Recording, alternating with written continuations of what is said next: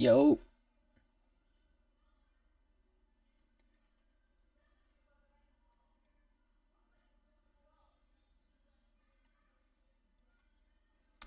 Let me see. Let me make sure we're good.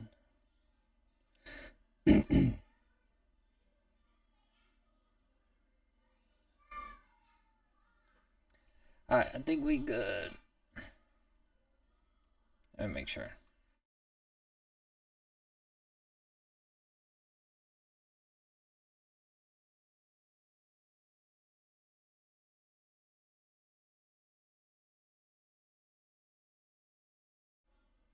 Do I sound weird? Let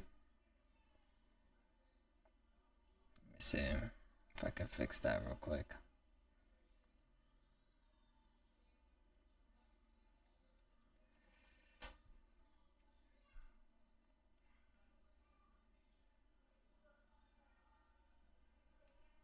Let me check.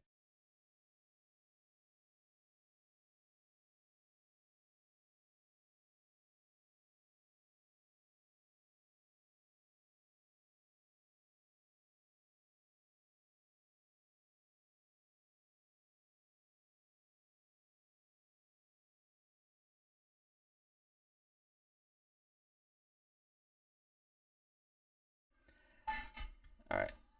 I don't sound weird or nothing to y'all? I sound straight? This sucks. Yeah, this is kind of weird. They're doing like a live performance thing right now.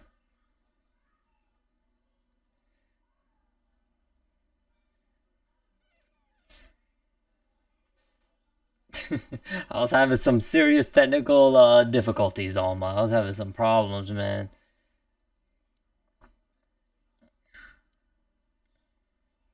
I decided to update some of the stuff on my computer and it just completely messed up all of my like streaming stuff. And it was just driving me crazy. I don't even know if I sound weird or anything because the last time, remember, I couldn't even get my sound on. But I fixed it. Alright, let me see.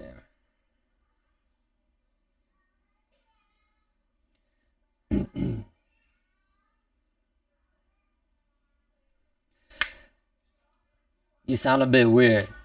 See, I know my audio's coming through something else. I don't know. Let me see if I put it to this. Let me see.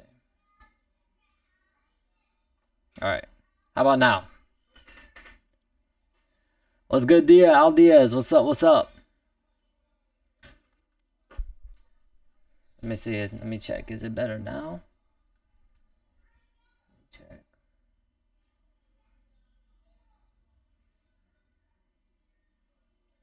Yo. No, I definitely sound weird, bro. That's not how I sound. No, it's not.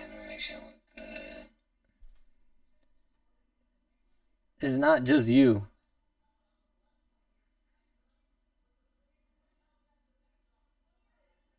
That's what I'm saying. Something happened with my audio when I updated everything. It's fucking weird, bro.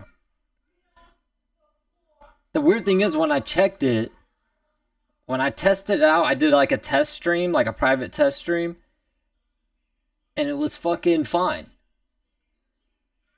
Like inside a train bathroom. That's what I'm saying. When I deadass tested it, it was perfectly fine. So I don't know what the fuck. Let me see. No. No, no, no, no, no.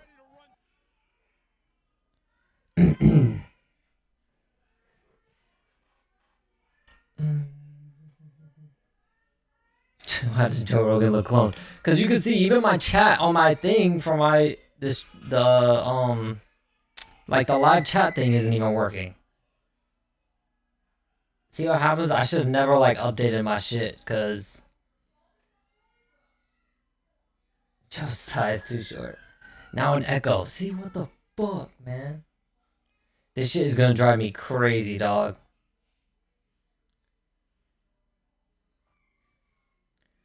Alright, and then let me see if I can turn that off.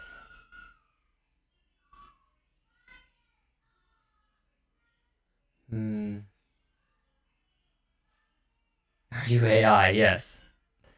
Let me save that.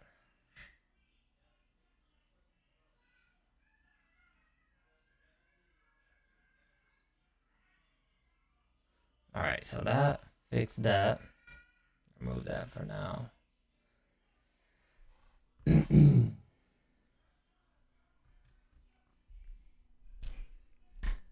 let's see. How can I fix this shit?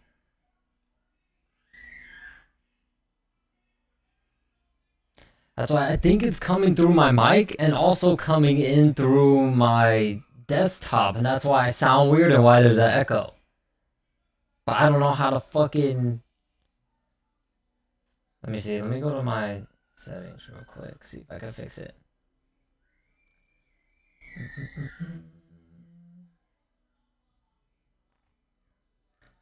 Let me see. Is it because of this? Let me see.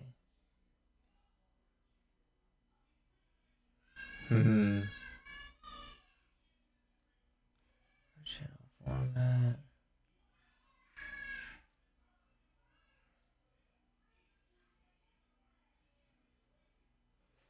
I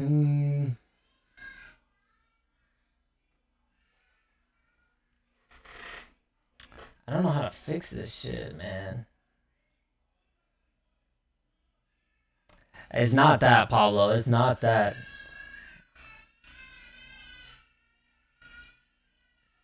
The weird thing is though, when I did do the test stream, it sounded normal. I got it to work perfectly fine, fucking normal. And now that I'm live, it's like fucking...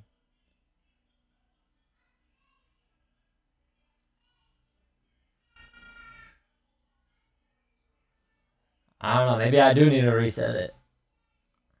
Yeah, it's echoing because it's coming through my mic and it's coming through my desktop for some reason.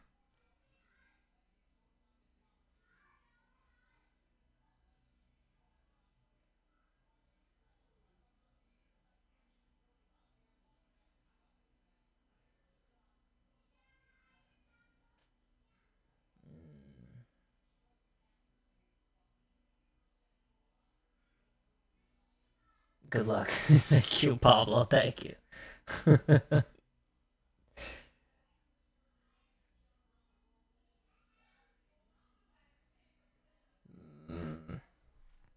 me see if I can... I'm not tech savvy enough for this shit.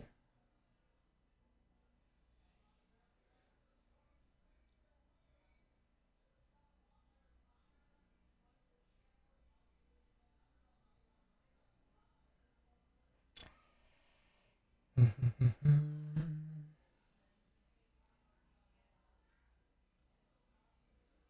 me see. Alright, Oma.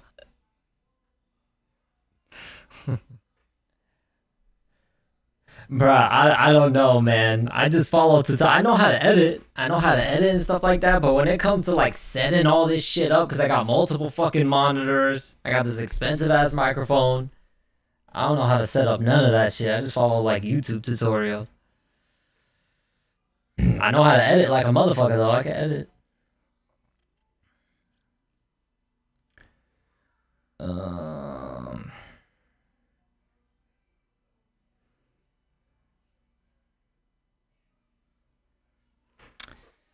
I don't know how to fucking... I know I'm trying to look up how to do it. Well, thank you, Michael. Let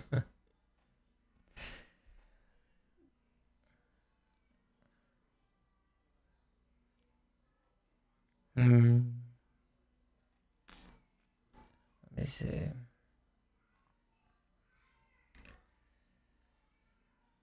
Maybe. I don't know. I don't know what it is, man. I don't know. To be honest, I don't feel like it's right if I stream like this.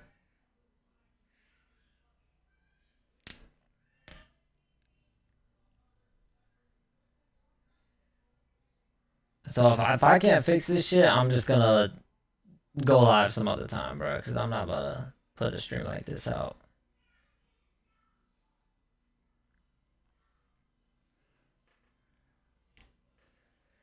Hmm. Hmm.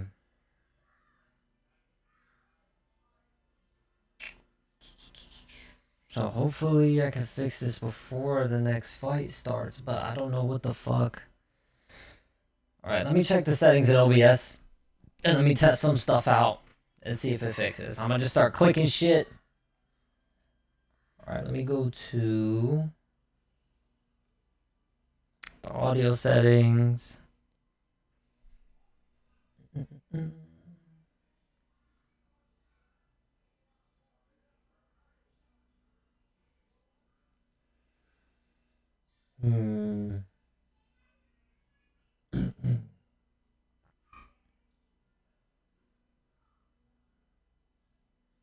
It's because I have it as that?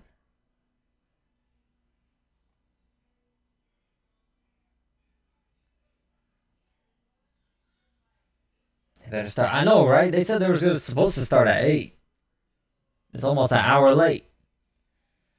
Let me see. No. Alright, I'm gonna just start changing some of the settings and see if it fixes at all. Definitely not that. That's gonna sound cursed. Let's see, what if I did that? No, that definitely didn't fix it.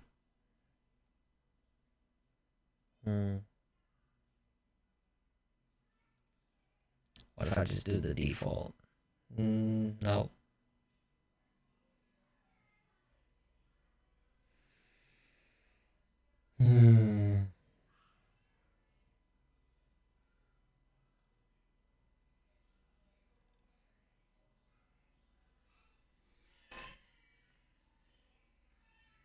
Thunderstorm delay, yeah. I'll probably start at 9, yeah, I agree. Damn, Dan! I appreciate you, man. Jesus Christ, My you have man, to do that. you think the army band is gonna play their rendition of Face the Pain? Also, you fixed the echo go back. Fix the echo go back. How did I fix it? Fix it. Click back that setting. Okay, let me go. What did I do? This one? Alright. Is the echo gone now?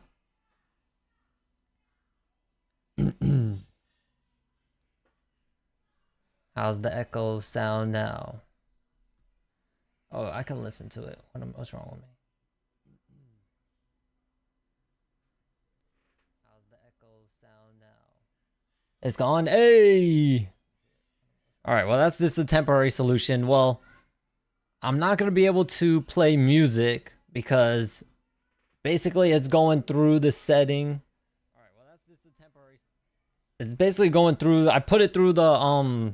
I turned off my original mic settings and put it through the settings I would use for like my desktop audio music stuff. So we're just going to have to stream without music for now for this stream. It is what it is. But it's better than nothing, I guess. So you're just going to have to listen to the sweet sound of my voice.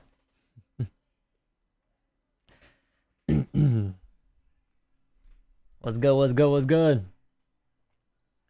Alright, let me start the poll now. Music is life, yeah, sadly. Oh well. We'll manage. Next time I'll probably just look up to I'll probably just reset everything and then rewatch the fucking tutorial that I originally did to set everything up and basically just try to put it all back. Cause I think where I fucked up was the last stream. I was just flipping shit and trying to desperately fix my fucking audio that I fucked something up. And I don't know how to put it back, so. Alright, there we go.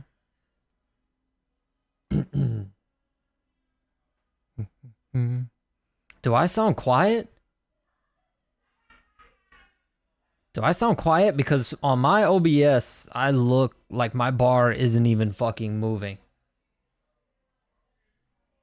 Let me listen to this shit. Do I sound quiet? Because on my OBS, I look like my bar isn't even fucking moving. You sound fine. You're fine.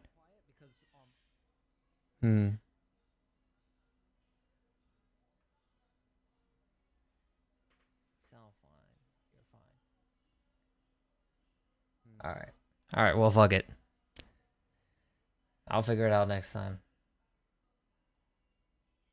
But he did tell me about this walkout, that he's trying to make everything small. Oh, but it's... Hold on. I'll figure it out next time. Freaking heroes. The fucking audio is going through there now. Fuck. Oh, but it's... Hold on. The fucking audio is going through there now. Oh my god, so I did... Even though... Let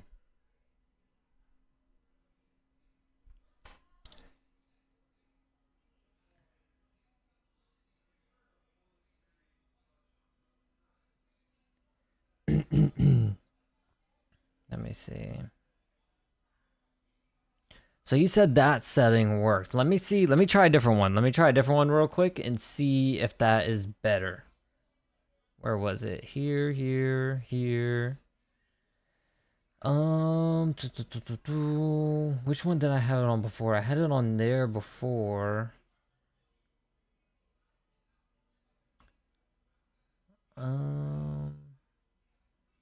Definitely not gonna do it through my webcam. That'll sound fucking horrific. All right, what if I just do the default? How does the default sound? Let me try that. Let me see that. Nope, it's echoing. Nope, it's echoing. Nope, it's echoing. Tessie said terrible.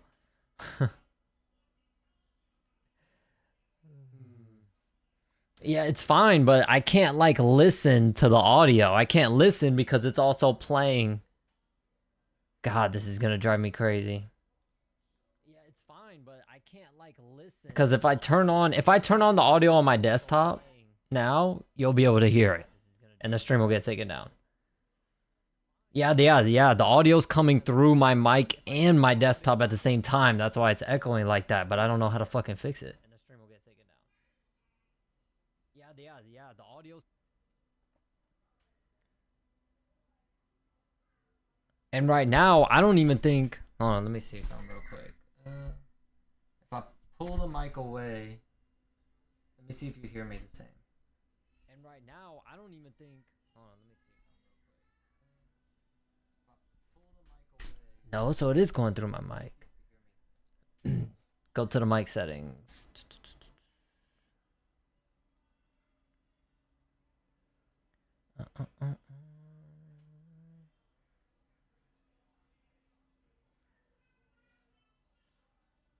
If only Drew Dober was fighting tonight. Yeah, Drew Dober would have been a good one.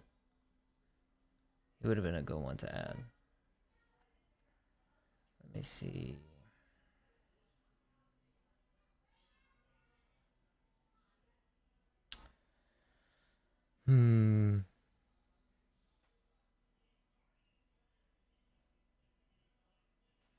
Is it maybe my output? No, it can't be my output.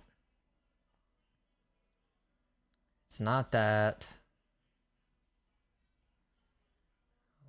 Sorry. Bro, I don't know what any of this shit means. It might as well be in fucking Spanish. Well, to be honest, if it was in Spanish, I could... Might as well be in fucking Chinese. Make it worse. What's good, Rusty? What's good? The walkouts are happening right now. Diego Lopez is making his way into the octagon right now. I don't like how the non-American fighters... Alright, well, we're just going to have to go, and I'm going to have to not listen to it. I'm just not going to play the audio in my ears, so... Because if I do... Let me see. Yep. See, if I do, it plays to y'all, so I'm not going to do that.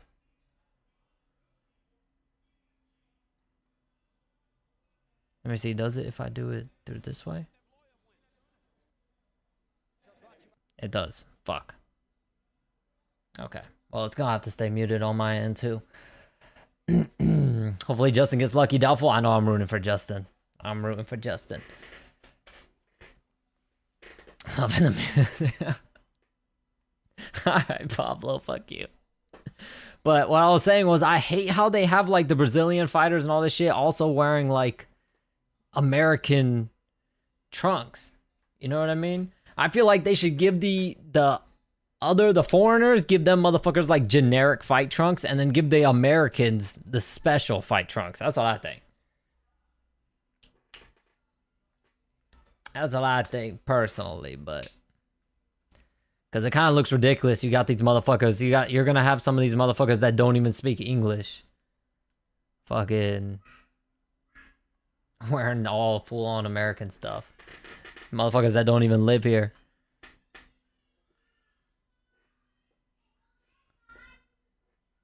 Can you click on the video and select the actual video where it's putting audio out? What do you mean? I don't know what you mean by that.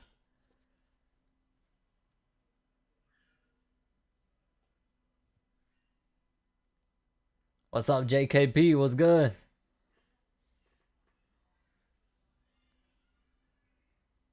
Yes, sir.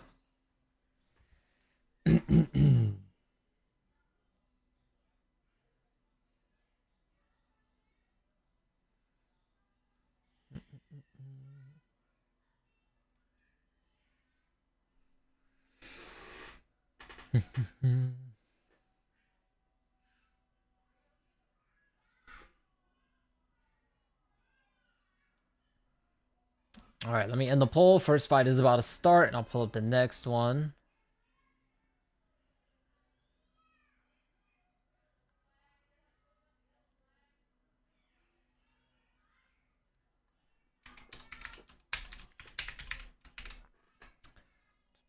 Next one is Bo Nickel. I've been seeing a lot of people actually having Kyle Dawkins to beat Bo Nickel.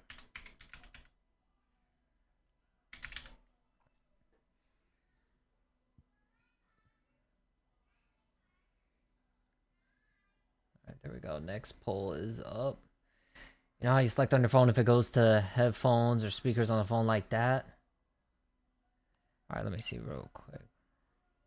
Alright, after this fight, I'm gonna fuck with it some more. See, maybe it's probably in my window settings. I'm not gonna lie, I fucking fucked with my window settings too much. So it's probably in there.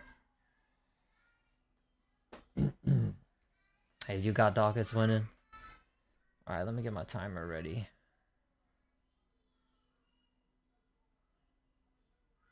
So it looks like most of y'all got Diego Lopez for this fight. Yeah, really outside basically got a tent, yeah. I kind of want it to rain. I want them to fight in the rain. What's up, Jakey? Let's go with you. I want them to kind of fight in the rain. I think that shit would be mad cool.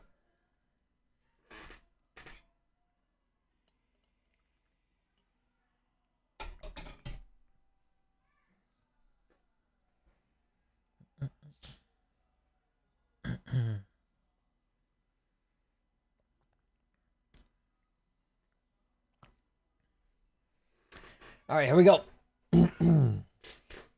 I know it'll be tough though because I think the canvas will get like mad slippery if they fighting in the rain when it's wet. But you know what I mean? They're fighting under the same conditions, so fuck it. You know what I mean? It'll be slippery for both of them. All right, here we go. Diego Lopez, Steve Garcia. Ooh, this is a nice little layout they got going on for this card though. Of course, it's presented by Riyadh Season. Of course. Of course, it's got Turkey Al-Sheikh fucking on it. Do you have commentary on your end? No, I had to turn it off because my audio settings. Oh, nice right hook left hand from Garcia. Left hook right hand from Lopez. A leg kick from Garcia. But yeah, no, I had to turn it off on my end. Or else it would bleed through. Little jab left hand from Garcia. Body kick Garcia. Jab right hand Lopez. Another right hand from Lopez. Stumbles Garcia back for a second. A leg kick for Garcia. Lopez fakes the takedown. Throws a right hook.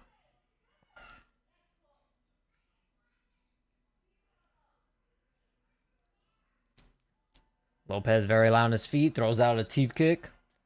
A little lead right hook lands for Garcia. A jab for Garcia. Leg kick Garcia. Straight left hand, Garcia.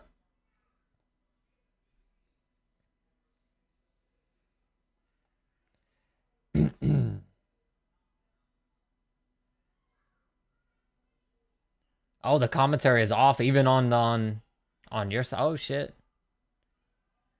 Low body kick for Lopez. That's interesting.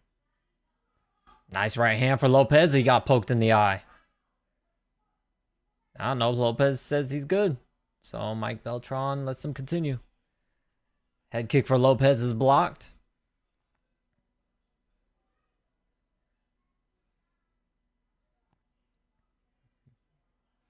Nice jab left hand from Steve Garcia. Leg kick Lopez. Nice question mark kick from Steve Garcia. And a leg kick for Garcia as well. Head kick Lopez. Lopez's mullet is a thing of beauty. There's a right hook, straight left hand for Garcia. And Garcia's, speaking of haircuts, Garcia's haircut is, I don't know if it's meant to look like that, but he might need to fire his barber because he don't know how to fade. But I don't know, maybe it's meant to have just a hard line like that. I don't know. Because it's weird because it's faded like in the back, but on the side it's not faded. There's a hard ass line. I don't know what the fuck that is.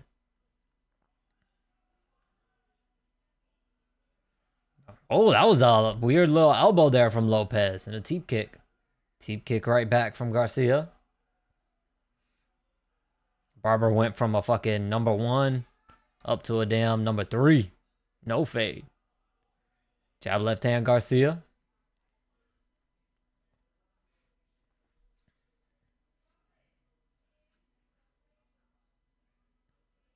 He got one of those Marines to cut his hair. Yeah.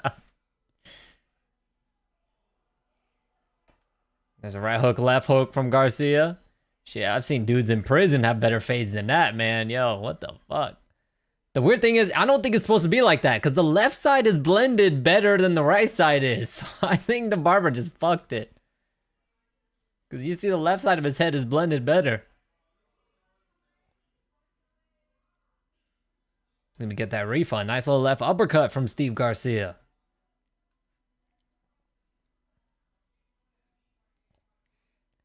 A lead right hook for Garcia. Right hand to the body, Lopez. Nice little pull, jab right hand from Lopez.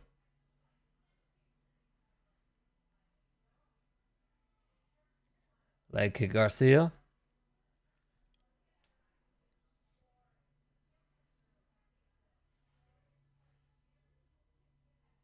Yeah, took his time on the left and yeah. Teep kick Lopez.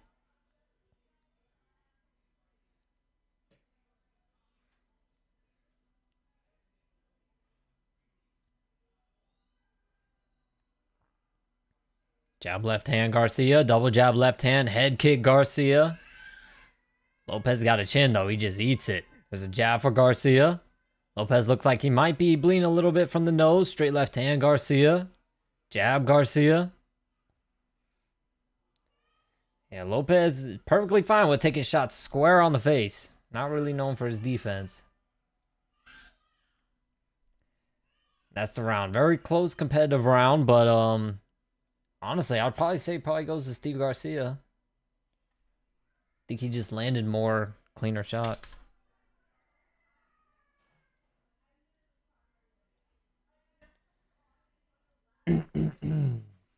Oh, Kyle Dawkins is up in the poll. Interesting. So yeah, it seems like a lot of people thinking Kyle Dawkins is gonna take out Bo Nickel.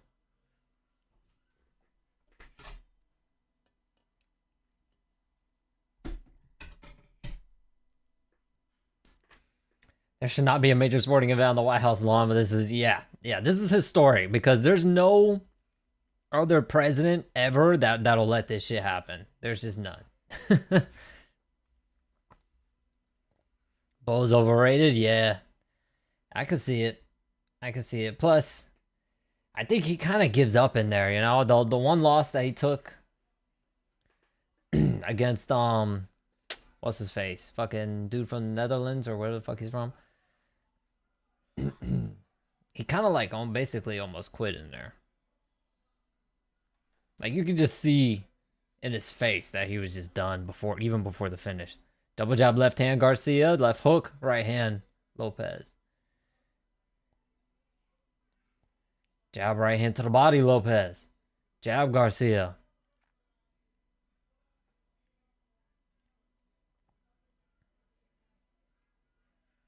Teep kick Lopez. The gloves kind of remind me of like not like Pride, but more like Strike Force. Especially the red gloves. They heavily remind me. The red gloves remind me of Strike Force. The blue remind me of Pride. It's weird to see. A little jab there from Garcia. Another jab lands. Jab right back for Lopez lands. Nice jab from Garcia. I like the gloves. Yeah, I kind of like them too.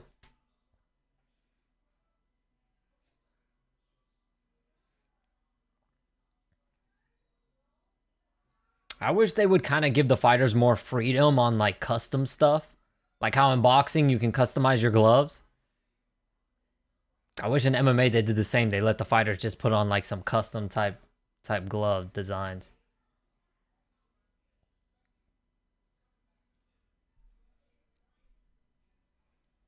Nice right hand for Lopez.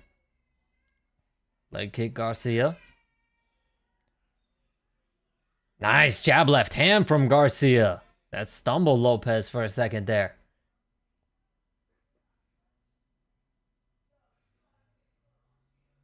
Nice little lead right hook also for Garcia. Garcia's landing cleaner.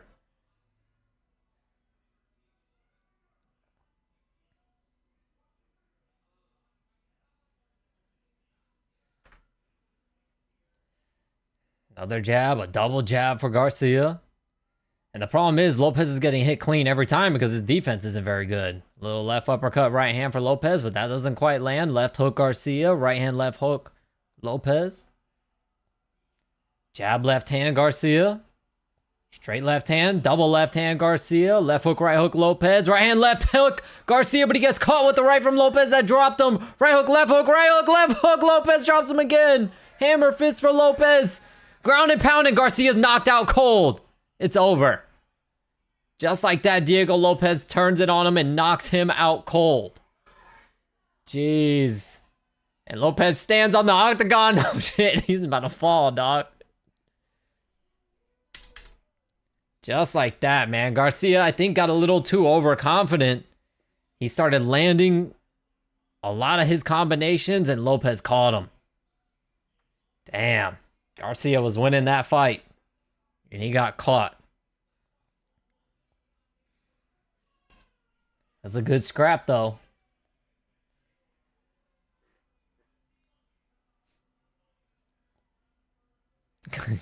Glass Cannon Garcia would get KO'd. Thank you, Cesar Malia. Thank you. Garcia was picking him apart. Yeah, he just got too overconfident. I think he just letting his hands go a little too much. Yeah, see, he when he was backing away before, he was backing away after landing the shots. This one, he decided to trade. He made Diego miss a couple of times and decided to return fire, and he got ate. He ate that right hook.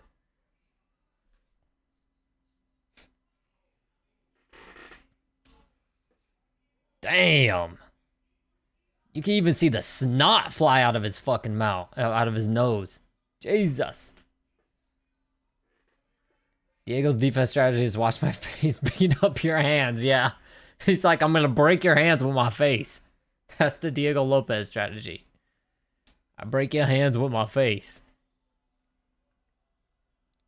What's good, Ken? Welcome back, man. Good to see you.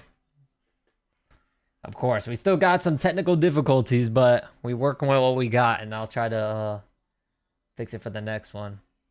Also, for y'all, I didn't do it this stream because I was too busy fucking trying to fix everything and do all this shit. But so I'm gonna do, y'all know the Bean Boozled thing. I'm gonna pick, not starting this stream, but maybe the next one. I'm gonna pick who I think is gonna win, and if they lose, I have to bean drop. I gotta take a bean. And I'm gonna have to have a trash can in here with me just in case I fucking throw up. But you have 20 minutes till the next one, yeah. All right, yeah, let me try to fix this shit that's going on now. Let me see, let me go into my settings. Where's my sound? Is it through here?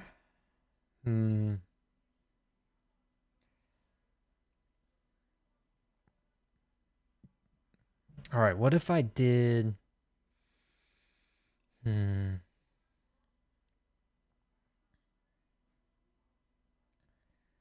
right, what if I did... Hold on, let me turn this on so I can hear my audio. Yeah, Desi, yeah. I was too busy trying to fix this stupid crap. All right, let me see. What does it sound like now?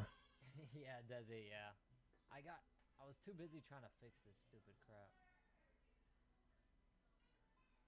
All right, let me see. What does it sound like now? No, it's going through.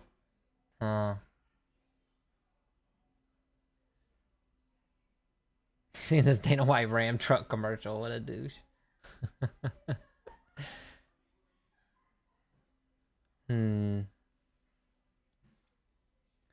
It's definitely not that. It's gotta be through the audio, right? Or no?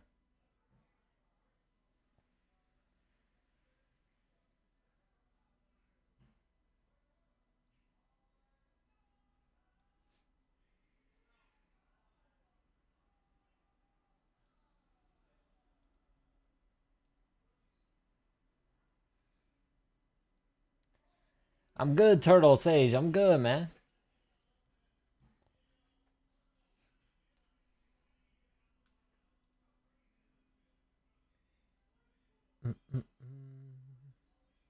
This whole sighting with the fucking White House in the background and everything is fucking nuts, dog.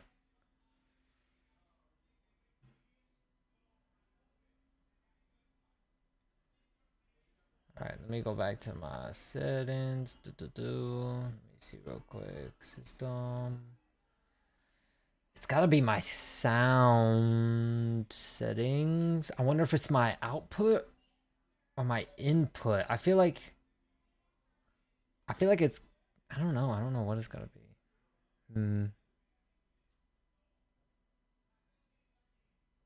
Rogan has a fucking tie. And he's not wearing all black. He normally just wears all black every time. Let me see. Output. What if I did that for the output? Let me see. That looks like maybe that for the output. Let me see. That looks like maybe.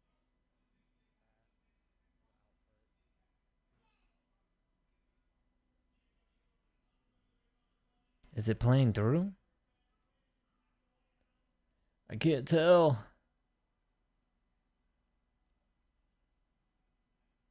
Is it playing through? It is. Fuck. So it's not that.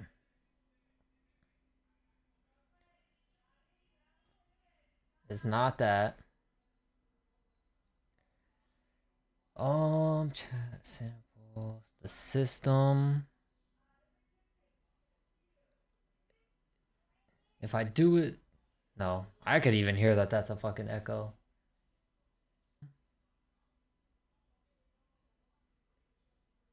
If I do it, yeah, that's echoing.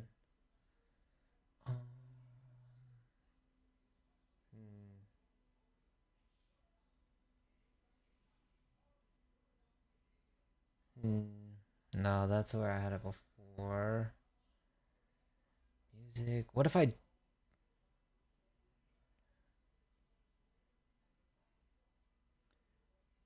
choose where to play sound? What if I do it through my... No. That one completely muted me. No, okay. So that one completely muted me. Alright. So I already did everything through the output. What about the input then? What if it's my input? Let me try that. What if I switch it to this? No, that's... Pretty sure that's where I had it before. If I switch it to this, yeah. Oh shit, go back. Yeah, that's where I had it before. It's still going through. I don't know, man. You haven't heard, yeah, you haven't heard any fight audio because I have that muted. I'm like kind of turning on my audio from my stream and listening to it, and then I can see like the I can see the bars in my OBS when they go up that it's going through.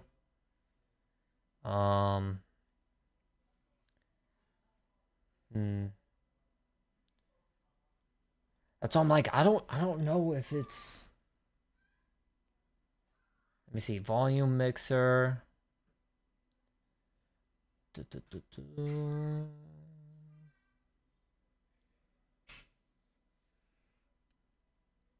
That's my input and output. I'm too scared to like hit reset or anything like that because I just don't want to fucking like completely fuck it. You know what I mean? Like it's now where it's manageable to where I'm fine with not listening to the audio. It's fine. Sometimes the fucking commentary is dog shit anyways.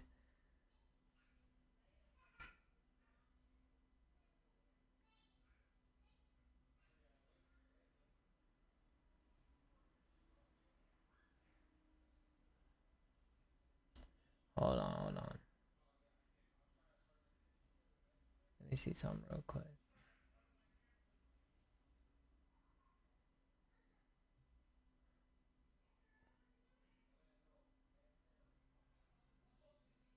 What the fuck? They can do that?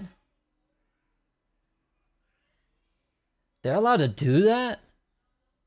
I just saw on YouTube. I don't know if I'm tripping or if they're not showing it when it comes on, but there's a stream right now on YouTube where there's a news station that's live there at the White House and they're fucking streaming the fights and showing them from like their angle in the stands.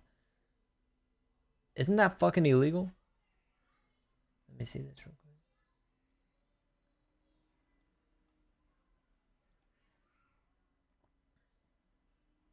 Insert Dana White. That's fucking illegal, meme.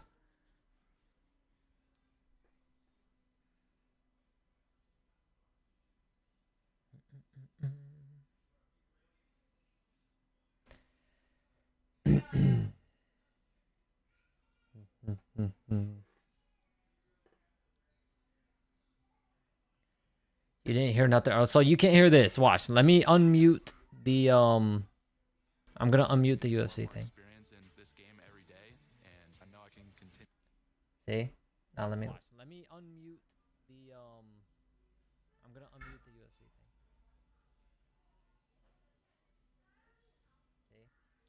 Oh, you can hear it, but it's so fucking quiet on your end. Alright, that's at least what it sounded like to me. Yeah, you hear it. Is it quiet though? It sounded quiet as shit, and I had the volume all the way up, so maybe...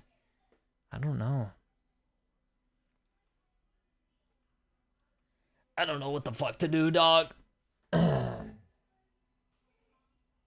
don't think they can stream the fight so they can put everything on the White House. It's like a normal news day. From when I saw, I clicked on it, and it looked like it was just a camera in the stands showing the octagon. But maybe when the fight starts, they point it somewhere else or something, maybe? I don't know.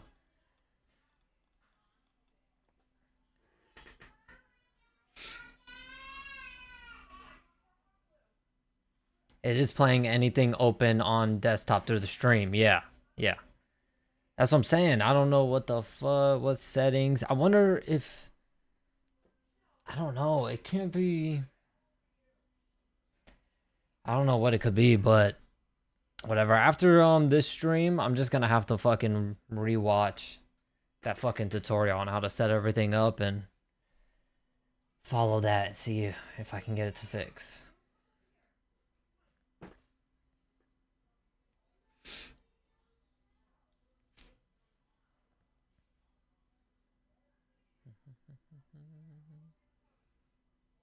Yo, they need to hurry up because I gotta be up at 5:30 in the morning, dog. I can't be up all goddamn night, dog. I can't be up all goddamn night. They need to hurry up.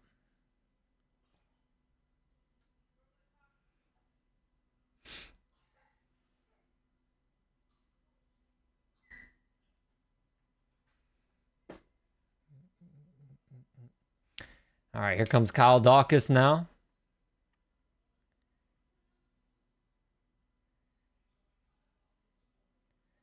Kyle Dawkins making his way to the octagon. Let's see, Bo Nickel is up ahead in the poll now.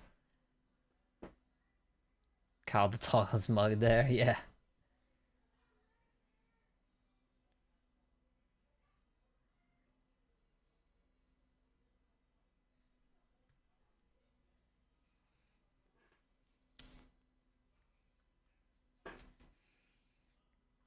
Yep, that's what I'm saying. They're gonna do the most for this card because this is gonna be the only time they're gonna be allowed to do this shit. This is like very historic because there's no way they're ever gonna be allowed to do this ever again. So, which by the way, was this event open to the public for free? Because I remember them saying it was basically the tickets were first come first serve, and it was open to the public. Medal of Honor winner walking out with Dawkins. Oh shit, that's cool.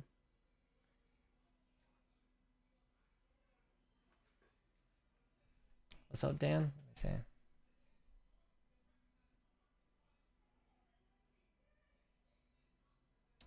Two people guys.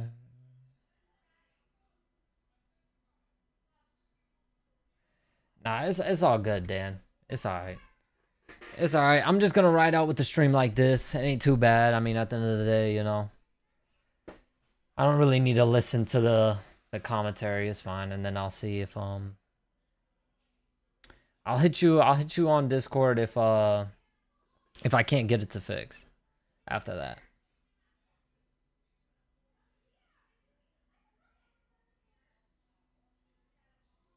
Hell no, only 4K in attendance. Damn.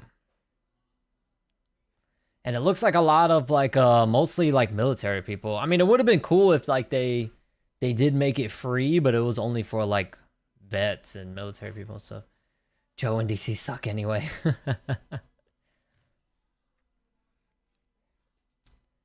Yo, Dawkins looks fucking pale, dog. Has he always looked like that white? Dude looks like a ghost. All right, here comes Bo Nickel now.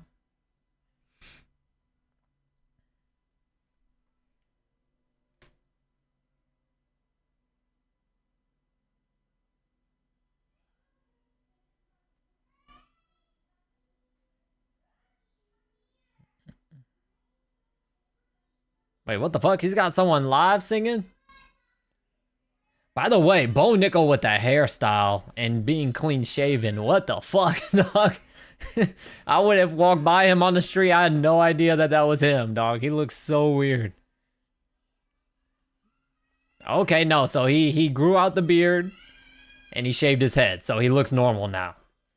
He looks normal now, but at the press conference with his fucking hair parted and clean shaven, he looked so weird. But now he's got the military cut with the beard slightly grown out. Notice that the Marine brand is performing all the walkout music. Oh shit, straight up. Damn, my guy. You're our commentary even though I have it open on my laptop and TV as a backup rolling on the floor. Laughing got work at 530, but I got high hopes for Lewis. Let me turn that audio down on that alert box. Cause that looked like it was loud as fuck. I say your commentary even though I have it open on my laptop and TV as a backup got Work at 5:30, but I got high hopes. Yeah, I gotta be up at 5:30 a.m., dog. If we're free for vets and military, there'd definitely be some statements made publicly that this administration in a tiny Middle Eastern country would hate. That was normal? Okay, then I'll pull it back up. See, something's going on with my OBS and all that shit because now even the bar, here's the thing, my mic, the bar is going up, like the bar is this long, it could go up to, it's going up like that fucking much. But then when I listen to it, I sound very like normal.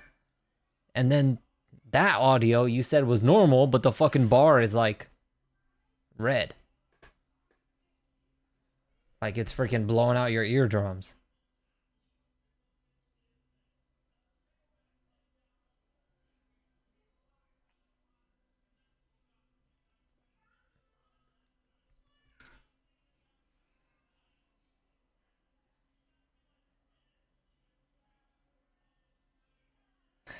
Singer has to say oh for long, really?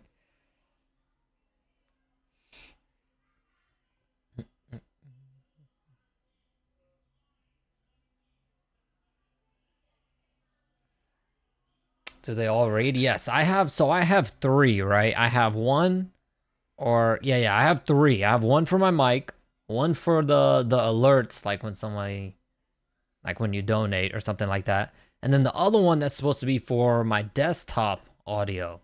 So then I can turn it on, like I can unmute it when I want to play music, so it plays the desktop audio, and then I'll just mute it when, you know what I mean, when I want to put the UFC fight, so y'all can't hear it through the stream. But my microphone is going through both the mic and through the desktop audio one, or the one that's supposed to be through the desktop audio. So like I have it muted right now. If I unmute this, you'll hear me. You'll hear me double. It'll echo. But I have the other one muted, but I can see that my microphone audio is playing through both of them at the same time, and then so is my desktop audio. Is playing through both of them at the same time also. So yeah.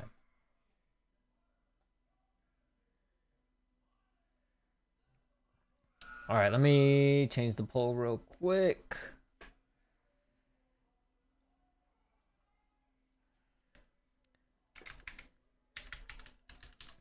Mauricio Rufy. So basically, the mic audio and the desktop audio is playing through both of them. When one of them is supposed to be for the mic and the other one's supposed to be just for desktop. So that's basically what's happening. Oh shit. Wait, what the fuck? Why did I do that?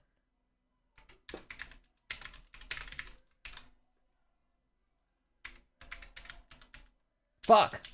I keep fucking mistyping this dude's name.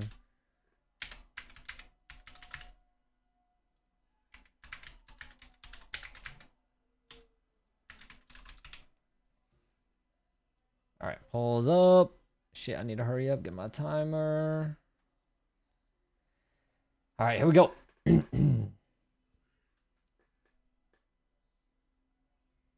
I bugging over these motherfuckers? That's all I was saying earlier. They do. I mean, Dawkins looks fucking almost yellow. Dawkins is like glowing. He literally looks like a fucking light bulb in there. And I think the blonde hair, the dyed blonde hair, is not helping. There's a right hand for Bo Nickel. What's good, old Bane? Hi, brother from Yanis. Okay, mom. Overhand right for Nickel. Single leg takedown. He picks Dawkins up, slams him on his back. Nice takedown from Bo Nickel. He picked up Dawkins like he was nothing, like a child. Slammed him on his back. Bo Nickel working in Dawkins' guard now. What is that tattoo on Dawkins' leg, by the way? What the hell is that?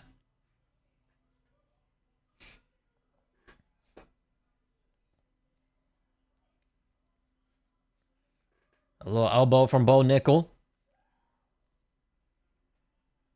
It's like he's got that toxic Avenger radiation. Yeah. Dawkins is straight up glowing like a fucking light bulb in there.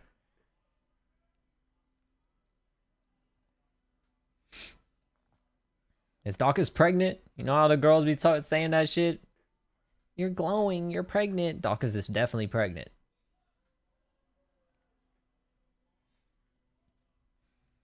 Brother's doing fucking yellow face with his whole body.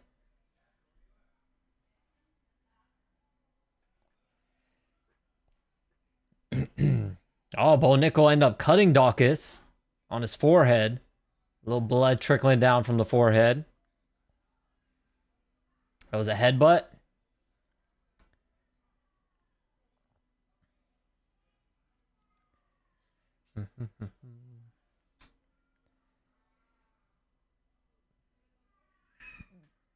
So already some blood. That freaking bleach blonde hair is about to turn red real quick. Right now, Bo Nickel just landed some short right hands in Dawkins' guard.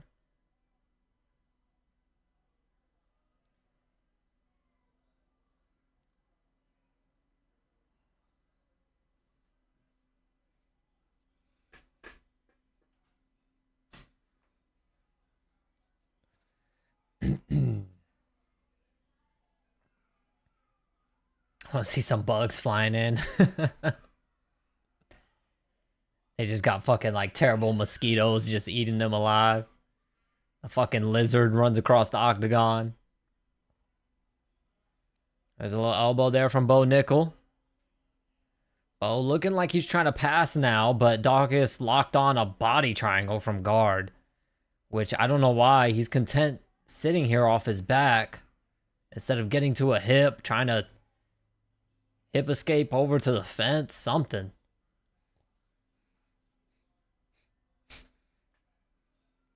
They look yellow because they're covered in insect repellent. Oh, nice right hand there from Bo Nickel. Postured up, landed a hard right hand. Dawkins did not like that. He instantly controlled Bo Nickel's posture and pulled him right back down.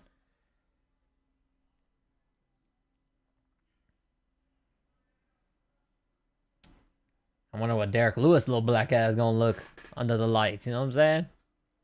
Oh, the referee stood him up. Interesting. I already know. I can't hear the audio, but I already know Joe Rogan and DC are bitching about it right now. Because, I mean, even I don't really agree with that stand-up, but... Little left hand, right hook from Bo Nickel. Jab, Bo Nickel. Leg kick, Bo Nickel. Jab from Dawkins, a right hand for Bo Nickel. A jab from Nickel, right hook, left hand, Dawkins. Nickel already looking like he's starting to breathe a little heavy. Leg kick, Dawkins. Overhand right, Nickel. That was such a weird shot. Oh, there's a front kick to the face for Nickel. Left hand, right hand, Nickel drops him. Hammer fist for Nickel. This is going to be it. It's over. First round TKO for Bo Nickel. It was what? The left hook, right hand from Nickel that sat him down, and it was over. Damn. 2 fights, 2 finishes. Let's see if we can go 100% tonight.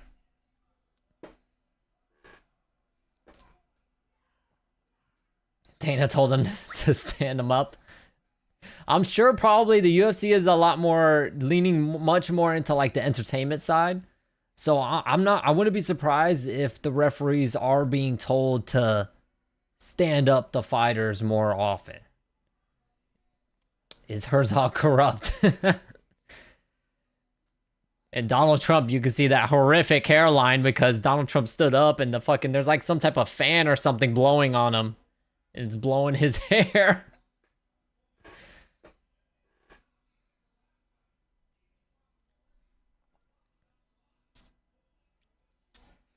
Yeah, the front kick landed right on the side of the head. And then left hand, right hook.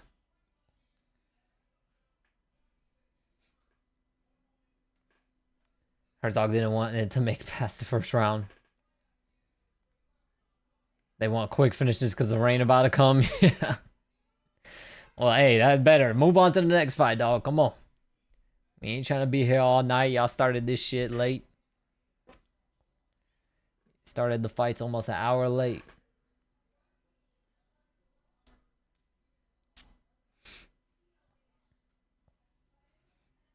Looking good, though. 2 fights, 2 finishes. By the way, our guy Bruce Buffer isn't... Okay, yeah, he does have, like, American flags lining on the inside. I was gonna say, I'm surprised Bruce Buffer isn't wearing some, like, super American flaggy type of suit, but he is. It's just on the inside.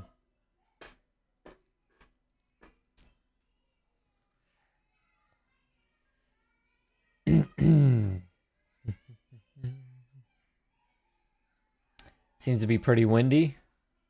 Yeah, Trump's hair. Looks like he's wearing a toupee when the wind's blowing on it. Just a main card, no prelims. Interesting. Yeah, not to be honest, not really even a main card because it's just 7 fights. So really just a 2-fight prelim and then a 5-fight main card, but not really a prelim at all. Just 7 fights and that's it. And to be honest, it's weird because I was kind of expecting that it was going to be earlier. But shit, maybe it's better that it's not earlier because someone pale as like Bo Nickel and Dawkins, they would have been fighting out there getting fucking sunburnt.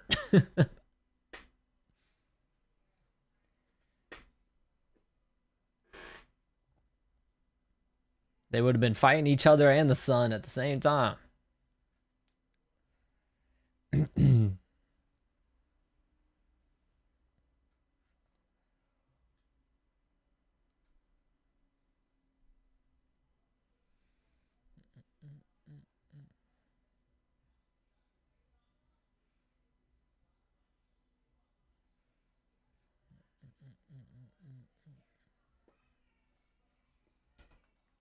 All right, and then for these fights, I do have the thingies for it. Oh, but there we go. All right, Rufy and Michael Chandler up next. The poll is 50-50 right now. Interesting.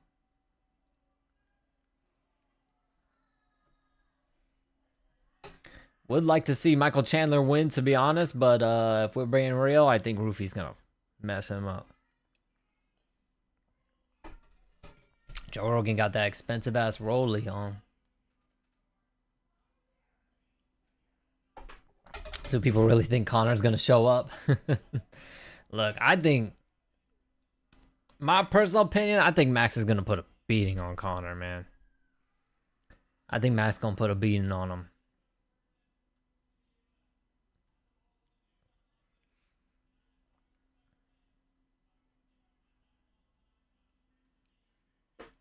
Bo Nickel looks like he's probably thanking Donald Trump, knowing damn well Donald Trump is hard as a rock under that table.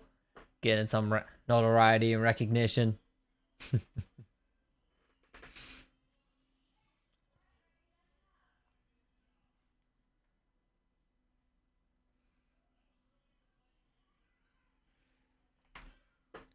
All right. To be honest, I am 2 for 2. I had Diego Lopez winning. I had Bo Nickel winning because I knew Dawkins was chinny, but I didn't really expect Bo Nickel to knock him out on the feet. I kind of thought he would probably TKO him on the ground, like wrestle and then land some big strikes on the ground, because Dawkins is chinny.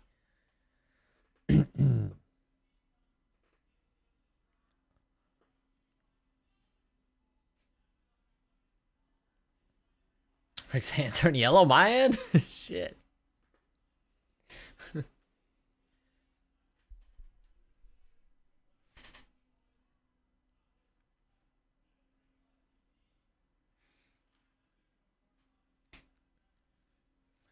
All right, we got Rufy Chandler. After that is the fucking people's main event.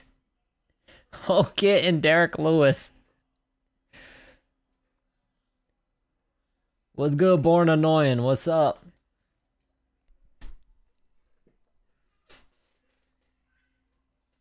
Josh Hokit is one of those types where you either love him or you absolutely fucking hate him.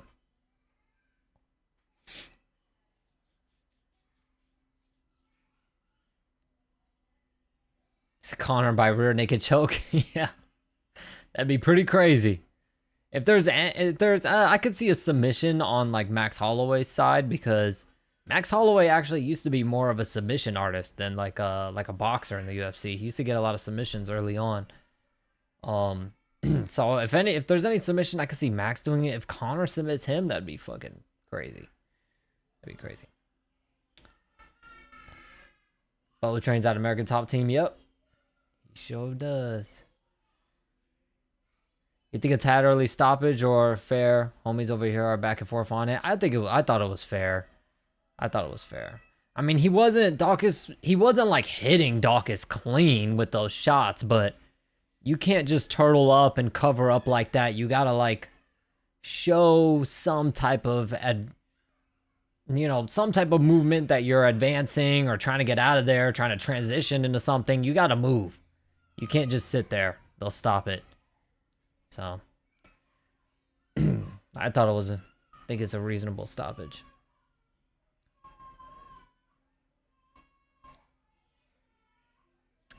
Dan hates Hogan. Yep, you're also 2 for 2. Yep. Oh my holy forehead on this guy. Jesus Christ, bro. Holy shit. Put a hat on. Oh, put a hat. I don't know if they make hats that big, dog. Put a fucking helmet on, my guy. Holy Jesus Christ. That motherfucker put Jimmy Neutron to shame, boy. Holy shit.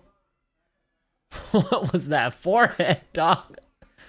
Oh my God. Projector screen ass forehead. Movie theater head ass. Jesus Christ, dog. You could fucking eat. You could eat dinner. You could eat Thanksgiving dinner with your family on that fucking head, boy. Shit.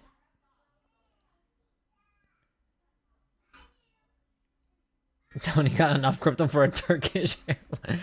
Bro, I don't even know if a hairline surgery will work, bro. That forehead was coming on strong. He headbutts you, you are fucking dead. That head is a lethal weapon. He shouldn't be allowed in the White House with that fucking head. That thing is a weapon. It's dangerous.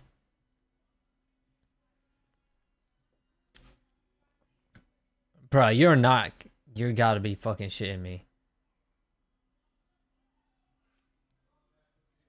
You gotta be shitting me, dog. We're here for fights, bro. We're not here for this shit, dog. We're here for fights. Oh my God. This definitely has Riyadh season written all over it. Hopefully this is quick. Does this bring back fucking flashbacks fluid? Fucking the stupid ass performances in between fights. His forehead, a forehead, and a backhead at the same time.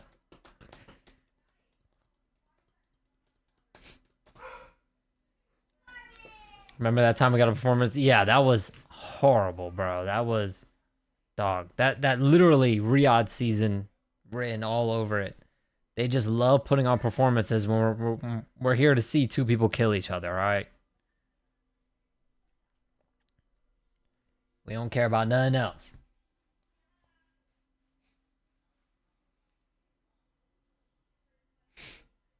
Seems like it might be yeah, it looks like it was just a quick little performance thing though.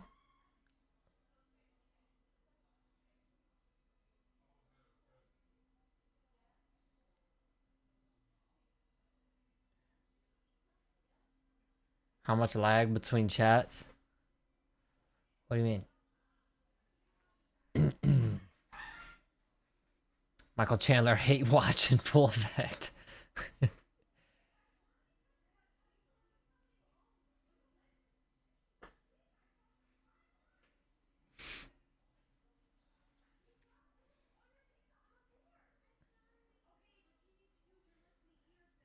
I need a Meat Canyon art style, the crypto CEO. YouTube has like a 20-second delay on chats. Oh shit, it does.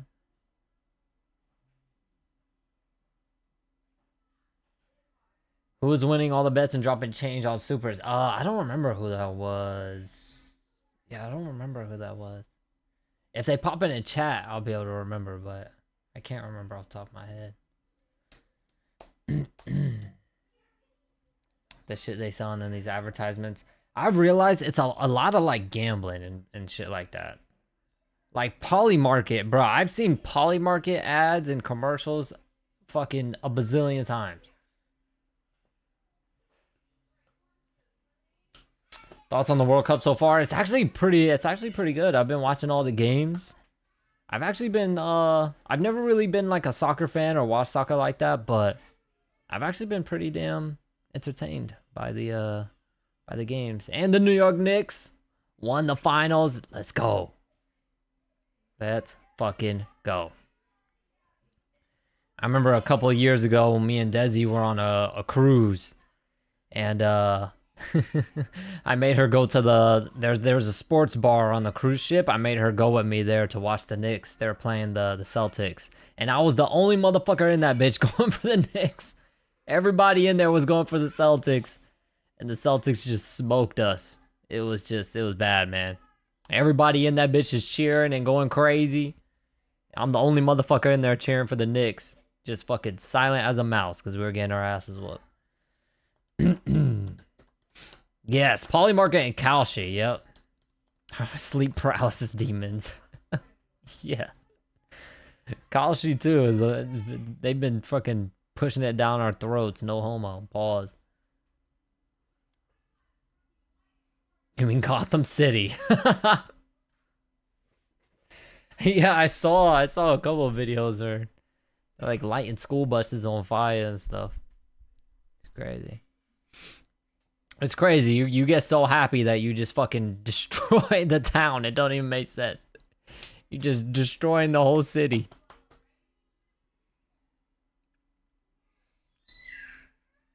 AI ass commercial, yeah.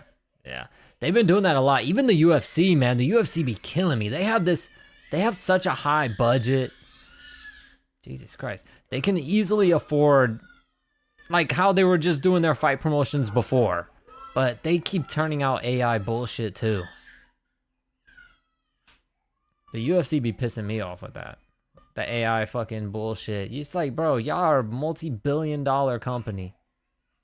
And y'all doing the AI bullshit too? It's just lazy.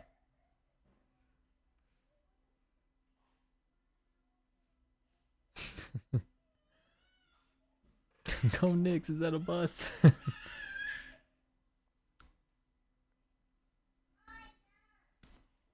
Shitting on Jake Paul with the MMA boxing online betting commercial. I'll be watching a short on the best all time in the United States, and they throw a damn Kalshi ad into it.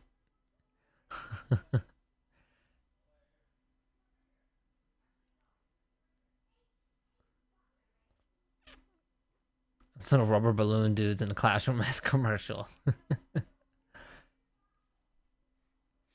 Come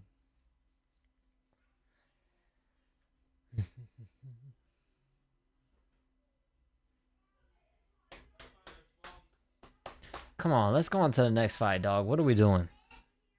What are we doing? Yeah, at the White House, it's apparently supposed to rain. Come on.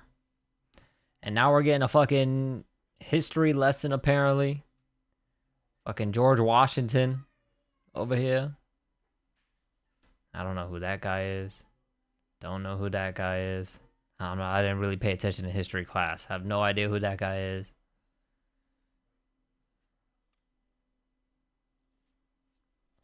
And this is definitely AI. This is some AI fucking slop right here.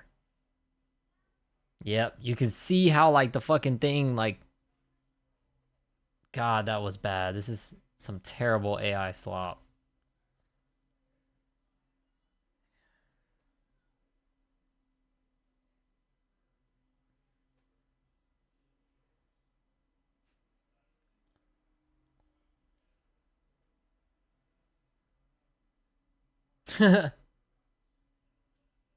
This is so bad. Oh, God.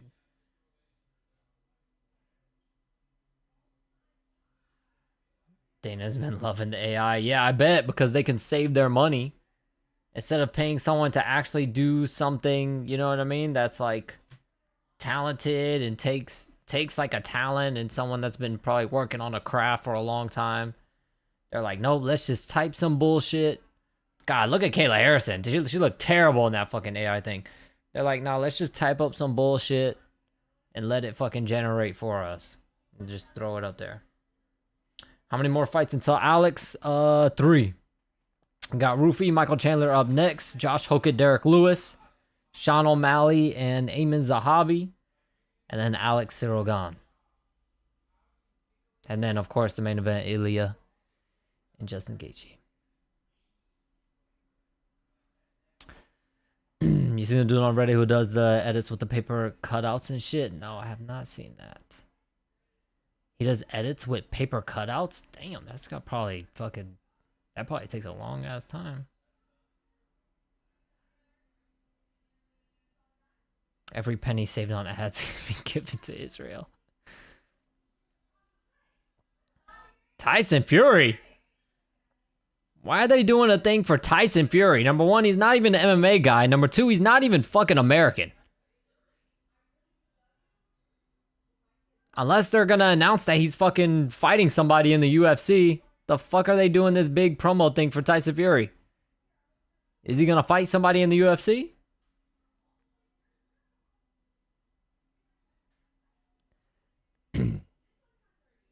Looks like a feminist Sean Strickland.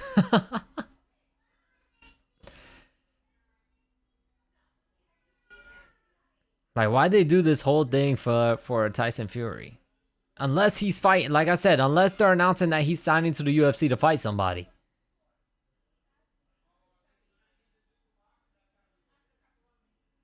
Or maybe he signed to fucking Zuffa and Dana White is trying to fucking... Dana White's trying to promote that shit on here. Might as well just promote the power slap shit too while you're at it. The fuck. And that was Conor Benn. I think he just walked by Conor Benn as well. He's just clout. He probably signed with Zuffa. That'd be my guess. Is he gonna get in the octagon or what's he doing? What's going on? So he's got the mic.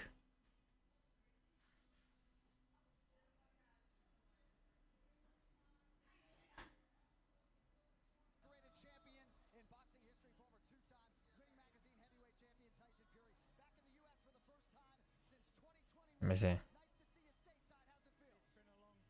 Can y'all hear that?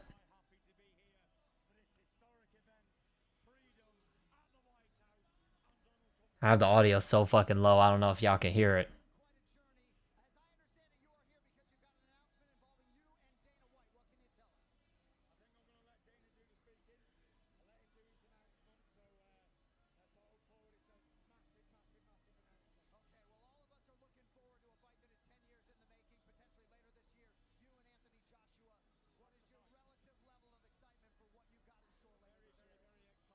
Hold on.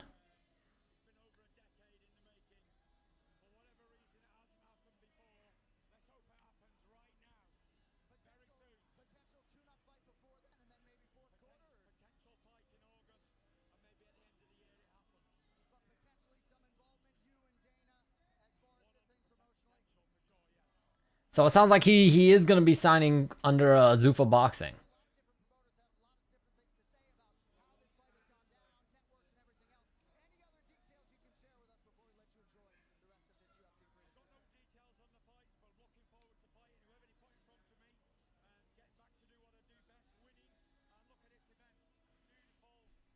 So he didn't really want to say much or reveal much. He said he'll let Dana White do that. And it sounds like before that, because at first I was thinking, I was like, what the fuck? He's going to fight AJ on Zuffa? But no, he's not. It sounds like he's probably going to have a tune-up fight before the AJ fight on Zuffa. Under the Zuffa Boxing banner, is what it sounded like to me.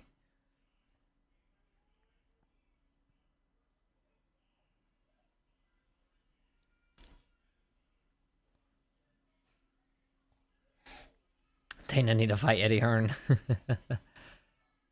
Nah, I think Dana's too old now. Dana's too old. Because Dana was old when he was trying to fight Tito Ortiz. He was old. You know what I mean? He's too old now. I don't think he... It's all just... He's just talking shit I don't think he's actually trying to do that. Tyson Fury ain't gonna like the money. I think he will. He got Turkey. You know what I mean? That's why I think Dana and Turkey Al Sheik are probably paying like the already established big name boxers. They're probably paying them a fuck ton of money to sign to Zuffa, so that other fighters will sign to Zuffa, and then they'll pay them not as much. You know what I mean? They're just paying them a lot more to try to get more fighters to go to them instead of going to other fight promotions. So I think Tyson Fury, he'll probably pay him a lot, but then that's just to try to funnel more fighters over there that they won't pay as much.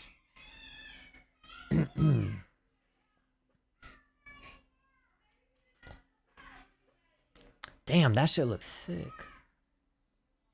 What the fuck is that? That's like a little event? Okay, that's where like the stage is for the concerts and stuff. That shit looks sick. They even got like a makeshift octagon over there. That looks sick. You don't care about fighting the guy, go get go. They're taking their, I know, that's what I'm saying, Fluid. Jesus. He called Eddie out then back down. Yeah, Dana, he ain't trying to do that. He's too old. Making so fine. By the way, she's married and she didn't take my boy's last name. What's his name? Fucking retired fighter, Benavidez. Benavidez? Yeah, I think it was Benavidez. Paying the boxers more than MMA guys, yeah, because they got that Turkey Al Sheik fucking that. They got that oil money, the oil money. He got roofied by spinning Brazilian KO. Oscar De La Hoya finna be crying tonight. Yes, Joseph Benavidez, yep. All right, Fluid.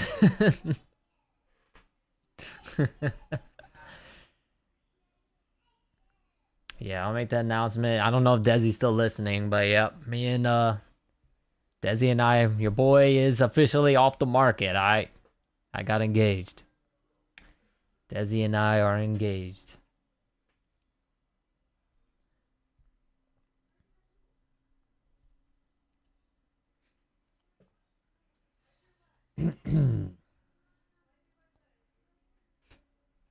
Please put the clip of DC whipping his forehead with a towel, give it a cheeky look at the camera in the next vid. Alright.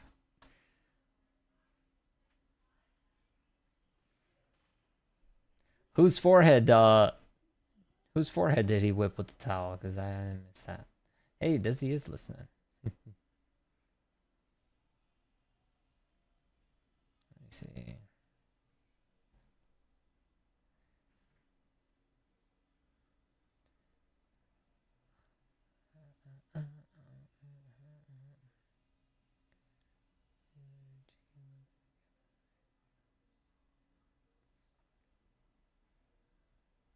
Him making his ass. Can't believe y'all simple. Engaged, welcome to Nagtown. No, my girl ain't not like that. If Desi was like that, I would not be with her. No. Things are good, man. Things are good over here.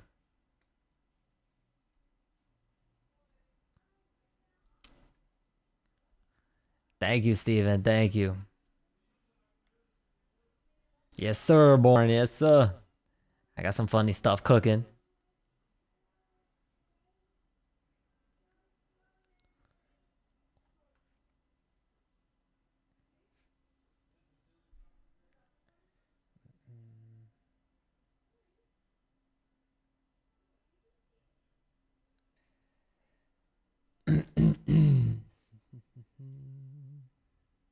You're gonna be the best man. All right, it's looking like they're getting ready for Michael Chandler and Mauricio Rufy right now. Took them long enough.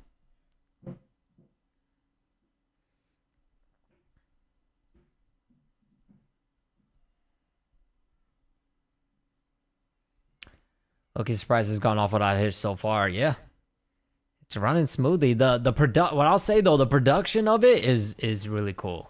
It's like really dope. Here comes Michael Chandler. See if Michael Chandler could pull off the upset. It would be funny to see if someone fucking takes a tumble down these damn stairs.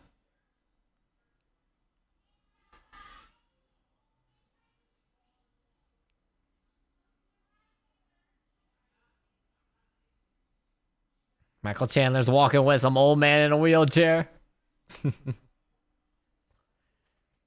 The old guy's trying to talk to him, and Michael Chandler's just locked in, ready to fight.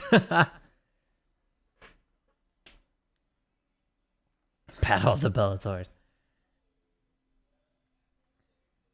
Would have been sick if the mock Octagon had screens showing an angle of the fight that would replicate. Yeah, that would be cool. If they had like holograms in there. Remember Michael Chandler blue snot blood? Yes. Yes, it's disgusting. I remember when who was it? Luke Rockhold, when he rubbed his broken bloody nose in Paulo Costa's face. That was fucking hilarious. I'm gonna come, yeah. That's definitely going in, Dan, for sure. That's iconic. That's an iconic meme.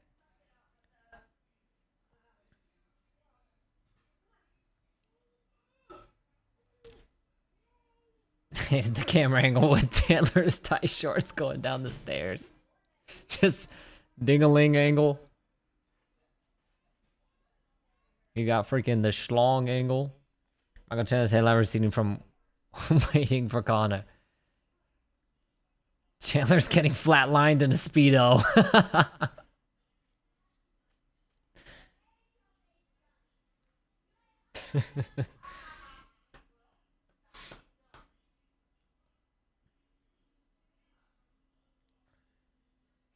They got real Medal of Honor American heroes doing the walkouts. Yeah, that's cool. That is cool, doing stuff like that.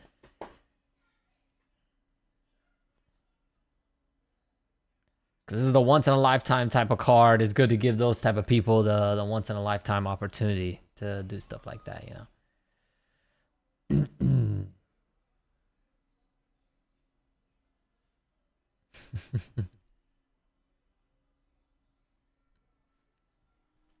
All right, let me see.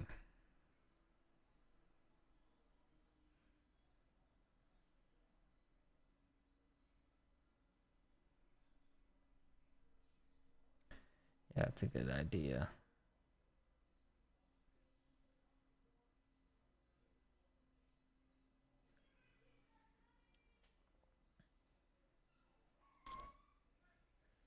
So these military guys that are standing there, they got them wearing like the freaking like wigs. Is that normal? They got them wearing like the old school George Washington looking wigs under their hats. You on verdict? Yes, actually I am. I am, yes.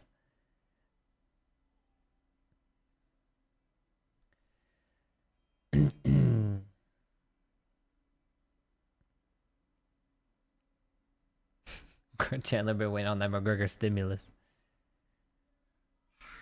What the hell? That's like Key and Peele. Key and Peele, dude.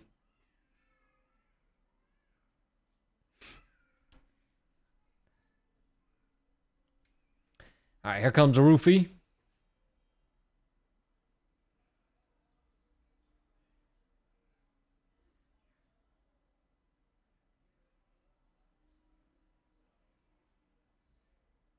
It's funny. All these guys keep talking to the fighters. They're like having conversations with the fighters as they're walking to the octagon.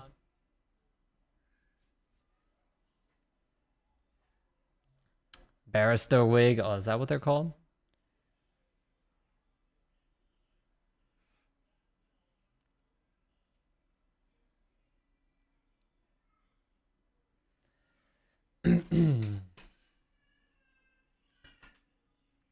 Oh, that was a little guy. What the hell? He was a Marine or something?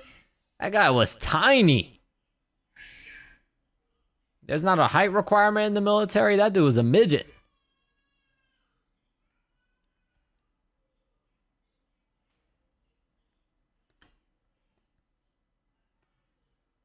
He said, dude is killing on the mic. He's singing his heart out over there.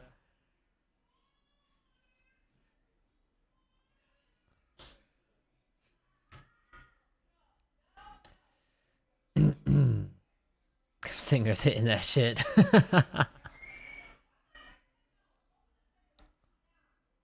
He said Volk. That dude was tiny.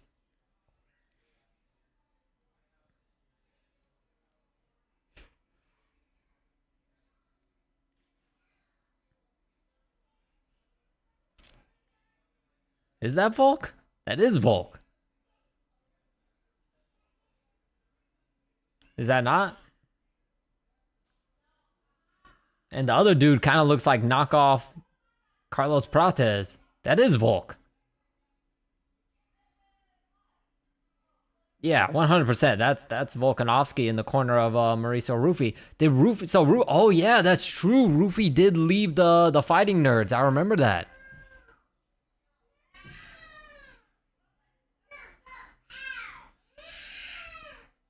Rufy did leave the fighting nerds. I remember he said that. So yeah, he trains with Volk now.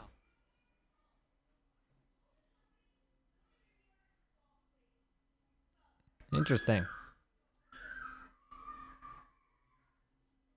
So it can't be he doesn't train in city kickboxing though. I wonder where the fuck he trains at now. Yeah, that dude. I was literally about to say. I think I did. Did I say that dude looks like Prates? I was gonna say that dude looks like Prates from Wish, but I don't know if I said it or not already.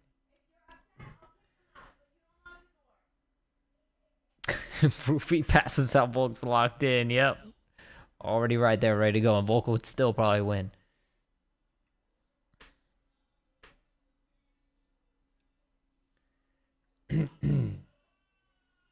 Yeah, fluid, yep.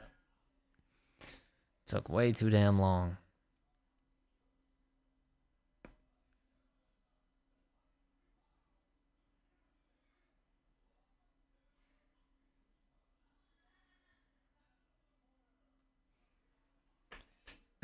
Oh, let me end the poll and put up the next one.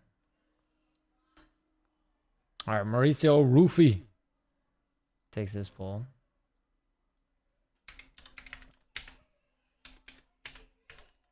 Shit. Next up is Josh Hokett.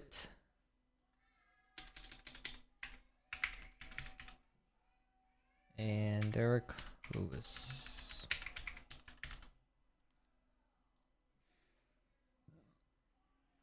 All right, next poll is up.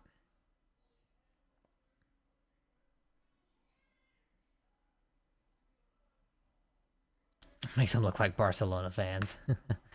I dropped when I saw the singing, thought a concert was gonna go down.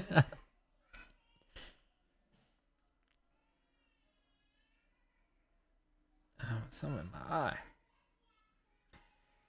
All right, we got two for two on finishes. Let's see if we go 3 for 3. God damn, something in my eye.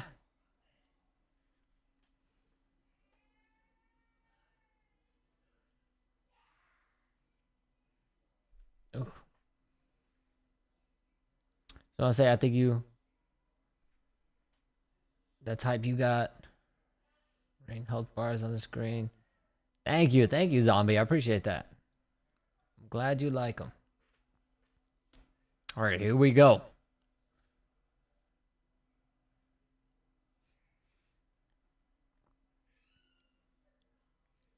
Let's see. I wonder if Michael Chandler leans more on his wrestling this fight, knowing the dangerous striking of Rufy. By the way, leg kick for Michael Chandler. Chandler looking like the little muscle hamster that he is. Chandler fakes a takedown there.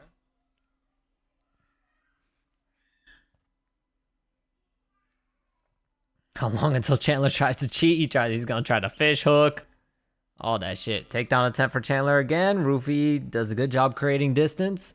His reach, bro. His reach, he can almost like put his hand on fucking Chandler's forehead and Chandler can't do nothing about it.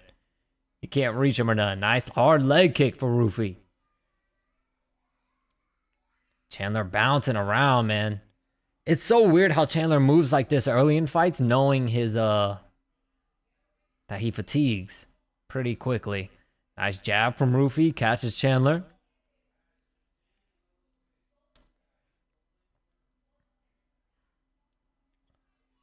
To be honest, Chandler should be backing up. See, all that wasted energy. He did all that hopping to the side, just unnecessary movement, wasting energy. Nice left hand from Rufy.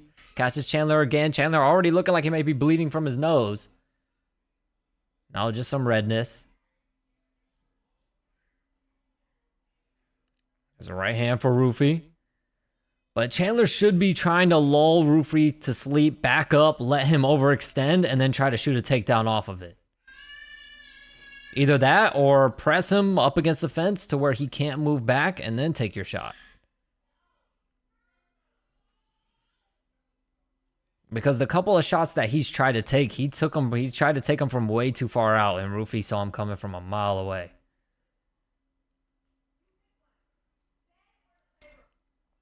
A lot of feints from Rufy. Rufy still feigning. Michael Chandler just constantly moving. A spinning back kick to the body for Rufy. Chandler shakes and it's like, nope. Double right hand for Rufy. Oh, Superman punch off the fence from Chandler lands. What the hell was that? That was that Anthony Pettis. He landed that punch that knocked out Wonder Boy.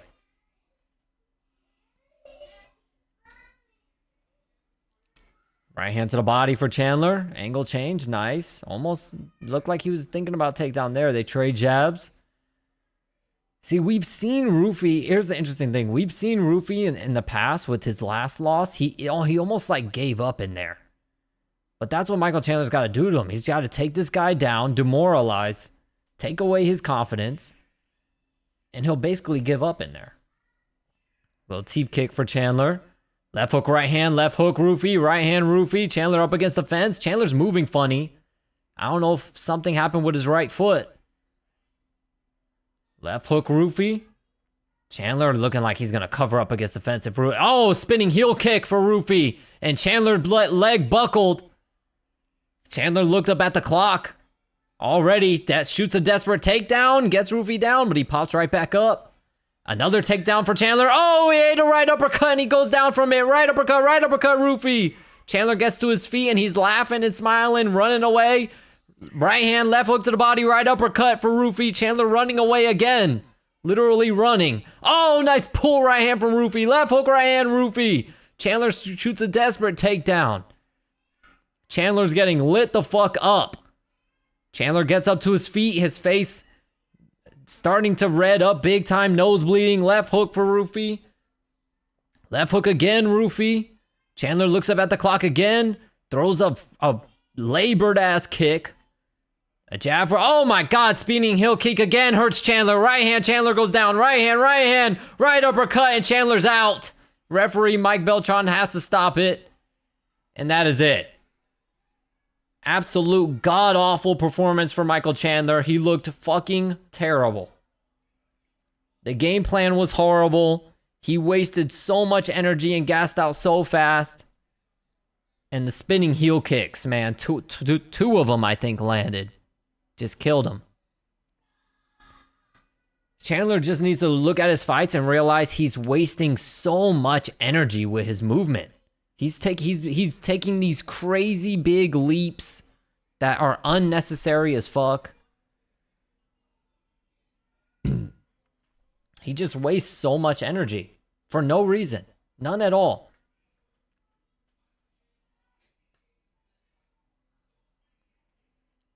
But just like that, we're 3 for 3 on finishes and 3 for 3 on predictions as well.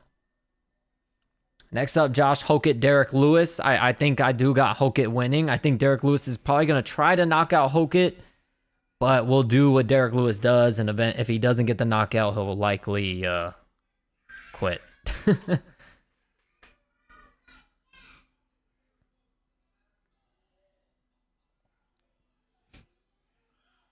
God, yeah, the heel landed right on the temple. Jeez.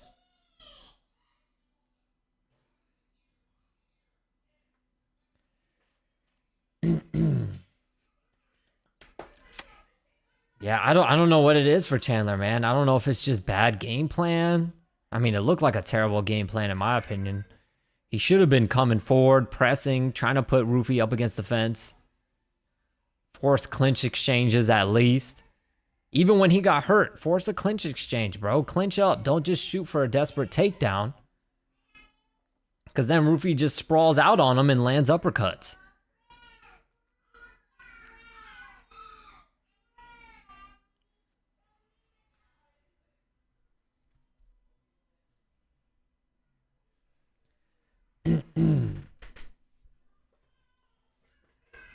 Chandler's always so close to mediocrity. Lewis can get it done early, but I really hope Hokit gets it done. I cannot wait to hear the live version of Top's Drop. I didn't even get to see anything. The stream kept restarting. Damn. The fight stream for you? Jeez. Yeah, Michael Chandler got his ass beat bad. Patty Pima's resume looking worse every passing day. He's a Bellator fighter. The reason why he's a part of the B team. Yeah. I mean, what his best wins, or his only wins are what, against Dan Hooker, who's fucking probably the most inconsistent fighter on the UFC roster, and then an old washed up Tony Ferguson. It was the same knockout though, by the way, but.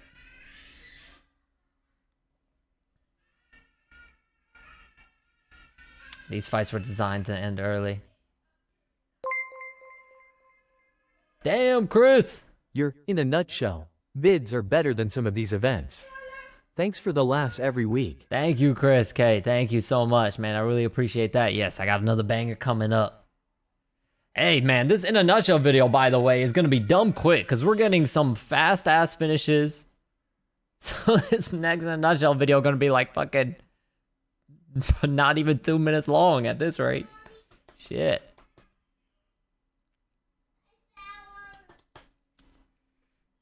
Michael Chandler's still going to be calling out Conor McGregor after this loss. Yeah, Conor probably would knock him out after this type of fucking performance. He said Joe fixed his tie. He did.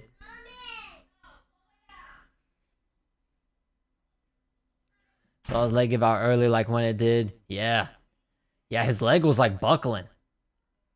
Almost like kind of like similar to Sean O'Malley when he got kicked on that perennial nerve and his like leg and his foot was going out on him.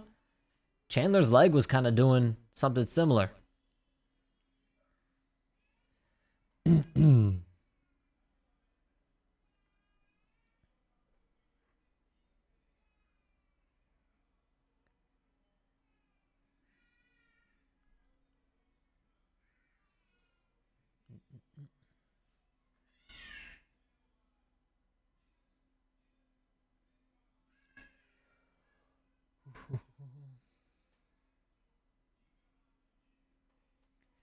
The thing is, though, who the hell does Michael Chandler fight now? I mean, I'm assuming Chandler's going to have to go back down and fight, I guess, some up-and-comer.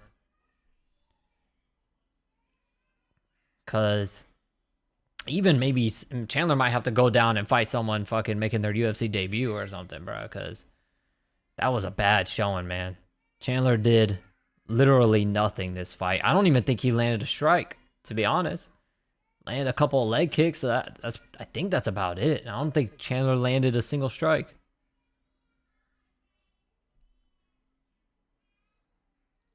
This was rough, man. At the White House, too. It was rough. Better be 4 minutes minimum. Pad that with all the boondocks, Trump clips and DAMNNNNNNN bits rolling on the floor laughing meme on crowd shots. We got Faith rolling on the floor laughing. Alright, Dan. I'll do what I can. Is Chandler the new Ferguson? Yeah, when Chandler knocked him out, he basically passed over the torch to make him the new Ferguson. Michael Chandler's 40. Time to go to another promotion. You're 40, mate. Damn, that was a bad Conor impression. You're 40 years of age.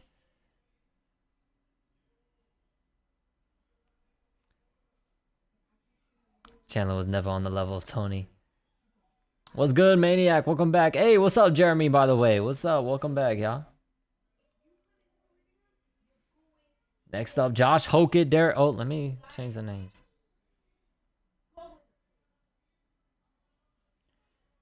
We got Josh Hokett, Derek Lewis up next, baby. Let's go. Let's see. Is the clown show gonna continue, or is that train gonna get derailed? Let's see.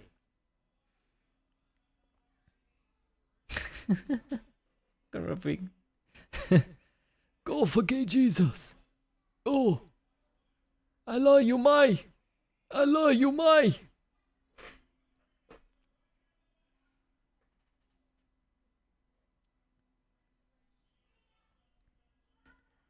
Tony was winning that fight too. Yeah. He hurt Chandler too. He almost knocked Chandler out, right? I'm pretty sure he hurt Chandler in that fight a couple times.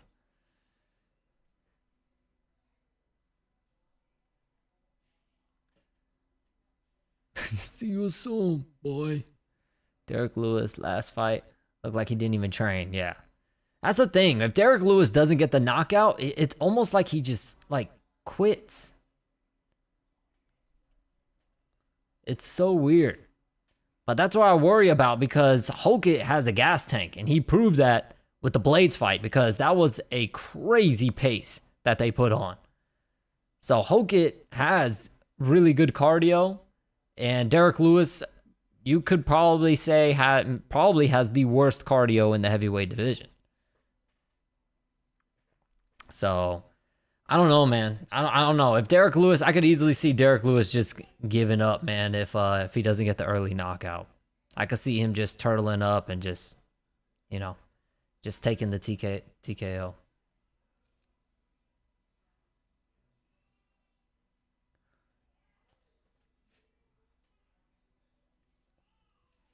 Think Hokett's going to shoot and try to pummel in the clinch? Yeah. I think Hokett's going to shoot, probably try to, because Hokett likes to be active, man. Hokett stays very active. I think probably the game plan for him is to shoot, take Derek Lewis down, because Derek Lewis doesn't really have the best takedown defense, and just rain ground and pound and try to get a TKO that way. That's what I think Hokett's probably going to do. And either Derek Lewis is going to miraculously get the knockout on the feet, or he'll get TKO'd on the ground. That's what I think. But who knows, man? Literally every time I count out Derek Lewis, he pulls out a knockout, man. Especially the last time that I was really thinking Derek Lewis was going to lose was the Curtis Blades fight, when he freaking uppercutted the shit out of Blades and knocked him out cold. I thought Blades was just going to take him down and beat him up, and he just knocked Blades dead. Hokett's still got vomit stains. He's a prison inmate who became a millionaire. Would you not just be happy to be here and showing up, hoping for the best? Motherfucker owns a car wash and rental joint. He's set, yeah. You don't need takedown defense when your offense is you just stand up. Yeah.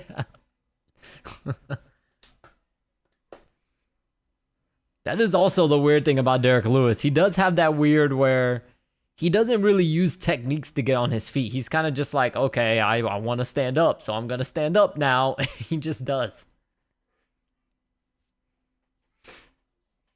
Bobby Green's the black Diaz brother, and Hokett's the heavyweight Diaz brother. Blaze was winning the stand-up too against Lewis. Shoot, I don't even remember that fight leading up to the knockout, to be honest. I don't even remember what the hell happened. I just remember thinking that Blaze was going to take him down and, you know, either hump him all fight or maybe TKO him, because Blades Blades is weird, because sometimes he'll take you down and just lay on you, and sometimes he'll take you down and actually beat the shit out of you. So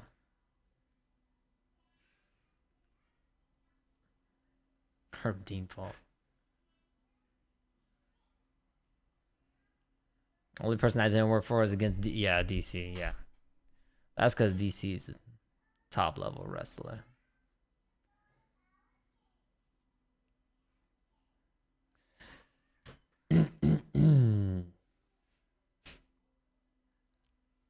Blades just doesn't mix his... Yeah, and his defense, he's always there to get hit. I mean, he showed that in the Hokit fight, man. Blades took some damage in the Hokit fight.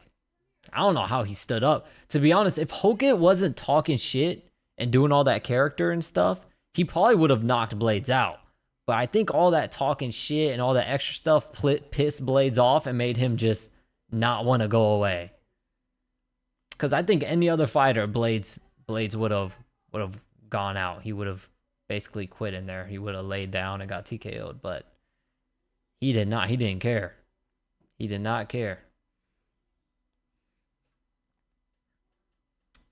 He's predictable with his wrestling, yeah. Yeah, that's how Derek Lewis caught him, man. He went down to shoot a takedown and walked right into the fucking uppercut.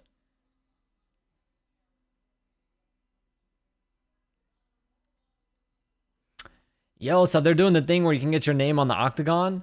Tell me how I looked into doing that. It is so fucking expensive. So I was like, yeah, nah, I'm good on that. I'm good on that. They're showing Ilya making his way into the White House. I wonder where in the White House is like their like the warm-up room, the locker room.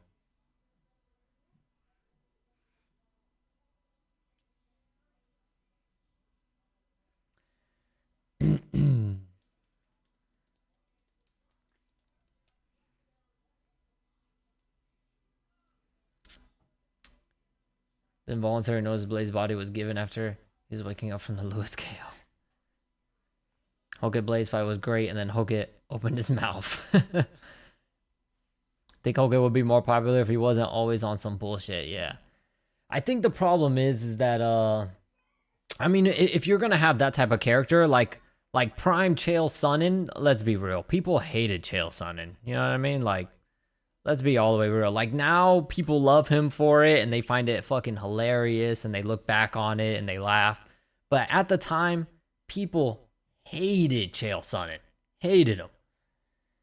But the difference is Chael Sonnen is actually like witty, and yeah, some of the stuff he says is scripted, but he's so witty and quick on his feet that if someone said something to him, he can respond with something unique off the cuff, off the top of his head.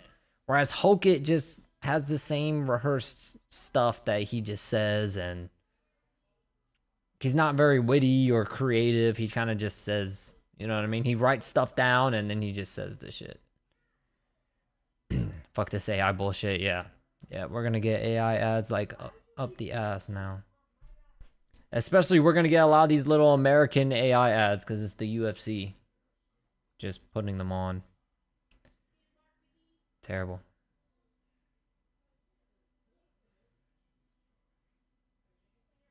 Michael Chandler looked really bad. Yeah, that was terrible. Probably the worst performance since he's been in the UFC. That was terrible. Did Lewis win his last fight? No, Lewis, that was the one where he got dropped with like, bruh, he got like grazed with a jab and got dropped and just turtled up and took the TKO loss. He's weird like that, man.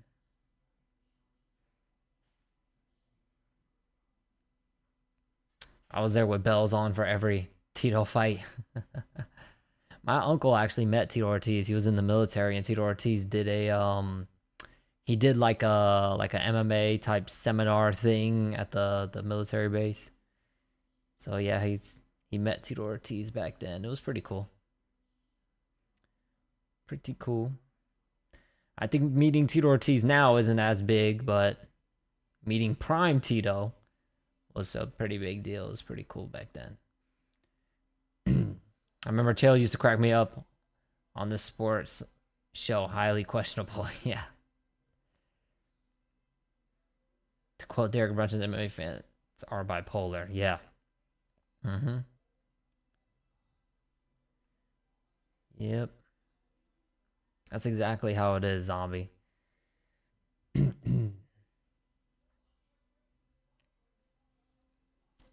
Waldo, yes, that was the Waldo Cortez Acosta fight I was talking about.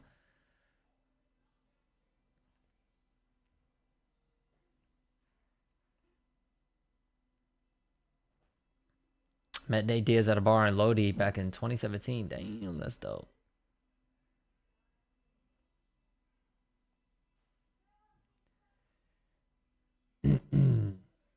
CTE Tito still a big deal. I was more of a Chuck. I was a Chuck Liddell fan growing up. I was Team Chuck.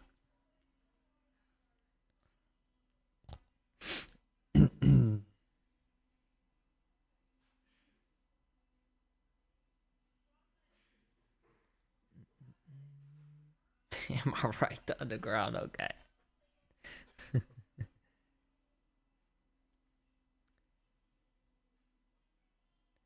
Dan Tom, remember right, does one of the best TS impressions. Chuck was your favorite too? Yeah, I loved Chuck Liddell when I was little. Seeing Tito beat Chuck in the third fight made me relapse to alcohol. Yeah, that was bad. It was just sad, man. It was just a hard watch. Kind of like when another sad hard watch was when Vitor beat the shit out of Evander Holyfield. That one was very sad also. Those are the type of fights where like whoever sanctioned that and allowed that shit to happen should be fired. Should absolutely be fired. There was no third fight. I refuse to acknowledge it.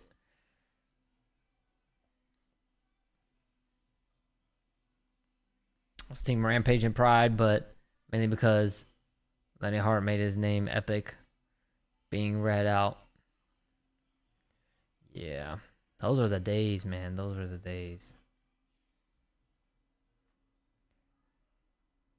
Because Pride was...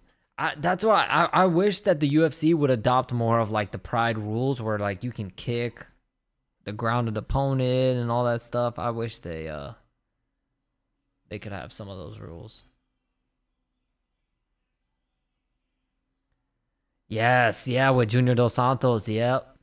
On the Jake Paul MVP MMA event. Yeah, that was rough.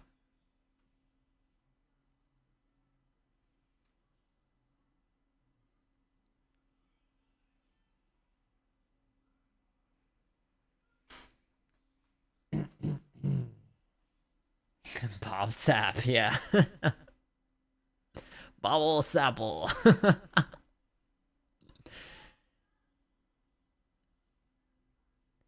Gets all hittable and Lewis has murderous power. I'm dead ass anxious for this fight. Yeah. Hogan is very hittable. He did get stumbled by Curtis Blades a few times in their fight. All right, who's coming out first? I'm assuming it's Hogan, I'm assuming. Nope, Derek Lewis. Derek Lewis making his way to the octagon. Intense look on Derek Lewis's face.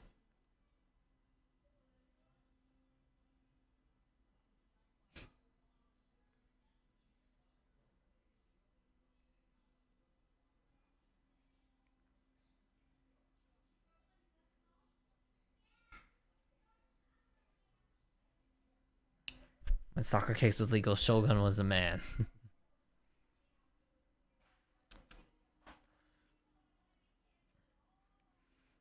I know. I don't know. I could see where the danger is, why they don't allow soccer kicks, though. But at the same time, they should. Who cares?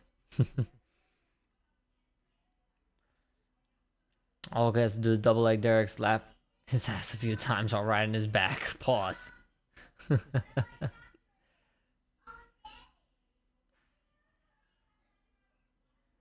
Let me see. Are there any fighters that you like, but that were never really talked about much? I don't know. I don't know. I can't really think of any off the top of my head. Fighters that I liked but weren't really talked about much. The weird thing is Khalil Roundtree was one of them because of his performance on The Ultimate Fighter with those fucking soccer kicks to the body.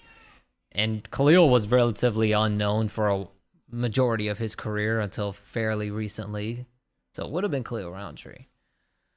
But I don't know. Plus Khalil's story with his brother and, you know, training MMA and him being overweight and all this stuff. I don't know. I thought it was cool. Very relatable. So we're starting the AO counter. But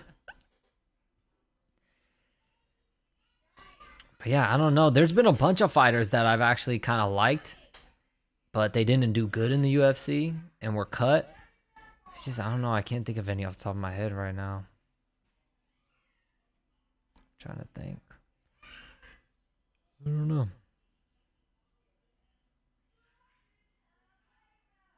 I mean, a really good fighter that was relatively unknown because he never really got the title shot he wanted was Zabit Magomed Sharipov. I'm sure if you ask, you know, the casual fan if they know who he is, they probably say no. But Zabit was a fucking animal. Well-rounded, probably the most well-rounded fighter in UFC history.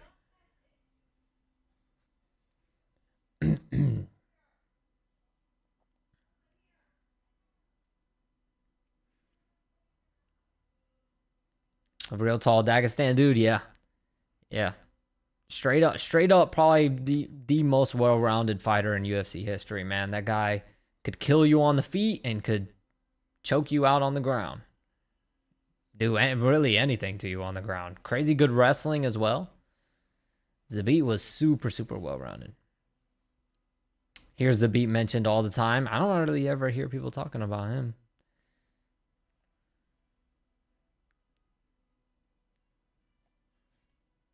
I mean, the only time I remember people talking about him a lot was when he was supposed to fight Yair Rodriguez.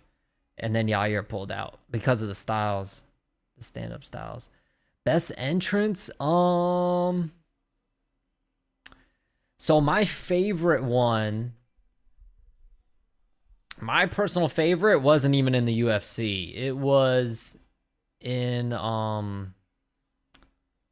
fucking what was the other promotion? The one, I don't know why I can't think of the promotion's name off the top of my head. The one where it was the Uriah Faber walkout to the rematch against Jose Aldo in the other promotion. I don't know why I can't think of the name. Nah, it's not Pride. But it was Uriah Faber's walkout. It was the second fight against Jose Aldo. Yes, the WEC. Thank you. Yep. In California. That shit will give you goosebumps, man. That shit's crazy. That's probably like one of my favorite ones. Just because you can hear how loud the people are, and there really wasn't that many people in there. But they were just going fucking crazy for Uriah Faber. So it was insane. But there's some good ones. Patty's is iconic. Darren Till's, the one that he had, was iconic. The Conor McGregor one in Ireland, iconic. Who else? I also really like Daniel Cormier's when he went out to fight John Jones for the second time. That walkout was pretty crazy. What else? I'm trying to think. Who else? Of course, GSPs in Canada were always nuts.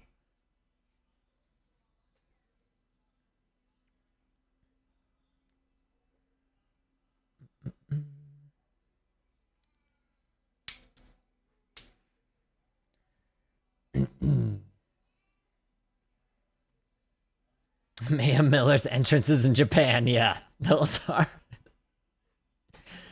Mayhem was a nut, man. Your favorite is the most closeted bisexual. 50-year-old retired skateboarder. My theory is UFC wanted Diego Lopez to beat Volk really badly to set up a championship with him and Yair Rodriguez. Because his drama queen self. Yeah, they did have that thing. I'm surprised they never actually like set up that fight after the whole thing with the press conference.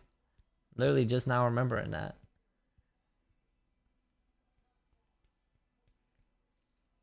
All right, Josh Hokett getting into the octagon now. Hokett is up 65% in the poll. Oh, we almost forgot Korean Zombie's walkout, especially his last one. The one against Max Holloway. Fucking iconic. Iconic. But that one is just sad, man. That one brings like a tear to your eye, bro.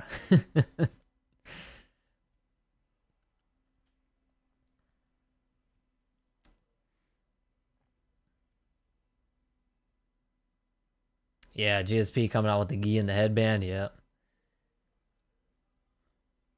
What worries me about Hoket is he looks like he should be a light heavyweight at most. Yeah, he's very small for heavyweight, but I think he can also use that to his advantage with his speed and combination punching and his cardio.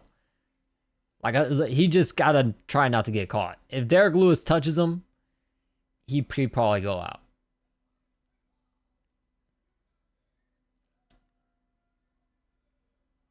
Korean Zombies walkout is insane. I recorded on my phone. It was epic. Yeah. Yeah, Korean Zombies walkout was legendary. Carmen walkout when he fights the audience member.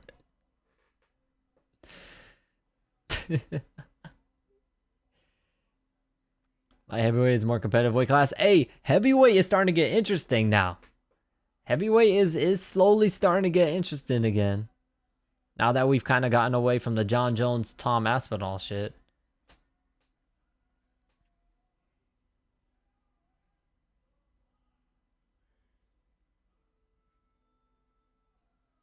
Oh, in the poll.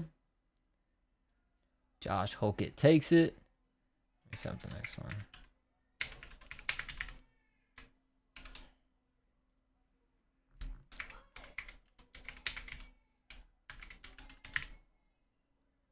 Next up is Sean O'Malley and Ayman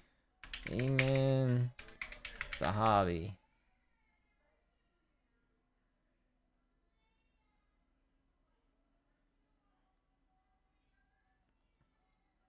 UFC need to bring back Francis. Ain't happening.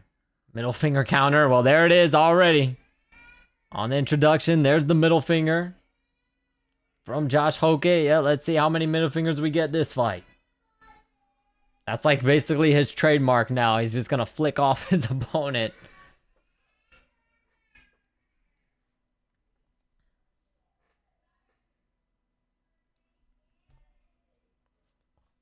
Here we go. Here we go. Hoket comes straight out to the center of the octagon. A lot of feints from Hoket. Yep, Hoket already being much more cautious than he was in the Curtis Blades fight. There's a teep kick for Hoket. Leg kick Hoket. Hoket being a lot more patient in this fight. He knows he can't come in reckless against Derek Lewis. He does not want to walk into something. Another leg kick for Hoket. Derek Lewis looked like he was going to go for a switch kick. And Hoket goes for a spinning wheel kick, but it misses. Another teep kick for Hoket to the midsection. A leg kick for Hoket. Another leg kick. Teep kick Hoket. Spinning wheel kick again. Attempt from Hoket misses and he falls down, but pops right back up. Still not a single strike thrown yet from Derek Lewis. There's a jab for Hoket that lands.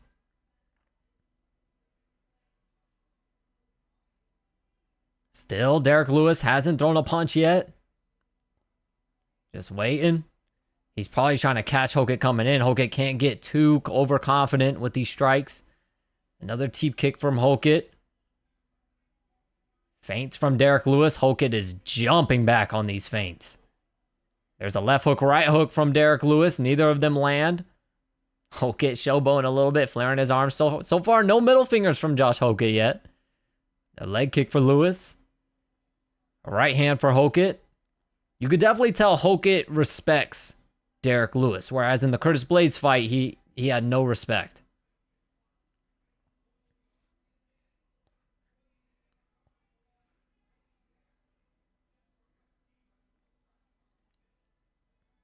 A lot of feints from Hoket. A jumping teep kick from Josh Hoket.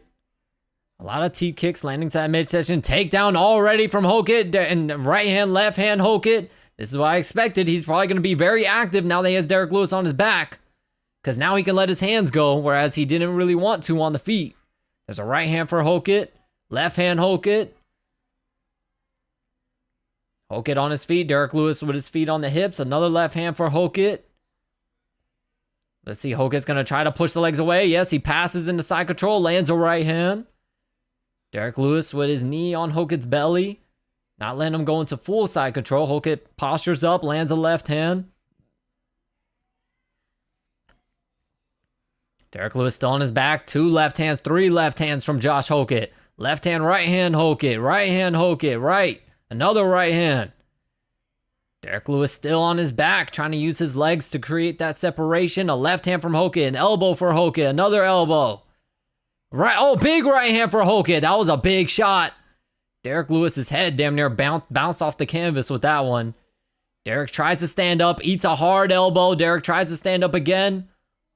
Hokit though, putting his weight on him, not letting him up. Little short left hands for Josh Hokit. Derek Lewis does stand up. Hokit grabs a single leg, takes him right back down. Nice.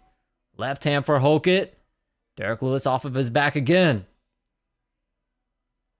Derek Lewis gives up his back. Lewis is cut and bleeding, probably from one of those elbows.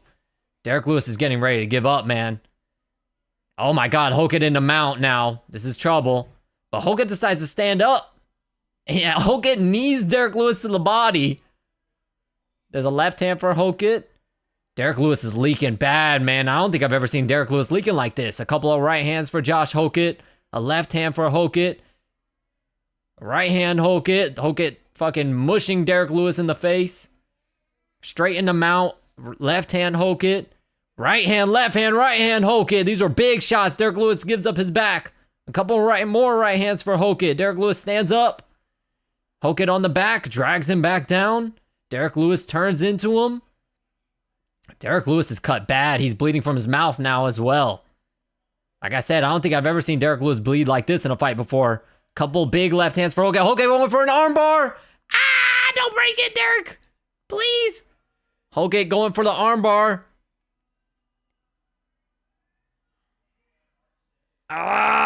No, don't break it. Hokit trying to go for the armbar, but he's not really looking like he's thrusting his hip.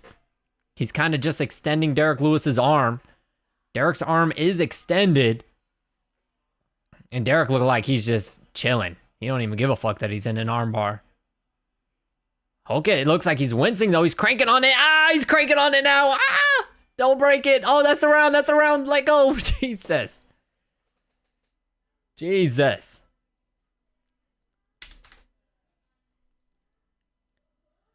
To be honest, that could be considered as a 10-8. I don't know if Hokit did enough to be considered. To be honest, Hokit, instead of going for the armbar, probably should have just ground and pounded the fuck out of Derek Lewis, and it probably would have been a 10-8. I don't know. That could be a 10-8 though. I wouldn't be against it. Because Derek Lewis didn't. I don't even think Derek Lewis landed a strike. He didn't do anything that round.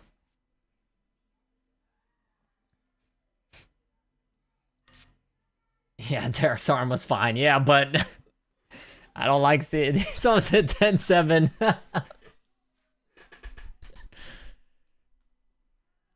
Hokit really should have just stayed in mount and just fucking ground and pounded him.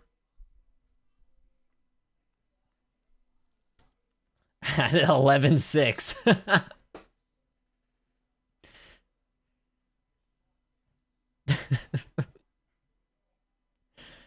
All right, here we go. Round 2.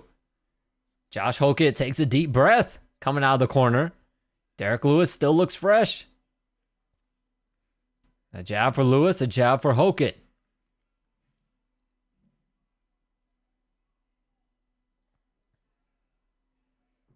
Does it count more if a round's a 10-8? Yes. Yes. If that was a 10-8 round, basically if Derek Lewis wins the next 2 rounds, it would be a draw. He would not win. If that was a 10-8. Derek Lewis went for a fucking head kick and didn't land it.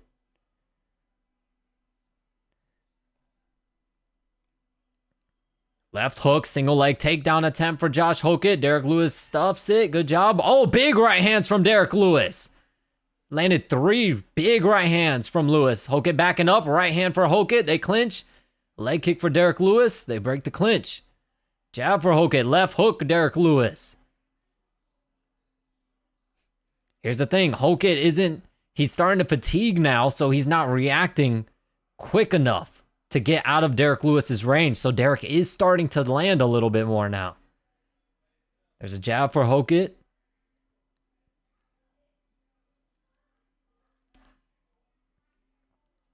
Derek Lewis swinging at air there. Swinging at air again. There's a right hand, left hand for Hokit. They clinch. See if Hokit tries a level change here. But he's not going to be able to now because Derek Lewis got the double underhooks. Derek Lewis tried to go for a trip there and almost fell. Almost fell himself.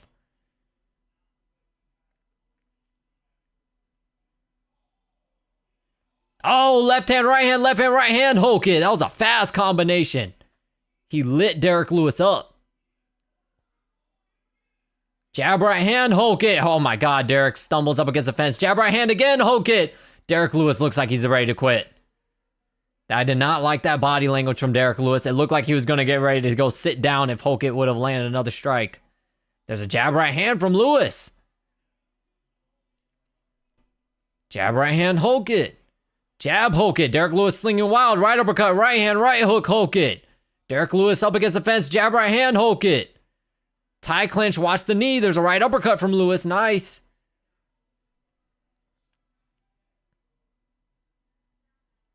A right, couple of right hands to the body for Hokit. A right uppercut for Hokit. Right uppercut for Lewis. There's a tie clinch for Hokit. They both throw knees at the same exact time. There's a left hand for Lewis. A right hand for Hokit.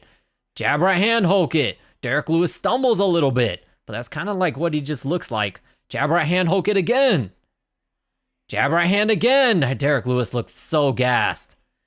But still, I mean, he could just throw a crazy right hand right there, but he doesn't land it. Derek Lewis is just stumbling around, man. He can't even stand. He can't even stand, bro. This is bad. There's a jab right hand from Hokit. Another right hand from Hokit. Knee to the body, Hokit. Derek is too tired, bro. Nice elbow from Hokit. Hokit is literally one good shot away from stopping this fight because Derek can't even stand.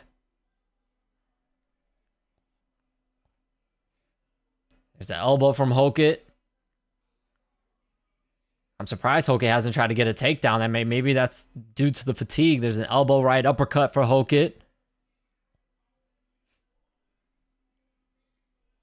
Knee to the body, Hokit. Yeah, he should be working the body here in this clinch because Derek Lewis is already tired. Work that body. They break the clinch.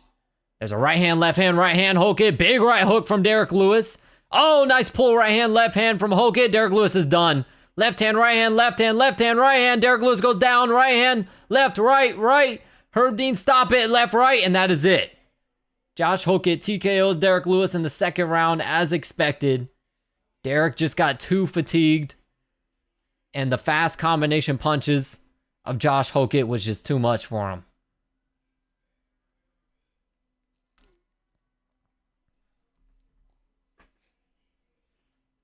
Fight basically went as expected. What I will say, though, that is impressive. Derek Lewis took a lot of damage in this fight, man. More damage than I've probably seen him. I don't think I've ever seen Derek Lewis bleeding like that in a fight before. Even when he was getting his ass beat by Volkov, I don't think he was banged up that bad.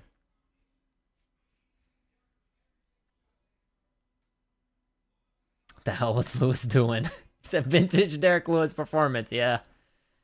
Fight basically went as expected. So the Hokit train keeps going.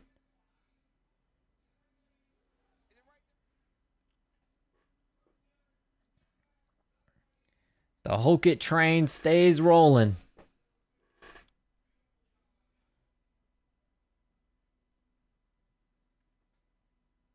Please give Lewis a can to knock out.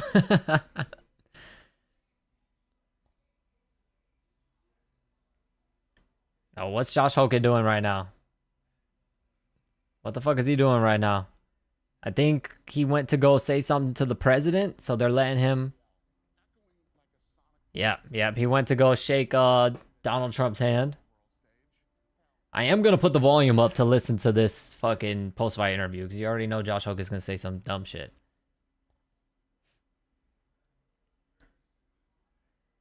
But Hokit is giving, I think, his UFC card to Donald Trump, like as if Donald Trump gives a fuck about your fucking UFC card.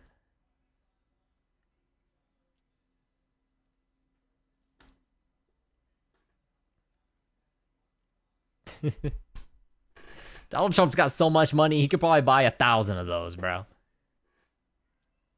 Giving him a fucking necklace. Yeah, and I'm pretty sure it's his UFC card that's on the necklace. I thought it was his phone, but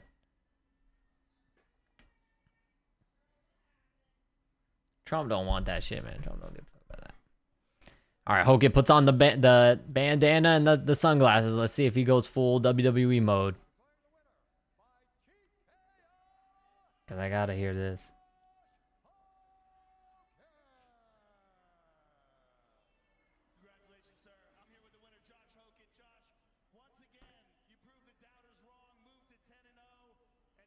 Okay, yeah, he's doing it.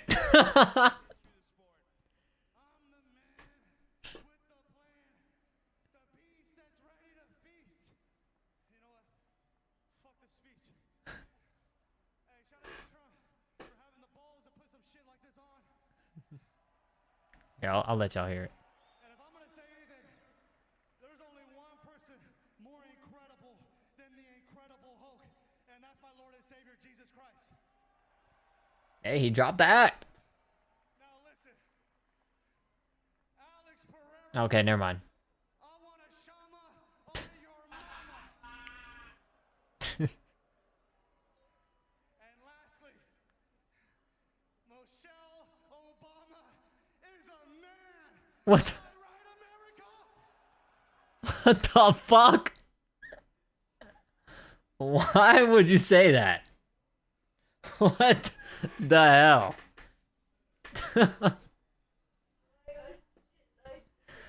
Oh my god. Michelle Obama is a man. Okay. Got Triple H and Roman Reigns in the building. Zlatan in the building. By the way, he was just commentating on one of the FIFA World Cup games. I saw. All right, Sugar Sean, the Sugar Show is up next. I don't know if you're still listening, Desi. Your boy's up next. Sugar Sean. Damn, 4 finishes, by the way. 4 fucking finishes.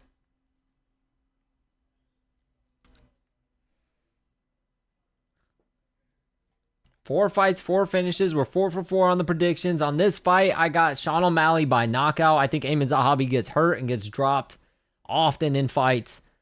I don't think his wrestling is going to be good enough. He of course, the game plan is definitely going to be to take Sean down and lay on him. That's the game plan, 1,000,000%, or submit him on the ground. But I think his movement, his distance management, it's just too fucking good. He looked really good against Song Yadong in his last fight. And I got Sean either picking him apart or winning by knockout. Hey, GSP in the corner of Amin Zahabi, of course, with his brother Faraz. But GSP working the corner of Zahabi as well. Let's call Ariel Helwani. More specifically, the clinch is the plan. Yes, exactly. He does not want to be out in space where Sean O'Malley can move, dart in and out, use his speed, use his, crazy style where he throws unorthodox kicks, punches from every angle. He times people perfectly with that fucking knee. So also with Amin trying to get the takedown and trying to clinch, he's got to be careful because Sean O'Malley does a really good job timing people with that knee up the middle. And Amin Zahabi, he's never been... I haven't seen him get knocked out, but I've seen him get hurt and dropped bad multiple times. So I could see Sean O'Malley getting some crazy knockout here.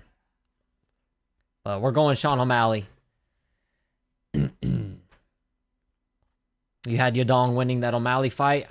I thought O'Malley won.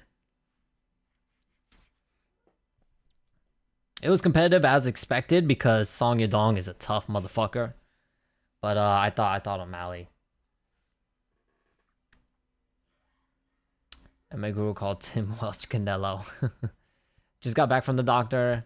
Turns out, been diagnosed with a severe case of secondhand diabetes, likely contracted from watching too much UFC slob fights.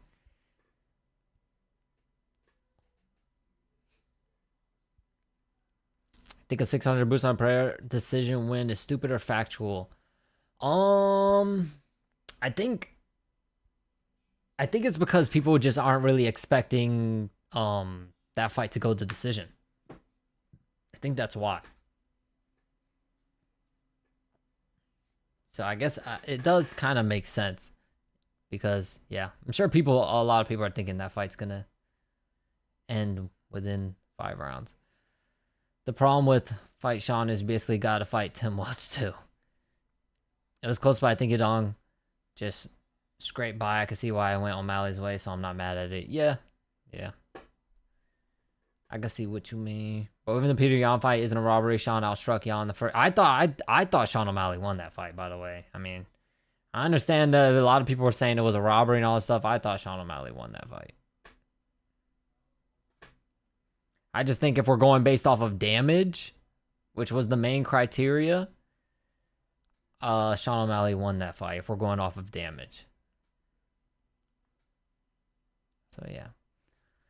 Who you got for the heavyweight belt? And to be honest, I'm gonna be real. Before, I had Alex Pereira winning, but after seeing him at the weigh-ins and knowing that he's heavier than Ciryl Gane, I did not like that, man. I think Pereira should have stayed smaller, leaner, and been faster and been able to use his combination punches. Pereira gaining so much weight and coming in even heavier than Ciryl Gane, I think is a mistake. I worry that he's gonna fatigue. Because Pereira, let's be real, he does have some cardio issues. In the Khalil Roundtree fight, he did get it done, but let's be real, Pereira was sucking in wind big time in that Roundtree fight. And I think the problem is Ciryl Gane is used to being that big, and he moves like a fucking middleweight at that size. So I don't know, man. I just feel like Pereira gained too much weight. I don't know if it's going to be a detriment to him. And the problem is the opponent that he's facing in Ciryl Gane, the fact that he moves really, really good for a heavyweight. That's the only things I really worry about. So I did change my mind, and I picked Ciryl Gane to win.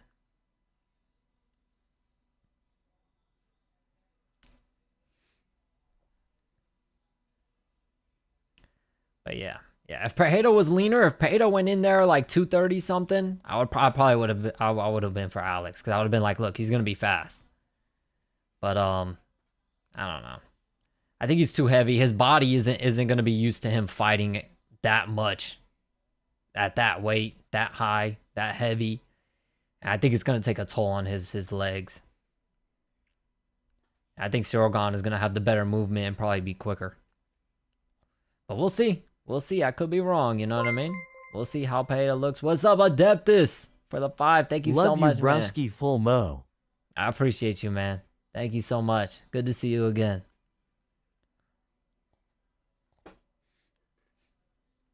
Hart says Pereira with Cyryl's experience in that division. Yeah, exactly.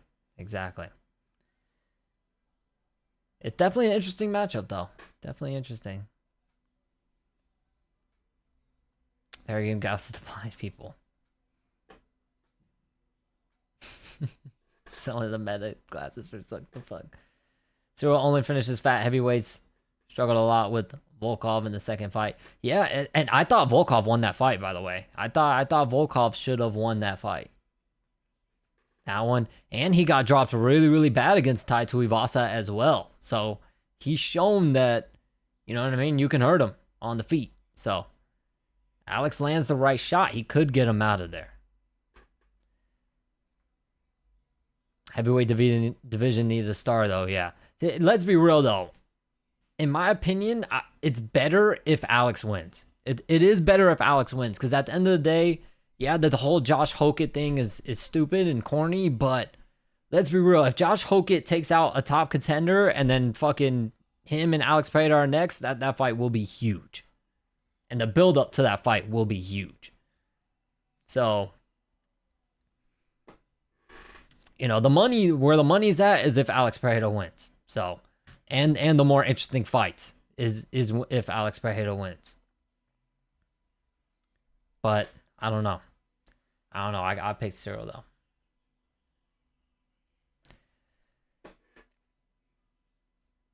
It doesn't make sense where Khan's speed comes from to be able to move around that much weight so quickly. Yeah, exactly. You know he trains that heavy, right? Glover in the gym is all heavy boys. Yeah, of course. Yeah, that's probably his walk around weight, but fighting at a weight like that is different, man.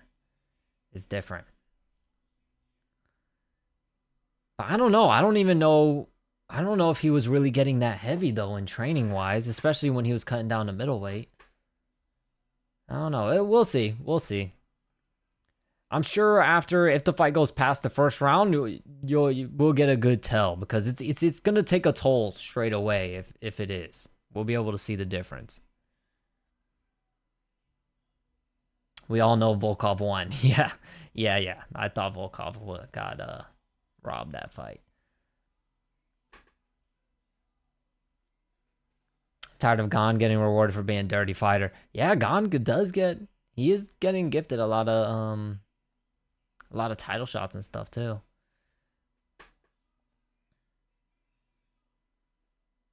The division is just ass, yeah.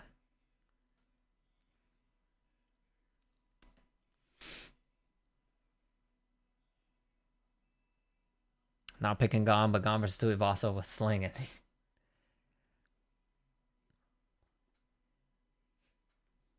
Sweden's beating Tunisia 2-1. Well, thank you, Steven. Thank you. Hopefully after this they announce Volko Lopez 3. You think he fought Tuivasa the same he normally fights? Why did he not get dropped? Yeah. 6 fights in the UFC and 3 have been title shots. Yeah, that's crazy. UFC loves Lopez, yeah. I mean, he is a big draw too, though. To be fair, he is a big draw. Scotland won 1-0. That was stressed. Yeah, I was watching that game. I was watching that game. Hey, United States surprised me. United States won 4-1? That was surprising. I was like, hey, we actually did something for once.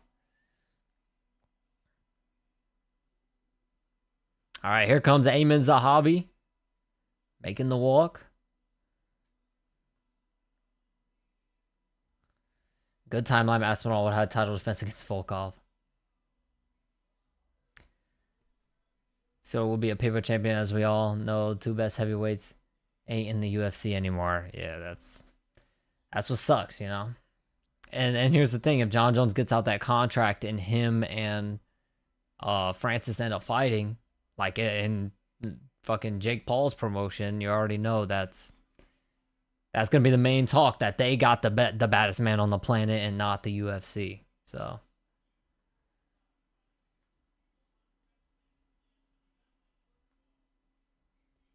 Drake curse, yeah. Drake just bets based on hype. Drake don't know what the fuck he's doing.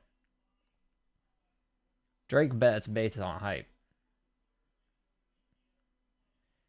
All right, let's see if we can get the finishing streak keep going tonight. Let's see if we can go 100% on finishes tonight.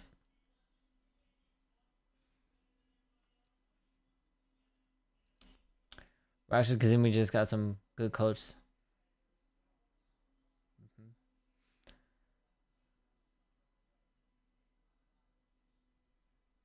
Finally found a good stream 2 battles after Hogan's fight. You're able to find a good one finally. I know I've been hearing that it's hard out here in the pirated stream streets.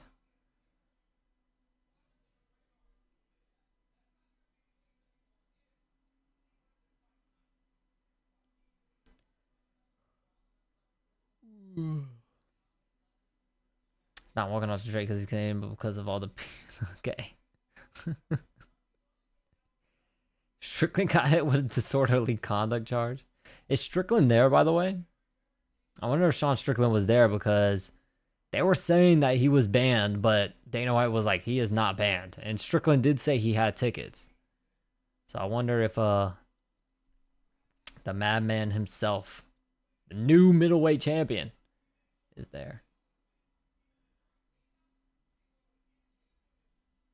Yes, sir. GSP in the corner.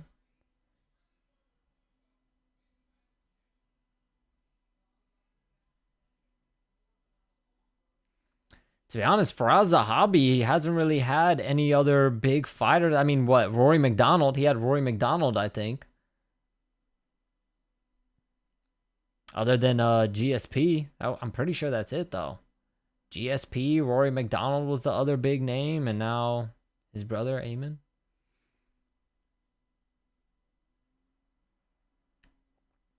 Dana said he wasn't banned, but he also wasn't invited. To be fair, they probably just don't. And him, Nate Diaz, all of them, they're probably none of them were going to be invited. Because you're on the White House grounds, you know what I mean? They probably want to make sure.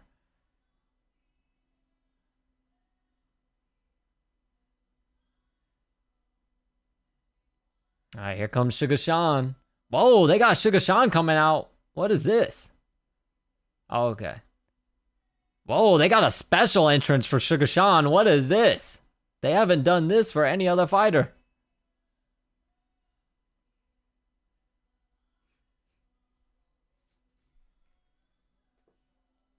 They had a limo out there. Let's go Skittles.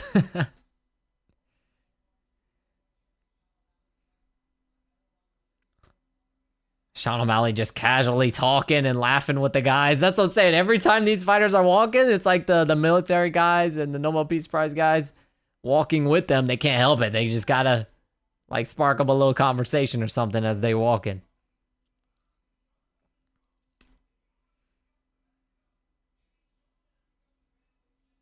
Did you see? Yes, I did see that, Ken. Yep. It was bound to happen, man. It was bound to happen. Dylan Dennis is just a shit starter. And Hamzat Chimaev is always trying to fucking fight people. So, it was definitely bound to happen.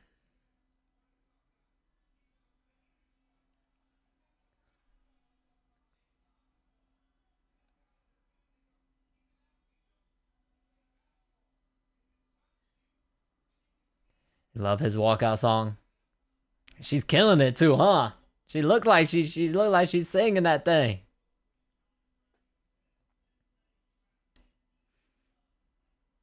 Sugar Sean with the cotton candy hairstyle. You would think he would go with the red, white, and blue, but he went with the red, pink, and blue. Looking like some fucking cotton candy.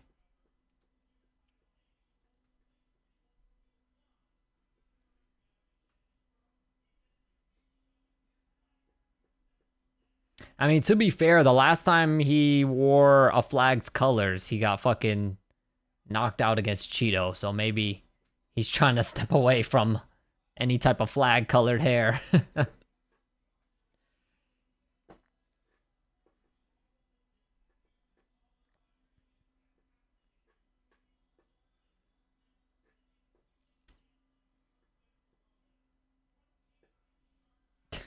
Caucasians, actual Caucasian from the Caucasus region, love jumping Dylan Dennis. Yeah. They just love fighting in general. They'll fight anytime, anywhere. They do not care, man. They're nuts.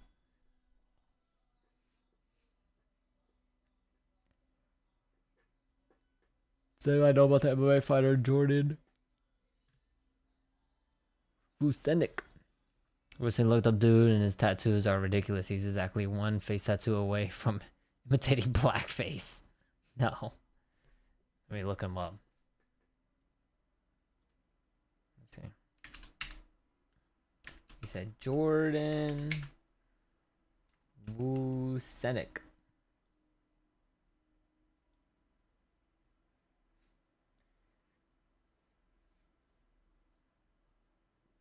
Jeez, yeah, his whole body. Oh, I do remember him. I do recognize him because of his tattoos. He has a bunch of face tattoos now. I recognize like his body tattoos. Yeah, I do recognize his tattoos. Where did he fight on like the Contender series or something? Where do I recognize him? Because I know those tattoos. Or did he already fight in the UFC, or is he like a new signee or something? All right, let me end the poll. Sugar Sean takes it, 79%.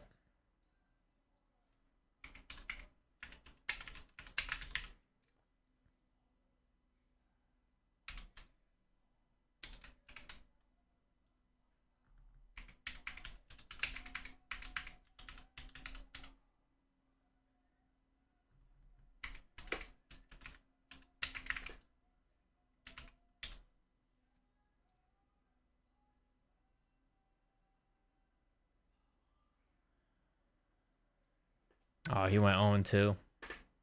So was he cut then?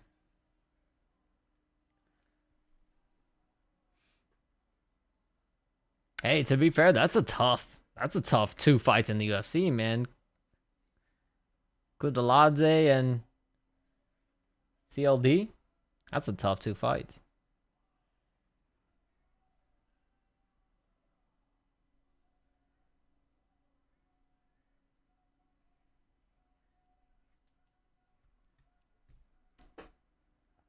All right. I'm got timer ready. Here we go. Let's see if we can go 5. 1, 2, 3, 4. Yeah, let's see if we go 5 for 5. Let's see. We got Sean O'Malley.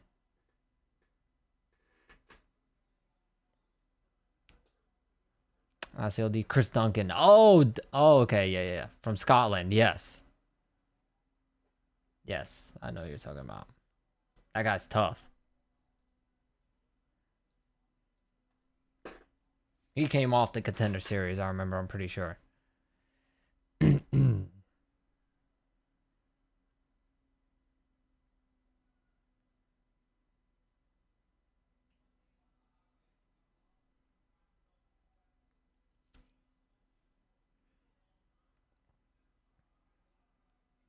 O'Malley's the one coming forward. Ayman Zahabi on the back foot. There's a right hand to the body for O'Malley.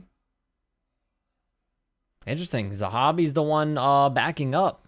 You think Zahabi would be the one trying to press forward in this fight.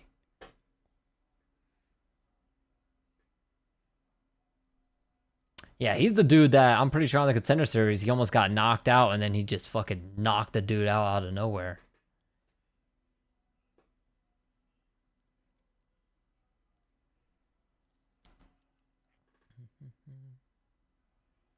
There's a right hand, left hand for Sean O'Malley. Here's the thing that Ayman has such like a hittable style. His footwork isn't very good. His defense isn't very good. And the problem is O'Malley is such a good job at darting in and out that it's just going to be so hard for Zahabi to get takedowns here. There's a right hand to the body for O'Malley. Stance switch O'Malley. At the same time, too, though, O'Malley could get so wary of a takedown that Zahabi could use that to his advantage, like kind of like Khabib does, where he feints the takedown and throws the overhand right. He did drop Conor McGregor that way. Zahabi could utilize stuff like that to try to land some shots on O'Malley, get him to be worried about the takedown and forget about the striking. Nice right hand to the body for O'Malley.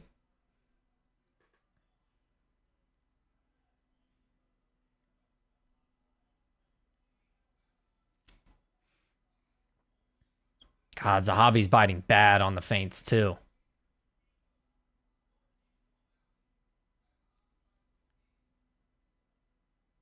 And you could tell O'Malley's so good at the distance management. Another right hand to the body. There's a leg kick for Zahabi. But you could tell the second Zahabi moves forward, O'Malley does a good job. Bounce right back, and he's ready, too. If Zahabi takes even a little bit further, he'll do to him what he did to Aljamain Sterling.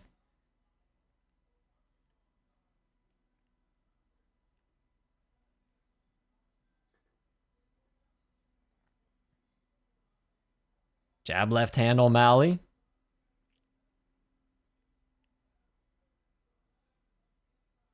Right hand O'Malley to the body.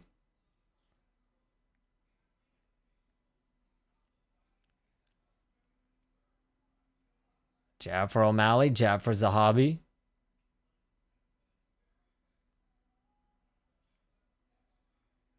Zahabi lands another jab. Leg kick O'Malley. Right hand to the body O'Malley. Leg kick Zahabi. Another leg kick. Zahabi with like a weird little Philly shell.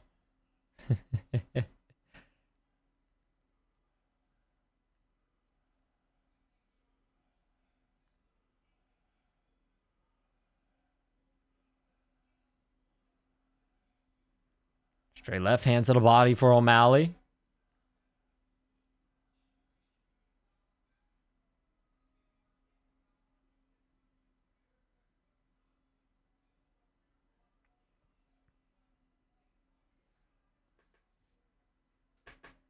Nice distance management from O'Malley. Again, nice. Jab, right hand to the body, O'Malley. Jab, right hand to the body again, O'Malley.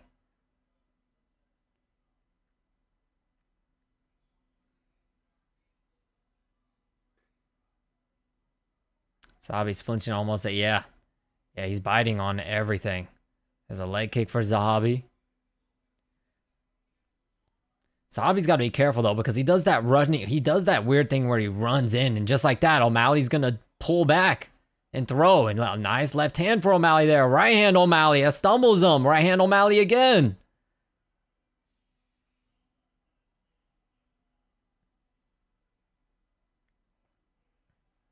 Left hand, right hook O'Malley. That's the round. Sean O'Malley, easy round. Easy round. I think Zahabi really only landed like a couple jabs that round. That's about it. Couple jabs, some leg kicks here and there. Well, that's it. Clear round for Sean O'Malley. Zahabi's just trying too hard not to get clipped. And surprisingly, not a single takedown attempt. Probably wary of that knee that O'Malley likes to throw.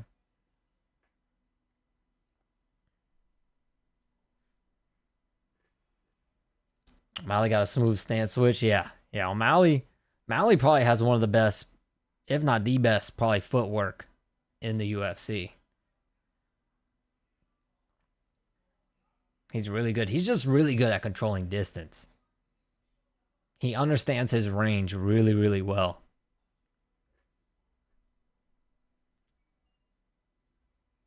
O'Malley looking kind of thick. This would be the first fight to make it out the second? I don't know. We'll see. I mean, at this rate, yeah. But I don't know. O'Malley came out quick this time. Let's see, though. Because as this fight goes on, I expect O'Malley to pick up the pace more. Right hand to the body, O'Malley. Leg kick, Zahabi. O'Malley checked that, though. Looked like that shit hurt. Jab, O'Malley. As this fight goes on, and O'Malley... Oh, nice right hand from Zahabi. But yeah, as this fight goes on, I expect O'Malley to... You know what I mean? When he starts to get more comfortable, he's going to throw more. That's where things get dangerous. Little pull right hook for O'Malley. A leg kick for Zahabi. Double jab left hook O'Malley. A lot of redness on the nose of Zahabi. Another leg kick for Zahabi lands. I think Zahabi is cut on the bridge of his nose. Nice jab for O'Malley. Leg kick Zahabi. Zahabi kicking the legs a lot. Another jab for O'Malley lands. Another jab. Another jab for O'Malley. A leg kick Zahabi. Stance switch jab O'Malley. Zahabi tries to return fire. Doesn't land. He lands a leg kick there again. So far, basically strictly leg kicks from Ayman Zahabi. Probably smart, though. He's going to try to slow down that movement. Nice pull, stance switch, left hand from O'Malley. Jab O'Malley.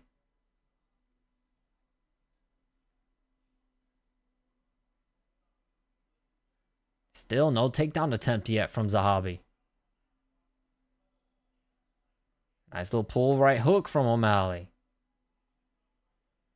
Leg kick Zahabi. Jab, left hook, O'Malley. Jab, O'Malley. Another jab from O'Malley. Another jab. Spinning wheel kick attempt for O'Malley just misses. Another leg kick for Zahabi. Look, he looks like he's not... Nice left hook to the head, right hand to the body for O'Malley. Another leg kick for Zahabi. Zahabi looks like he's not really kicking hard. Okay, never mind. That was a hard kick. As soon as I said that, he kicked O'Malley pretty hard there.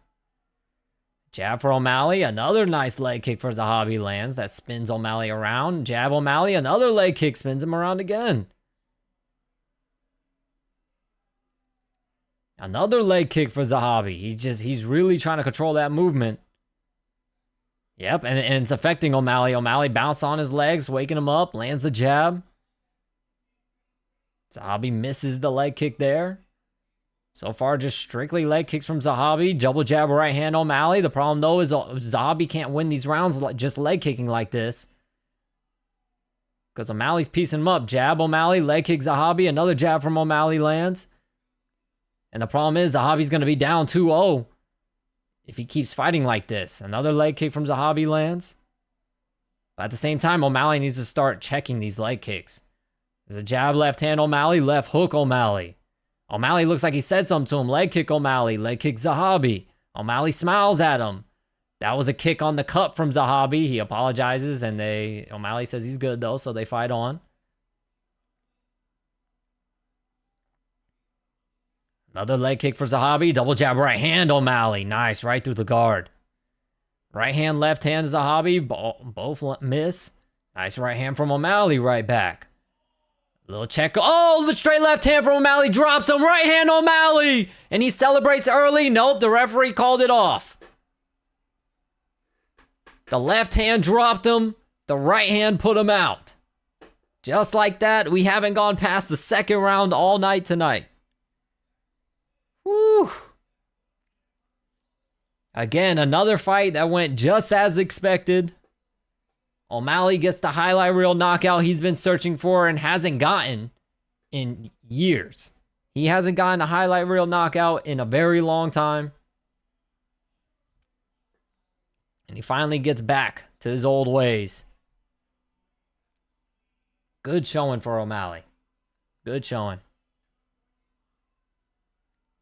Treated Zahabi exactly as I expected, man. And shows that he's still got that power.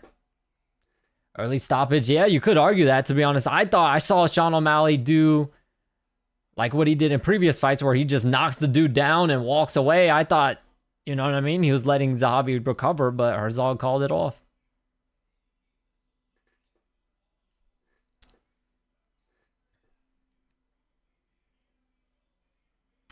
I thought he was doing the thing like what he did in the Almeida fight. He did that in Almeida fight a couple times.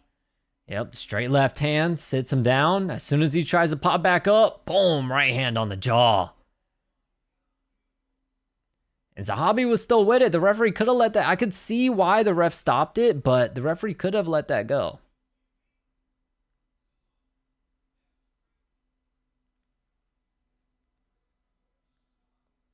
The precision on O'Malley, man, caught him trying to stand up perfectly. And O'Malley, yo, that celebration is... O'Malley just wants to go viral, bro. He knocked him down, and before Herzog even stopped it, O'Malley's saluting the crowd. Jeez. Definitely gonna go on the highlight reel, that's for sure.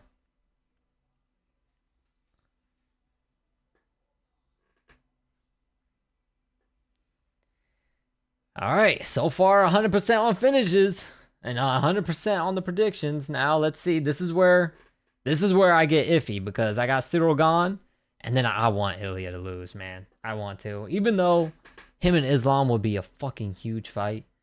I don't know, man. I'm tired of it. I'm tired of Topuria fans. So I'm tired of seeing them constantly talking shit on social media, acting like Ilya is invincible. So I just want Gaethje to whoop his ass.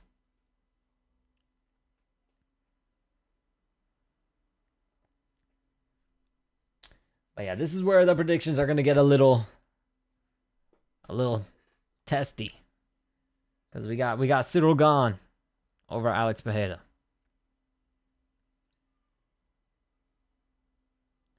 We'll see. So far in the poll, Alex Pereira is up 69. Nice. 69% in the poll for Alex. Yeah, Steven, a lot of people want Gaethje to get slept. But that's exactly why I want Gaethje to win. Who doesn't like a good upset?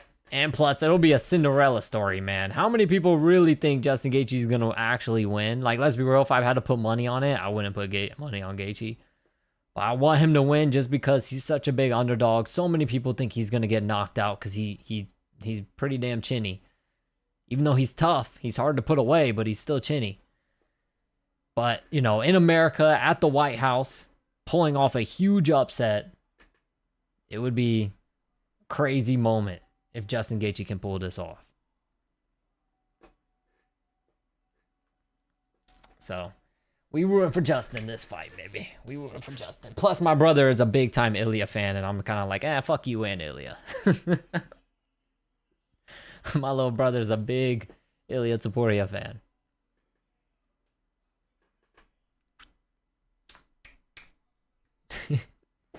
Ili Aptoro.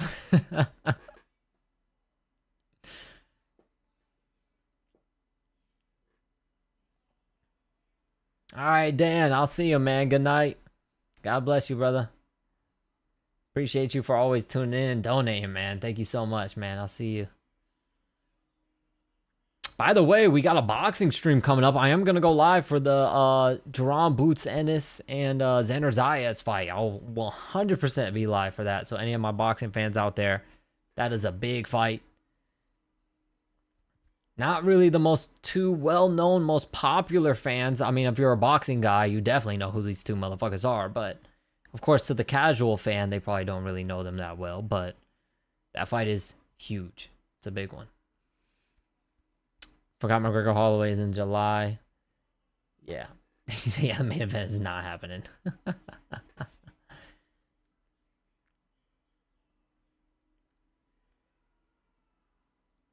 Justin said himself, Ilya has knocked out two people that knocked him out. Yeah, it's true, but MMA math don't work that way. Styles make fights, and anything can happen any given day.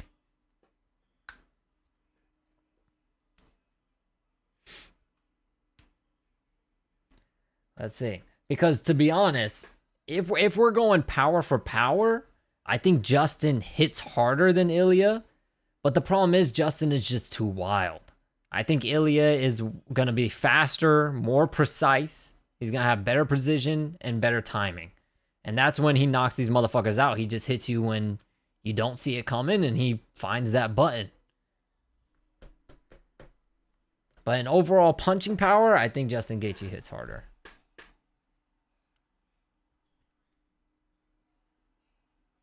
He's just too wild. Swings like a drunk idiot at a bar.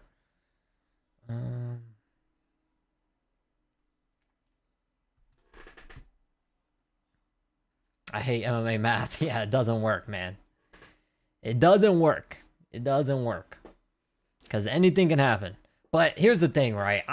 I want Justin to win. I don't want Justin to get some crazy knockout early. Even though it would be crazy, it would be fun. But I don't want him to do that because people will call it lucky.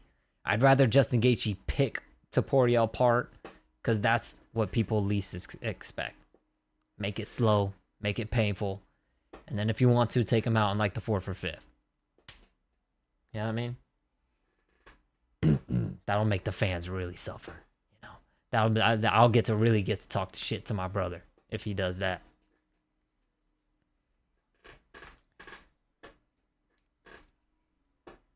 Sean by Optics. I joined the stream late, but how did y'all like the Diego Lopez fight? Diego Lopez fight, it was alright. It wasn't really action-packed or nothing crazy. To be honest, Steve Garcia was picking Lopez apart, and then Lopez just knocked him out of nowhere. But Steve Garcia, man, he was picking Lopez apart. He just got caught.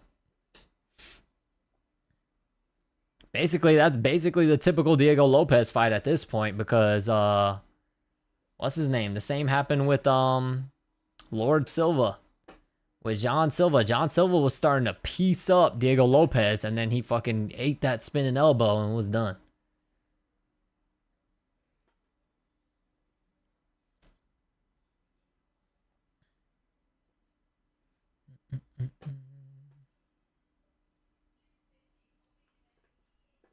Well, see, I wonder if I mean, knowing Justin Gaethje, he likes a fight, but he really should try to wrestle.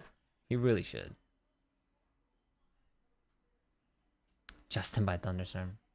Every fight has been a KO. Is this a GOAT card? Yeah. It was a GOAT card on paper, and now it's starting to live up to it, man. In the White House, 100% finishes, all knockouts. It's definitely living up to it. Made banana bread? Damn, I love banana bread. I love banana bread. Watch the first 2 fights when it's done. I missed them. Yeah, I'll say neither were really like crazy entertaining, but we got some sick knockouts from them though. Like they weren't like slugfest war, but Justin should take Ilya down. I agree.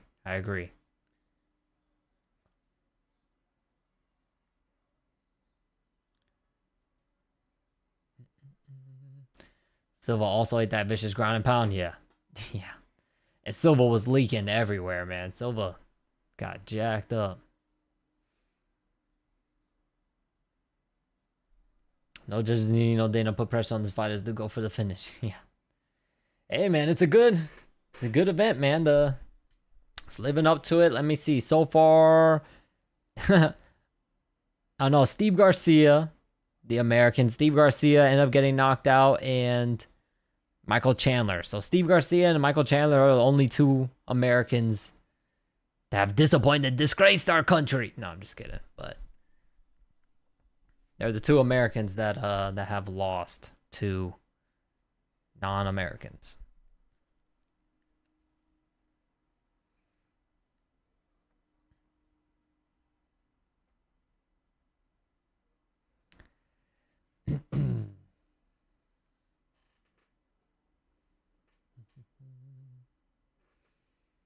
If Justin takes Ilya down, he's getting tapped. Yeah. I would like to see it, though. I'd like to see Ilya's ground game. Haven't really got the chance to really see it like that. So I'd like to see it, but knowing Justin Gaethje, he likes to freaking just fight. So we'll see. But also, Justin Gaethje's style is very weird and unorthodox. So I wonder if it's going to throw Ilya off a little bit with the timing. I mean, of course, as the fight goes on, he's going to get it more. But Justin Gaethje's style is very unorthodox. Michael Chandler embarrassed the whites. Derek Lewis embarrasses the blacks. Gon need that L because he's dirty. Fake nice guy persona. Yeah, my dad doesn't like Cyril Gahn. My dad thinks Cyril Gahn does that shit on purpose. Yeah. Raja Jackson versus Carmelo. Okay. That's fucked up. Carmelo with the knife or without? That's a big contingency right there. Carmelo with the knife or without? Style sloppy. He's gonna catch him with the chaotic, with that chaotic dumb style. But at the same time, it's hard, man. It's hard. He's fighting like an alcoholic. He does. But fighters like that are tricky because they're unpredictable. They're hard to time. It is a little bit tricky. Your dad knows stuff. Discussing how they keep promoting gambling to the young. Yeah, exactly. Yep. Like most of their ads and stuff are from like gambling and crypto. Just full in on gambling and crypto shit. Which crypto fucking I feel like 99.9% of the time is scammy shit too. I think OBJJ will be disappointed. All the trash talk we need. Someone going to sleep with stand up unless it's a sexy submission. Connor looks awful, yeah. He looks like you can definitely tell he's Asian. Definitely tell he's Asian. Has anyone ever seen the mysterious hourly wrestling of Justin? I only heard rumors about it. He doesn't wrestle. I don't know why. He just doesn't do it. He did in the, like, I don't think ever since he's been in the UFC he hasn't done it. He did before he got in the UFC. He was picking people up and fucking slamming them on their head and shit.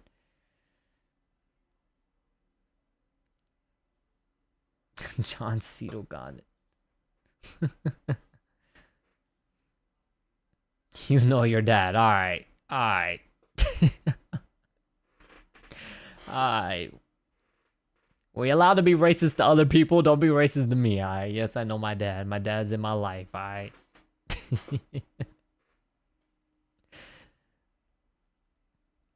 Max and Connor has Joe stun locked.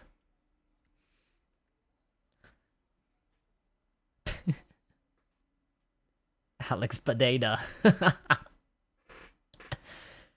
The fights are going good, man. Hey, all knockouts. Every fight has been a knockout. We got 2 left. We got the 2 title fights left.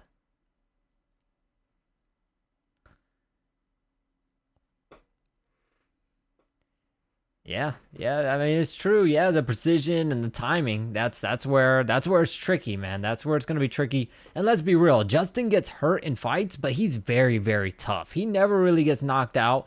And really, the Max Holloway knockout happened because Justin had his eyes closed and just was winging punches. He wasn't going to see that punch coming. So, it's understandable. Another AI slop-ass fucking commercial. But, it makes sense that he gets knocked out there, but typically Justin doesn't really get knocked out like that. He gets hurt and wobbled a lot, but he's very tough and very durable. So, but also, you know what I mean? That's where Ilya's got to be careful because that's when Justin throws those freaking fastball haymaker punches when he gets hurt. He swings like a freaking drunk dude at a bar when he gets hurt.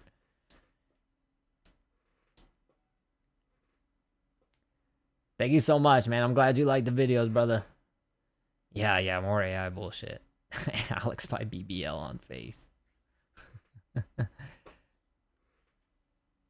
Think he'll gas on the first. Yeah. Also, it's going to be interesting to see who has the better cardio because I don't think has Ilya gone? Was his fight with Josh Emmett a 5-rounder? I don't know. I can't remember if that fight was a 5-rounder, but I mean, I would think Gaethje probably has more 5-round experience than Ilya. And Gaethje did look really good in the in that physique fight. The second one. So, I mean the first one too, but the second one. And in the Patty fight. I mean, but the Patty fight, Gaethje can't fight like that. How he fought Patty, he can't fight Topuria like that. He'll get knocked out. So he's going to have to change up the game plan for that fight. Josh Emmett was 5. Okay. So Ilya does have a 5-rounder under his belt. But the problem is that was a while ago. So I guess we'll see. Guess we'll see if it goes that long. We'll see.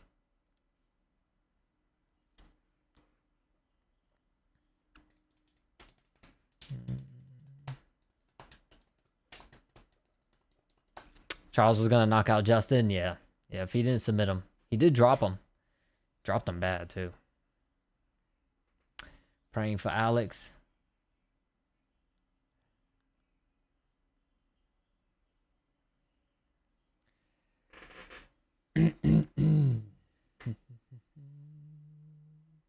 All right, Maniac.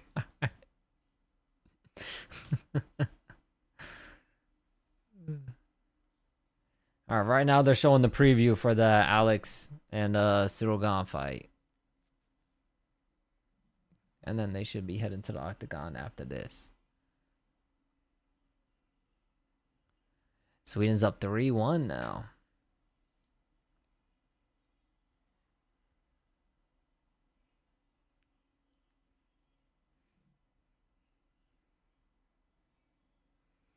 It was funny, Brazil My dad was stressing about the Brazil game because he put money on Brazil to win, and they fucking ended up with a draw.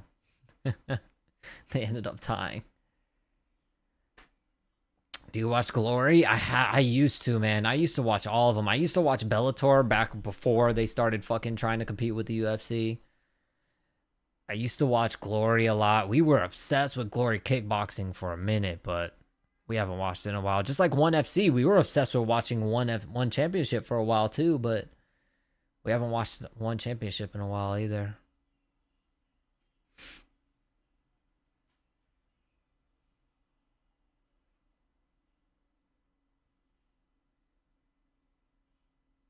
Brazil got the weakest team ever since 2002. Yeah, the crazy thing too, in Brazil, in that game, they had so many chances to score, and fucking motherfuckers were like missing the ball and all type of shit. I was like, bruh, what are y'all doing? There was one where the goal was right there. The dude freaking centered the ball perfectly. He set it up perfectly, and the dude just whiffed the kick. I was like, what the fuck, bro? What are you doing? Glory had a good card yesterday. Damn, I know. I need to start watching Glory again. Because kickboxing is heavily underrated. Kickboxing is really fun to watch. Do you see Raw? Yes, I did see that fight, actually. The Raw Tang fight. Yep. Yep. I don't know. I'm starting to wonder if all those fights are starting to take a toll on him, on his body now. Because he got messed up, man.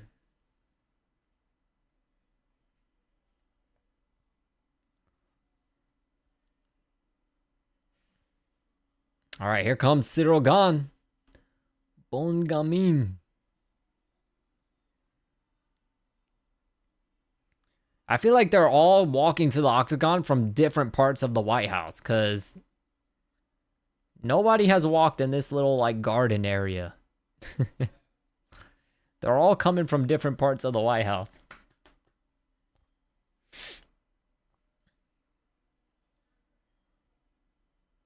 Sounds like a song from Beetlejuice. Yeah, I'll turn the volume up a little bit.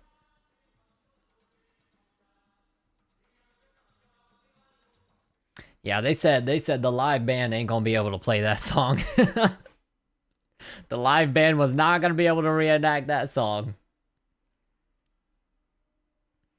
If Alex wins, Trump should give him citizenship on the spot. Think more UFC fans will watch kickboxing considering how much they love to bitch about grappling. Yeah, exactly. Kickboxing and Muay Thai. You'd think they'd be more interested in kickboxing and Muay Thai, but more devastating, Cyril beating Alex or Justin beating Ilya. I think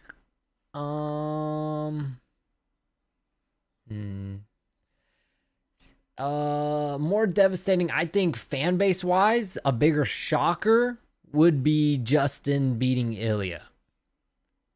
A bigger hit, like UFC wise, money pocket wise, would probably be Cyril beating Alex.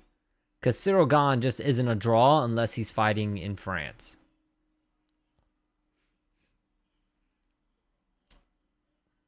And Alex Pereira right now, you could say, is the biggest superstar in the UFC.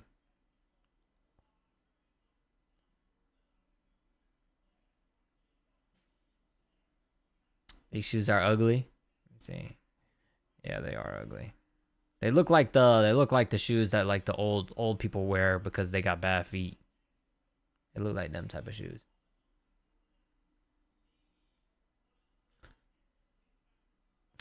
Yes, Alma, yes. Hey, I had a lot going on, all right? I was on vacation. I got engaged. You know what I mean? I had a lot going on, brother. But we back. We back. Don't worry. If Shama Touch is gone, they gonna call it off. If he just drops them, they're gonna stop it early. They're gonna be like, all right, that's it. Give Alex the win.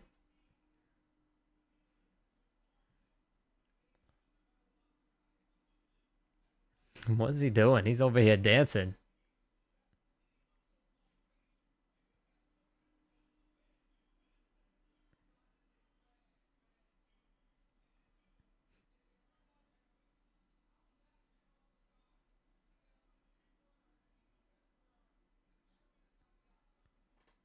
Thank you. Oh, get the fuck out. Thank you so much. Kickboxing, Muay Thai sound good, but I don't know UFC would do it. Nah, they're not. They're in kind of like a if it ain't broke, don't fix it. They're not gonna do like the one championship thing where they do like the hybrid, the mixed fights where, you know, like Mighty Mouse was in that mixed fight where it was Muay Thai first round and then MMA second round. They're not gonna do shit like that. I was wondering with the Zuffa boxing if they were gonna add boxing matches to the UFC cards. But nah.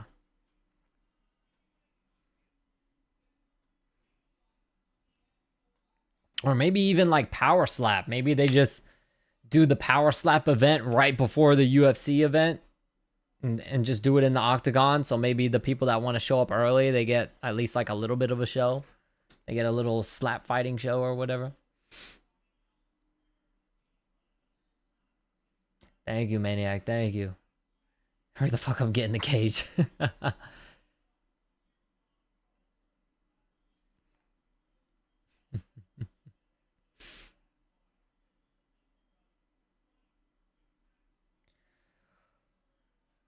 Ooh, I need a drink.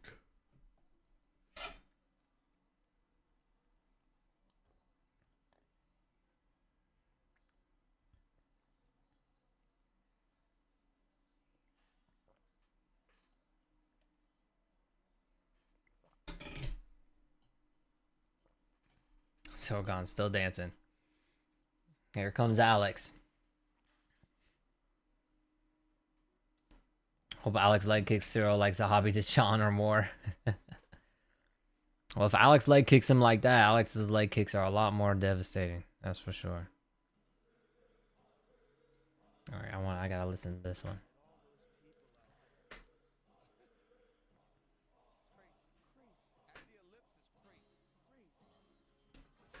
I saw Alex practicing his walkout. That shit looked crazy when he did the... Like, he's gonna be on top of the White House when he does his little arrow thing. It looks sick.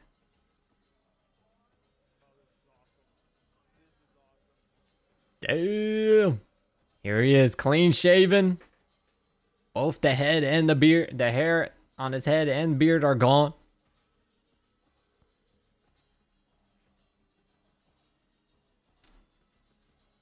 All right, man.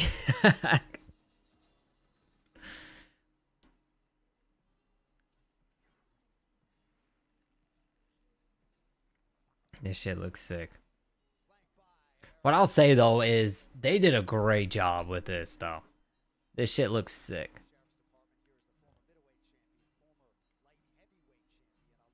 I think Justin will arrive in a helicopter. That would be crazy.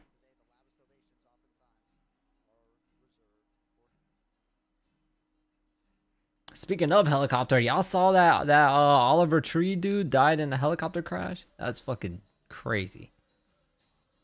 That is crazy that still happens in 2026.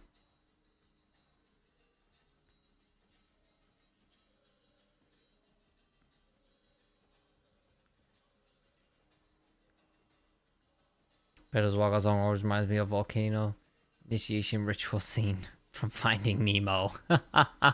Wahi waho waho ho ho waho wahi ho ho ho. That reminds me, there was this one, it's gonna sound fucked up, but there was this one girl, she was kind of like a bitch in high school. So we used to make fun of her teeth because she was so bitchy and mean to everybody. So we used to call her Shark Bait because she looked like she had shark teeth because they were fucked up. So every time we saw her, we go, Shark Bait, hoo-ha. That's what we do every time we saw her.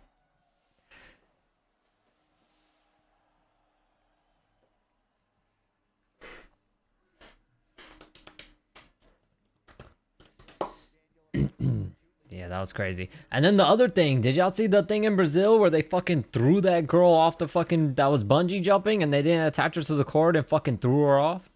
Y'all saw that shit? That shit was crazy. That shit was crazy.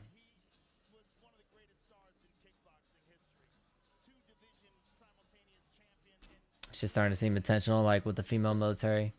Pilot who crashed into the commercial airplane. Yeah. I saw that. Diabolical. Yeah, that was crazy. I saw a video of Oliver Tree the other day. I don't know who the fuck that guy even was, to be honest. Yeah, I knew he was a music and he just looked weird and stuff. He just has like a weird look and stuff, so it's easy to recognize his face. But I didn't really I don't know any of his songs or anything. Maybe I've heard them, but I don't know. He watches some wild shit. Yeah, straight up. They literally lifted this fucking girl up, didn't put the cord on her, and just fucking threw her ass off. Yo, that shit was nuts, dog. That was nuts. Yeah, exactly. I don't know how the hell that even happens. It's just unreal. Unreal.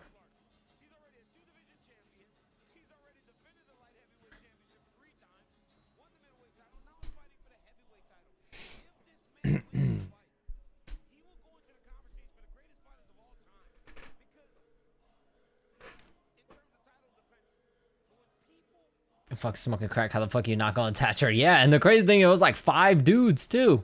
You got 2 dudes lifting her up to throw her, and then you got the other 2 idiots standing on the side. And the rope is just sitting there on the ground. They just fucking threw this chick off. Nuts. I'm like, yo, and both happened in Brazil, I'm pretty sure. Both happened in Brazil. I'm like, yo, what is going on in Brazil? They just out here killing people casually. What the hell? They're just creating like fucking Final Destination type shit.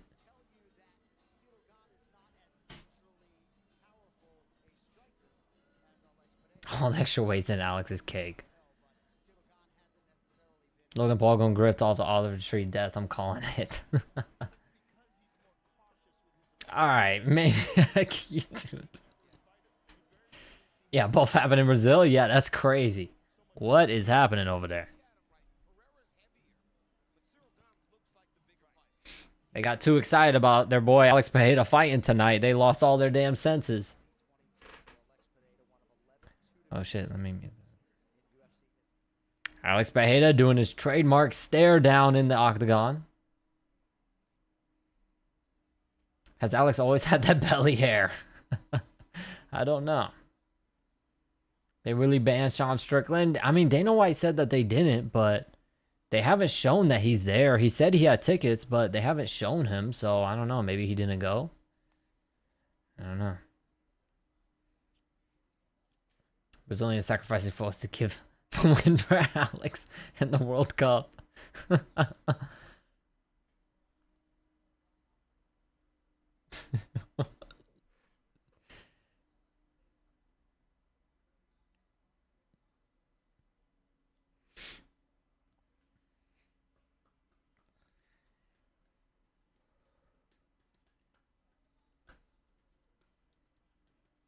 Saw a clip of him getting kicked out by cops. Oh shit, maybe he was then.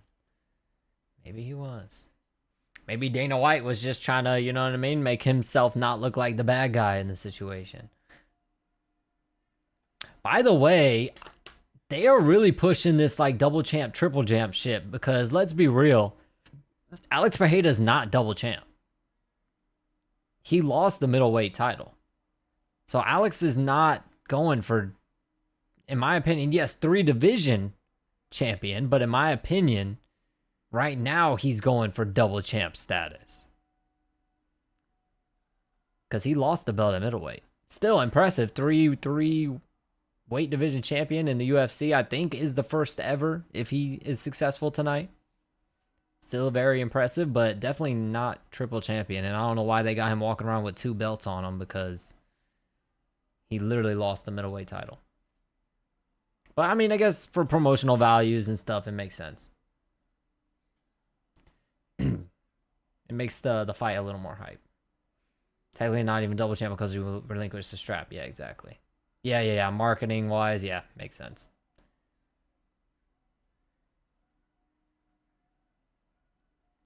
You know, Cyril was 155. Did he say that? Or did they put it up? Hold on.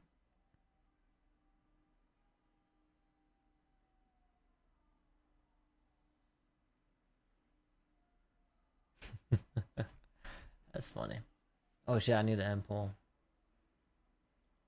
Great, I almost forgot he lost. Yeah. That's what I'm saying. Technically, he's not going to be triple champ. But if he wins this fight, you guarantee they're going to put 3 belts on him because it looks good. It showed Justin Gaethje stats. Oh, they fucked that up. All right.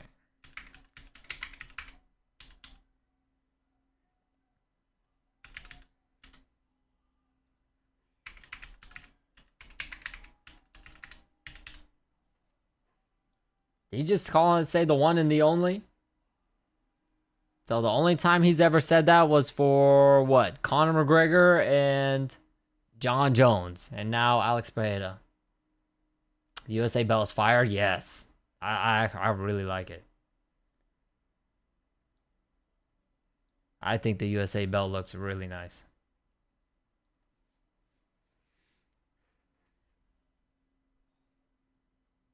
If Thomas facing the winner of Alex is gone, that would be stupid. I don't think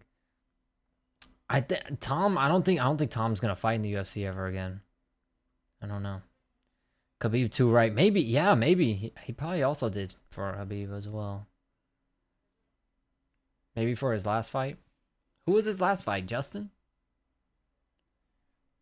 Or Dustin? No, I think it was Justin. All right, here we go.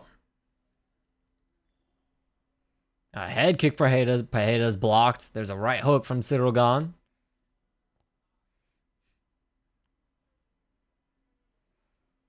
Pereira kind of does got that a little bit like that Jamal Hill type build, but not as bad. Jamal Hill's belly was sticking, hanging down much more, jiggling.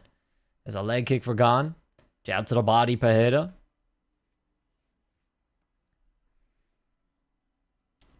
Leg kick Gane. Another head kick from Pereira. It's blocked again from Ciryl Gane. A leg kick for Gane. Leg kick Pereira.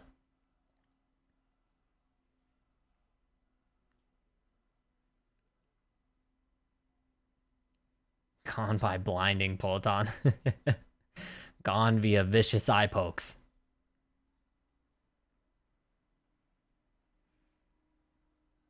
Let's see. He better not poke Alex one time because he's never going to beat the allegations if he does. Nice jab from Ciryl Gane. Leg kick for Ciryl Gane. Another jab. Jab to the body, Pereira. Leg kick, Pereira. Another leg kick.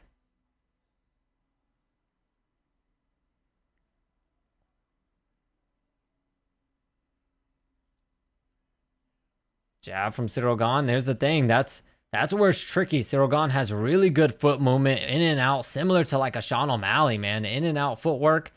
And Alex Pereira is much more flat-footed. So Ciryl Gane is kind of able to just dart in, catch him, dart out. Teep kick for Ciryl Gane. So fighting like this, Ciryl Gane will win all day. Nice jab for Ciryl Gane. But this is where I said where Ciryl Gane moves like a middleweight.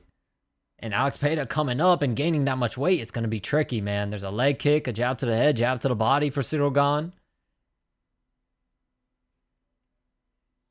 Alex Pereira already showing some redness on the left side of his face. There was a little takedown attempt from Ciryl Gane there. Get Alex Pereira thinking about something else.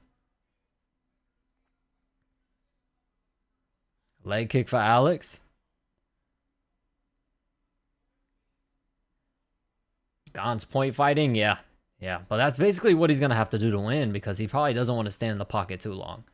Body kick for Ciryl Gane. Jab, left hook. Leg kick, Ciryl Gane. Nice head movement from Ciryl Gane as Alex shot the jab. Leg kick from Alex. Right hand, right hand, Ciryl. Left hand, right hand, Ciryl Gane. Catches him. A head kick for Ciryl Gane. Just touches Alex on the chin with the toes. Jab for Ciryl Gane. If Ciryl can keep this up, man, he's got a very strong chance at winning. He just got to keep this up for 5 rounds straight and not get clipped. There's a leg kick for Ciryl Gane. Jab right hand, Ciryl. Another right hand from Ciryl.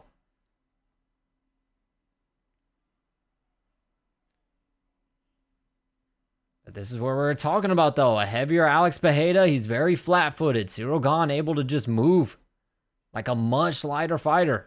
Straight left hand to the body for Ciryl Gane. Right hook, left hook, Ciryl Gane. So far, Alex has no answer for it. There's a leg kick for Alex. It's smart. He probably wants to slow him down. Hard leg kick right back from Ciryl Gane. Some bruising and swelling under the left eye of Alex Pereira. Another leg kick for Pereira. Question mark kick for Pereira. Doesn't land. Body kick from Ciryl Gane lands. Nice left hand right hook from Ciryl Gane. Ciryl Gane's throwing heat too. Oh, fake the takedown attempt again from Ciryl Gane. That's good work. Just gonna keep Alex thinking.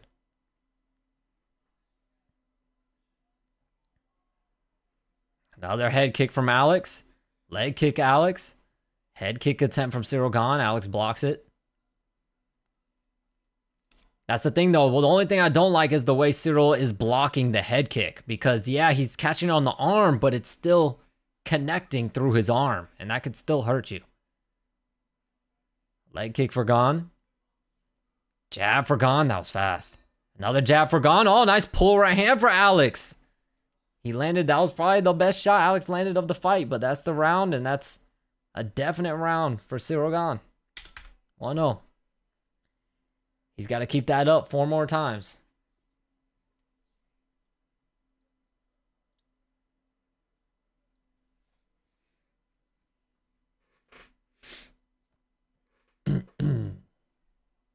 Waiting for the eye poke. But yeah, this fight also happening basically as I expected. The movement of Ciryl Gane just is too much for Alex right now. And Alex is breathing very heavy in the corner.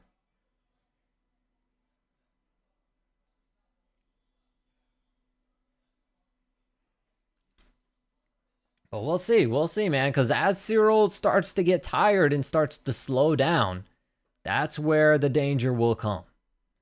I expected Ciryl to fight like this and do this type of fight early and have success with his movement, but the more tired he gets, the slower he's going to be, and the slower his reactions are going to be.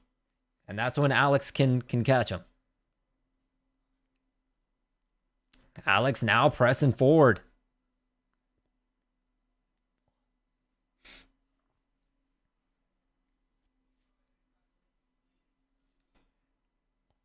Nice leg kick for Ciryl Gane. Head kick attempt again for Alex is blocked. Straight left hand, straight right hand for Gane. Alex just marching forward. Gane goes for a takedown here. Clinch exchange. Alex throws him off. Oh, the right hand for Gane drops Alex. Hammer fist. Big right hands. Big right hands. Alex is desperately going for a takedown. There's some elbows to the back of the head. Ciryl Gane needs to be careful. There's elbows to the side of the head for Ciryl Gane. Hammer fist. Alex is in trouble, man. Alex gets to his feet. Right hand for Ciryl Gane hurts him. Left hook Ciryl. Head kick Ciryl. Left hand, but a left hook from Alex. Cyryl's got to be careful. There's a left hand for Ciryl. Right hand, left hook Alex. Jab Ciryl Gane. Woo. Alex's face is banged up, man. Jab Ciryl Gane. They clinch. Oh, an elbow for Ciryl Gane. Left hand, right hand, Ciryl. Alex is wobbling. Right hook, Ciryl. Right hand, left hook. Right uppercut, left hook. Alex is clinching. He's hurt bad. Right uppercut, Ciryl Gane. Alex is wobbling. Right hand, Ciryl. He's hurt. Left hook, and Herb Dean stops it. Ciryl Gane stops Alex on the feet. Wow. Wow. And look, some people might say bad stoppage, but I don't know how Alex would have recovered from that. So Herb Dean stopped Alex from taking serious damage. Whew, what a performance from Ciryl Gane. Like I said, that's going to hurt the UFC's pockets.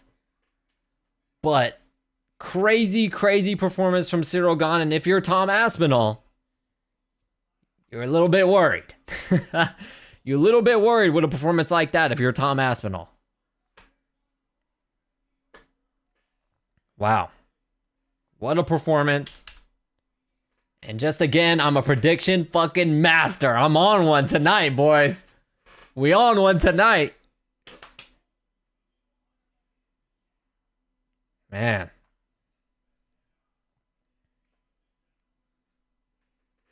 Yeah, Gon looked real good, man. Gon looked real good. And now, the problem is Tom Aspinall, either he's going to have to fight Cyril Gane, come back and fight Cyril Gane, or he's not going to. And people are going to say Tom is ducking him because of this performance, because he looked so good. And because not just he looked good here, he was looking really good in the Tom Aspinall fight. So, yeah, it's a fair stoppage. Alex didn't go down, but I heard Dean saved Alex from taking so much punishment because he was getting wailed on and not really able to defend himself.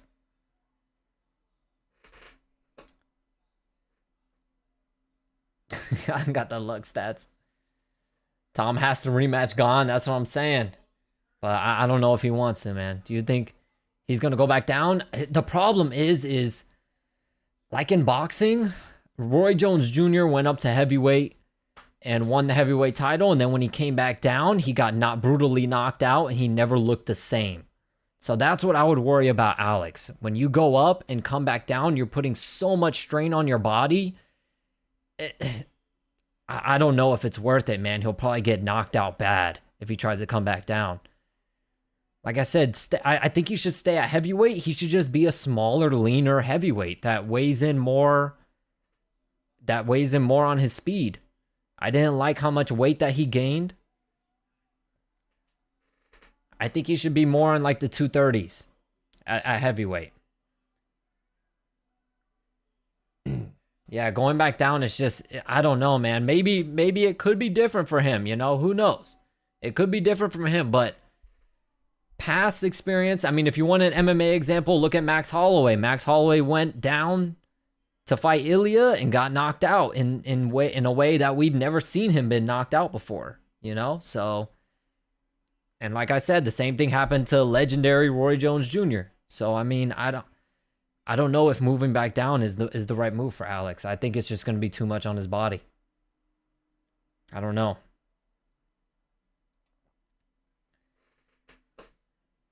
I don't know. Alex is in a weird situation now if he doesn't retire. Which he definitely could, because he's made plenty of money. But I don't know. Double interim champ, by the way. Max had never been knocked out. Exactly. Yep. Max goes up in weight, comes back down, and gets brutally knocked out by Ilya. So, I mean, you know, it's just not really a good idea to do that. But it's MMA, not boxing, but that makes it even worse because you're in these small-ass little fucking gloves. So, in my opinion, it's worse. You know?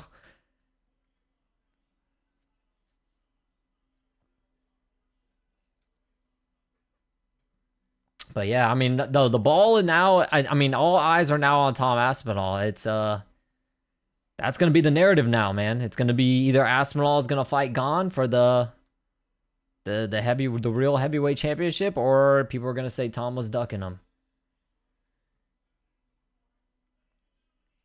Probably the best performance of Cyril Gane's career, though. Great performance. Red, white, blue, also French colors. Yeah, true. All right, let's see. We got one upset. We need the... oh, hold on. Let me see what Alex is going to say. We need the Justin Gaethje magic. Come on, let's go undefeated. We need Justin Gaethje.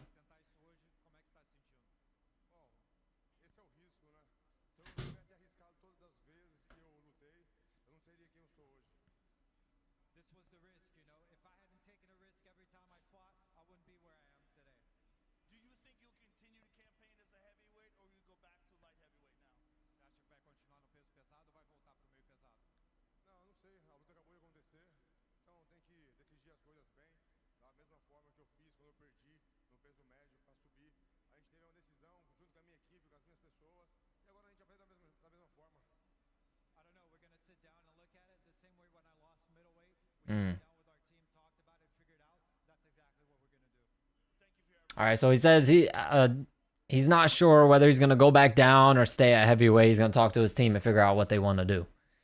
I think he should stay at heavyweight. They just need to lean him down, man. Lean him down to like in the 230s. So that he's quicker. Because he was too flat-footed. He was too flat-footed for someone like a Cyril Gane. And the thing is, I mean, yeah, heavyweight. Well, the thing is, Cyril Gane, what I'll say is, like we've said before, styles make fights. Let's be real. Cyril Gane is the only person in the heavyweight division that'll be able to do that to Alex. There's no other fighter in the heavyweight division that moves like Cyril Gane. That's why I picked Cyril to win, though, just because of his style. It's tailor-made for someone like Alex. But other fight, well, and Tom Aspinall. He could have problems with Tom Aspinall too, because Tom moves really well also. But everyone else in the heavyweight division are pretty flat-footed, and you know, I think Alex has a good chance with.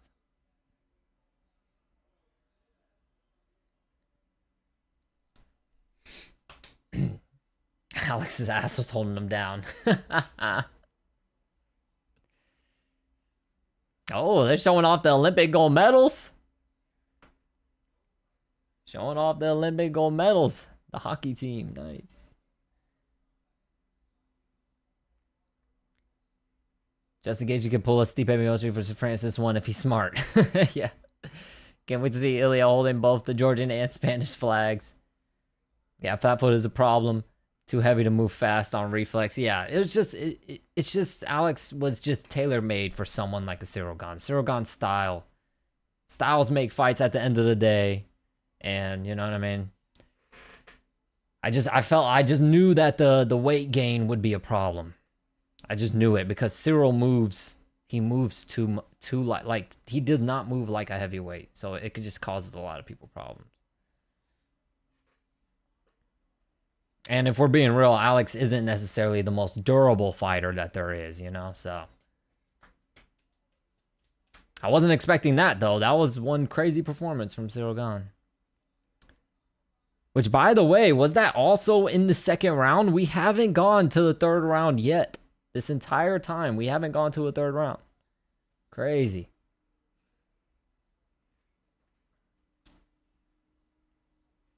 She took the kid, Justin.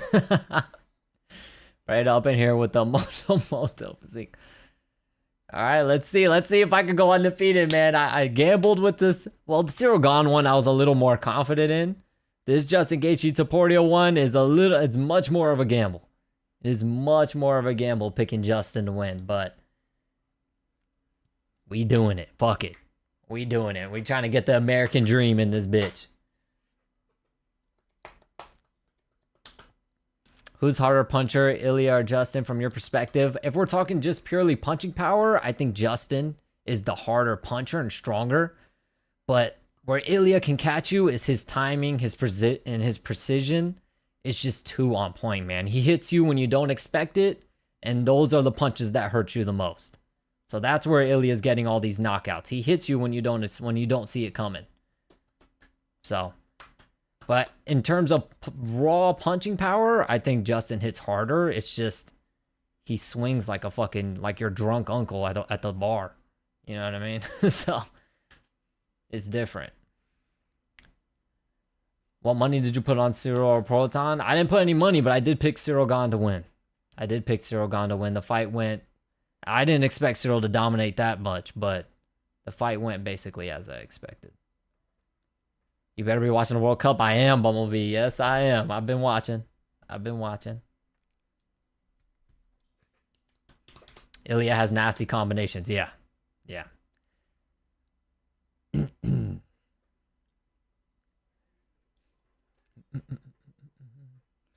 Hope this one's longer, though. We can't be competing with Ronda Rousey.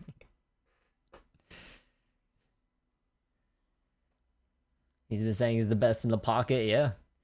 Yeah, Ilya rips really good. His boxing is really, really nice, man. Really, really nice.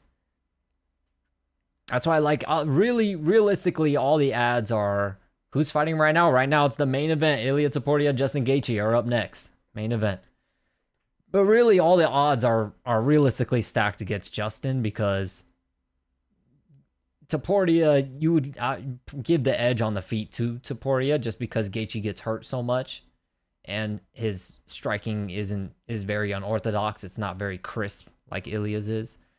And Justin doesn't really use his ground game. So, and Ilya's known as a very well-rounded, good jiu-jitsu artist as well. So, it's tough because realistically, you'd think that Ilya has the advantage no matter where this fucking fight goes. So, it's tough, but we gonna ride with Justin, man. I don't care. I stick to my guns.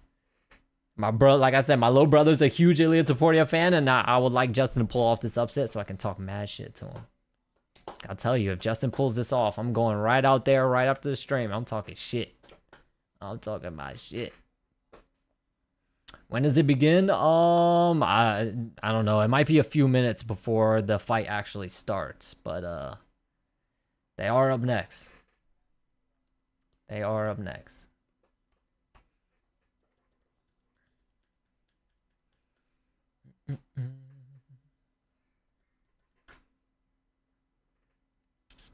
To be honest, Olberg might have his number 2. Yeah, Olberg. I think Olberg is if you're talking about Olberg for, are you talking about for Alex? If you're talking about Olberg for Alex, I could see that fight is a little more even because they have very similar styles. They're very similar. But I could see either guy winning that fight. Either one. Someone's getting knocked out. That's what I know. One of them's getting knocked the fuck out. I don't know which one.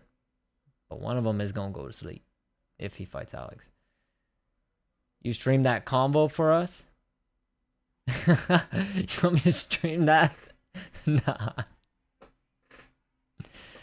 You're not going to mention the 10 back of the head shots? I did. I would say I did. I was saying Cyril needs to be careful because he's hitting him in the back of the head. I did mention the back of the head shots.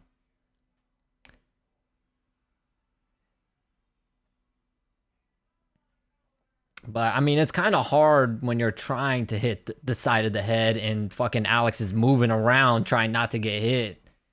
You're going to accidentally hit the back of the head a few times. A lot of America yeah. Yeah, they're doing a lot of the America. I'm cool with all this stuff that they're showing right now. It's the AI stupid shit is what's annoying. But all this stuff is fine. I don't know, who cares? Isn't it fucking crazy the military advertise on the airways in the USA? I saw Olberg KOing Yuri, but did not expect his legs to give out like that. Yeah. Yuri gave him that fight, man. Yuri gave that fight away. Alright, maniac. Hi. He cheats in every fight. Hey, I'm sure my dad is probably saying the same. My dad doesn't like Cyril Gahn because my dad says he cheats on purpose. So.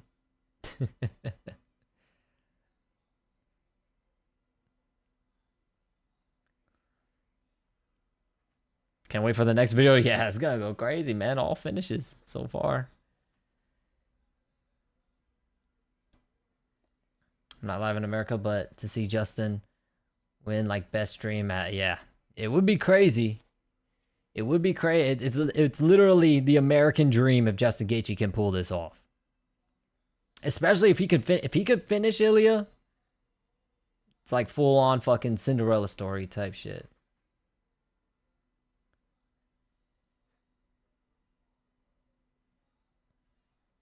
Way Dana and UFC talk down to their fans makes me proud to illegally stream. If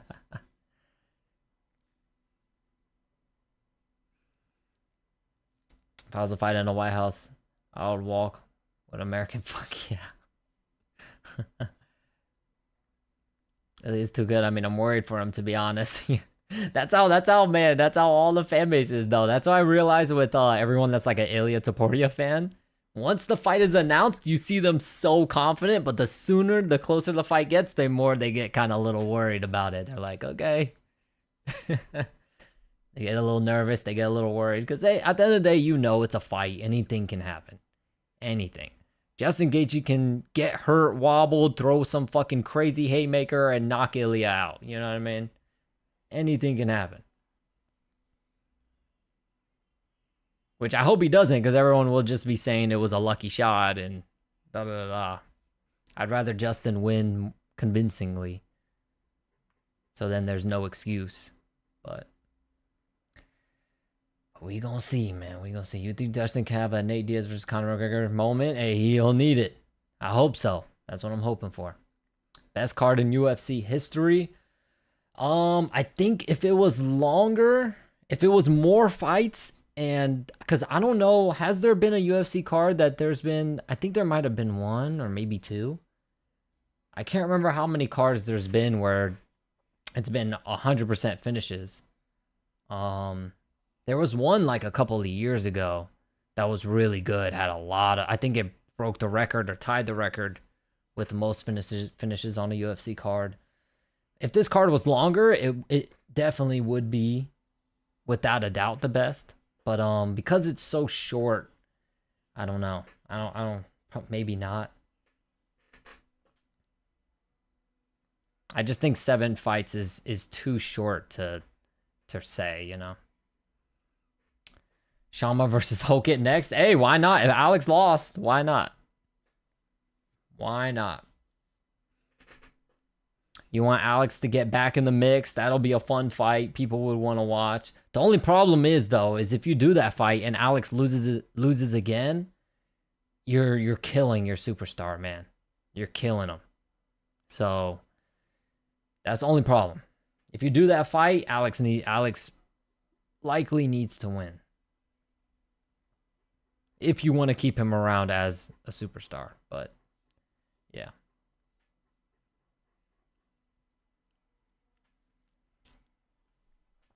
But the thing is, too, is with Hokit's style, I don't know if I think Alex will struggle with the takedowns, and Hokit would just get on top of him and basically do to him what he did to Derek Lewis, you know?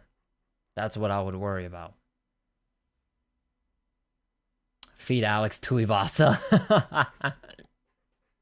That would be too obvious. You make that fight, that's too obvious.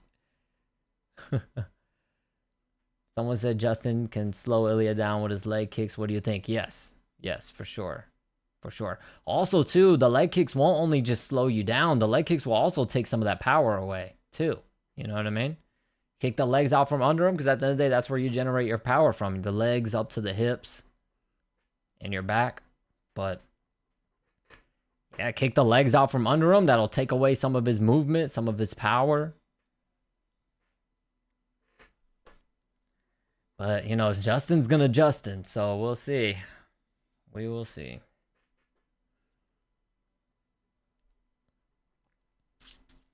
Next fight is make it or break it for Alex. He just signed a multi-fight deal. That's pricey for the UFC too. They gotta hate this. Yeah. Yeah, that definitely hurt their pockets. Oh, they got Justin Gaethje coming out literally from, I'm pretty sure, straight from the Oval Office. Straight from inside the Oval Office is where Justin Gaethje started his walkout. Damn.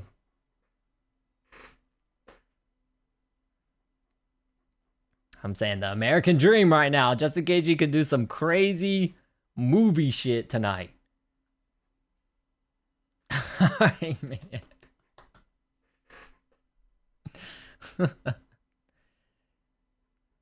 I know, this is sick, man. This is sick. And Justin Gaethje's walking across where there's all the pictures of all the US presidents. God, that's so sick.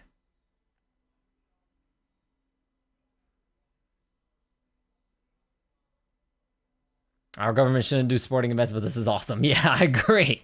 I agree. This is definitely a fucking crazy thing that'll for sure never happen again. But this is sick. This is sick.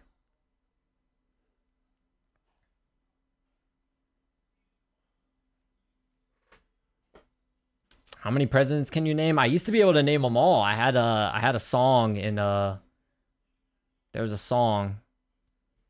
Washington, Adams, Jefferson, Madison, Monroe, Adams, Jackson, Van Buren. There was a song that went with it to memorize all the presidents. So yeah. I'll have to try to memorize the whole fucking song, and then I'll be able to know all their names.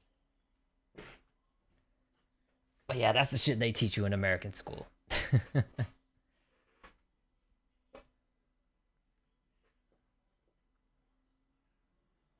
I just know Abraham Lincoln and Barack Obama. Well, there was a little insider to fucking what elementary school is like in middle school. You're singing the president's song to remember all the presidents. Is this the new hardest entrance of all time? It's definitely up there for sure. It's definitely up there, especially Justin Gaethje walking out with the American flag. It's up there, man.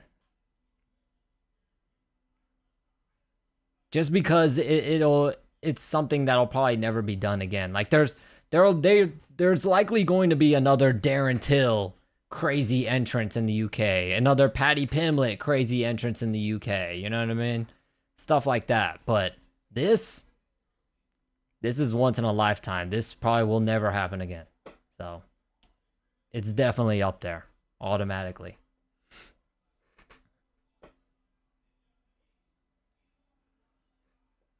Profile picture for the rest of the game. Yeah.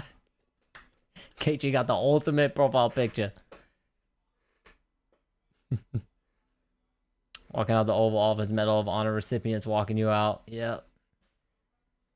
Yep. Sick. Good for Justin, even if he does lose. Yeah.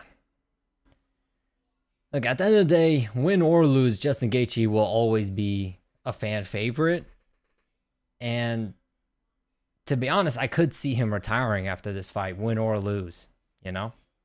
Because if he wins, how is he going to top? He can't top this.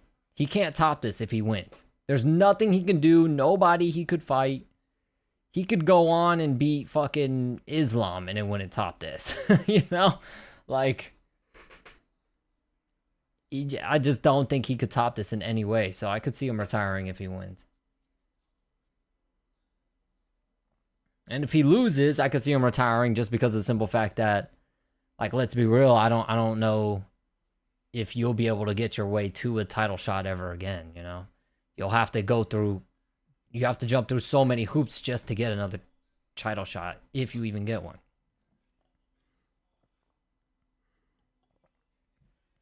In a division, too, that's full of fucking killers. So it's tough. Justin gonna fight in that beanie.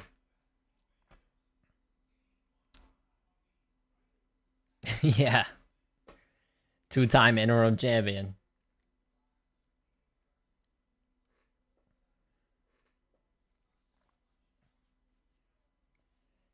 Serious question. What is the fight of the night? Oh, shit. I would say probably Cyril. Probably Cyril Gane right now. Probably has the, well, not fight of the night. Performance of the night. Performance of the night will probably go to Cyril Gane so far. Fight of the night is tough to say because there really hasn't been any competitive fights. Really. I mean, the only semi-competitive fight would be the Diego Lopez-Steve Garcia fight just because Steve Garcia was winning the whole time up until he got knocked out.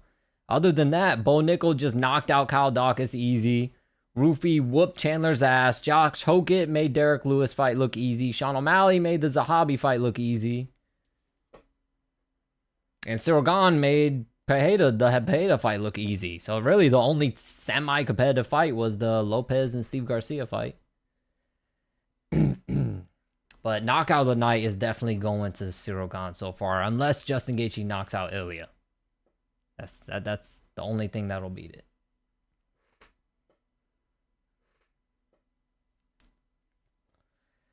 it. All right, here comes El Matador. Let me see, is he coming out to his iconic?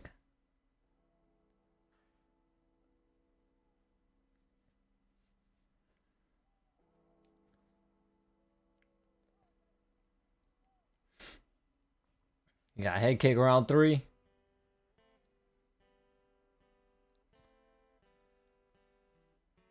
Yep, and they got the band, of course, playing.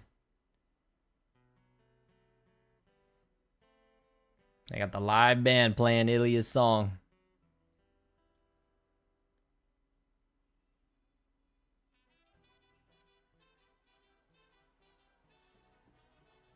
And Ilya's coming out from the Oval Office as well. So where the fuck did they sneak him in? Back door or something? They had him waiting out the back door for Justin, and then they snuck him in the Oval Office as well.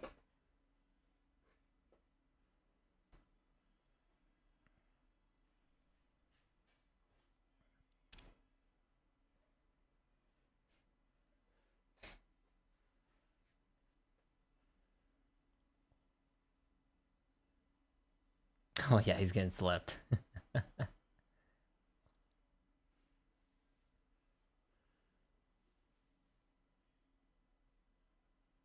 A band is an actual MOS is crazy. What's even crazier is they fucking shred.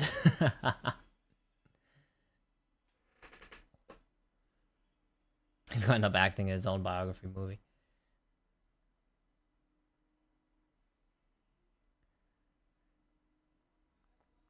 Okay, there we go. The bookcase is a secret door like it's Scooby-Doo. The only thing is, right, Ilya wins this fight. He's definitely moving up to fight Islam. That is 100% what's next, because Ilya doesn't want to fight that long, and he doesn't need to. He's making plenty of money, and, you know, the Islam fight will be fucking massive. So he really doesn't need to, and at the end of the day, if he does beat Islam, what else does he have to prove? What else does he have to accomplish? At that point, you've accomplished everything. I'd be worried that, you know what I mean, you're not going to be as motivated in your next fight, and you could lose it all, you know? So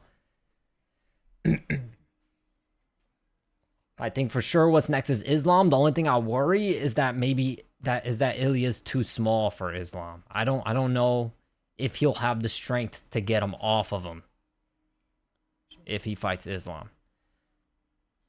Because Islam is big and very, very strong.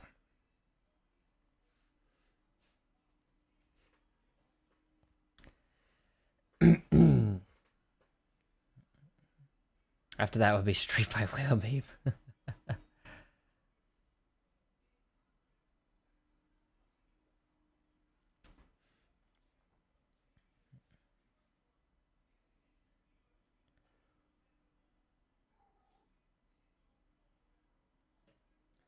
Say Ilya strikes like a legit 170. Maybe he does, but there's no real way of knowing until he makes the leap. Because going from 155 all the way up to 170 is a big gap.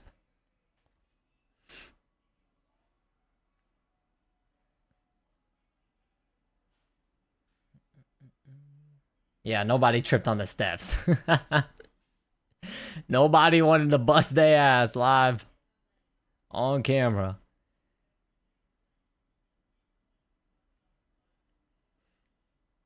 Because you know damn well that would have been going in the nutshell video. See, they're just preying on my downfall. That's really what it was. They don't want me to have a great clip for my video.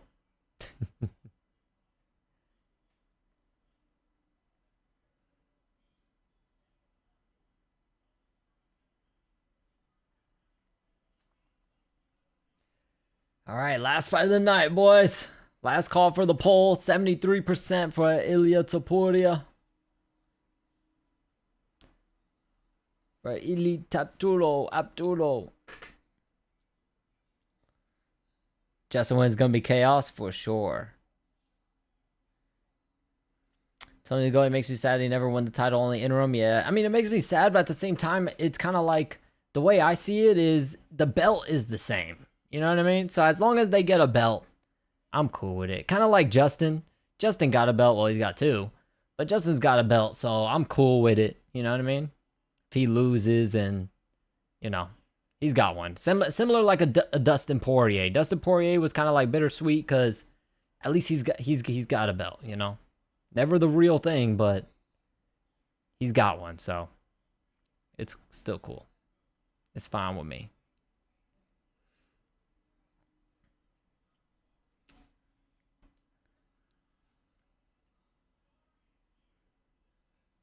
You know who doesn't have a belt? Nate Diaz. Neither of the Diaz brothers do, actually. I mean, Nick does have, like, belts back in the day that were on par with, like, a UFC belt, but he never captured UFC gold.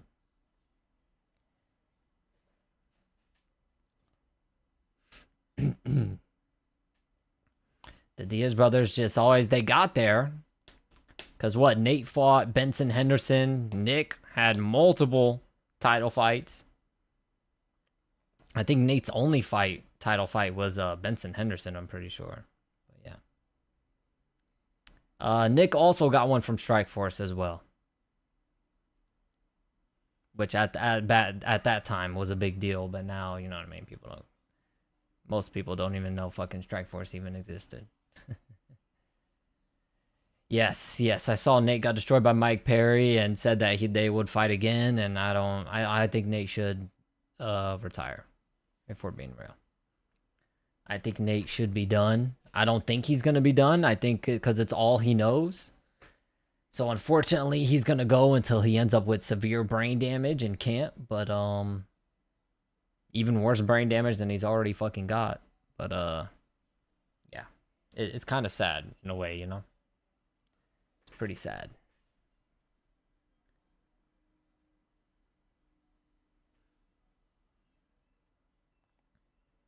Yeah, and the UFC unfortunately destroyed Nick Diaz's career. Yeah, that is true.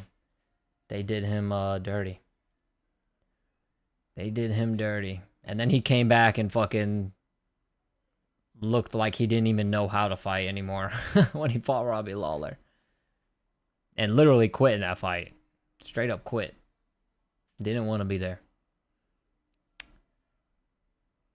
I live in Stockton. He has billboards on the freeway. Partnered with a lawyer dude named Drake. Now you should just retire and stick to boxing? Yeah. I think you should do the Misfits thing. You know what I mean? Go do the Misfits thing. I mean, I think his pride, he has too much pride to go and do that, but I think he should go and do the Misfits thing. We've seen Tony Ferguson and Darren Till have really good success there and make a lot of money doing it. So the only problem is if Nate does that and then loses to one of these influencers, it's going to be extremely embarrassing. That's the only problem. His top 2 role MMA is Mike Tyson. Nah, I wouldn't say that.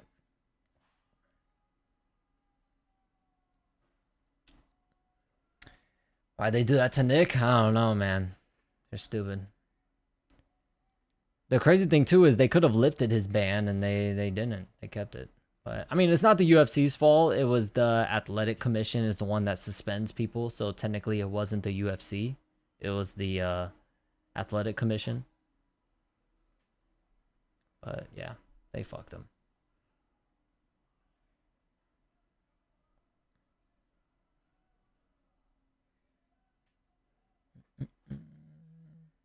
Edmund Shabazi and build.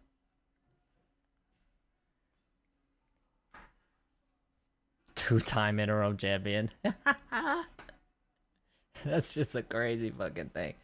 You know that's gonna eat him alive, man. That's gonna eat him alive if he doesn't win this fight. Is knowing that that's always gonna be a cloud over your head that you were never fully the champion. You were a two-time interim. Despite having the belts, it's always going to be a cloud over your career, you know?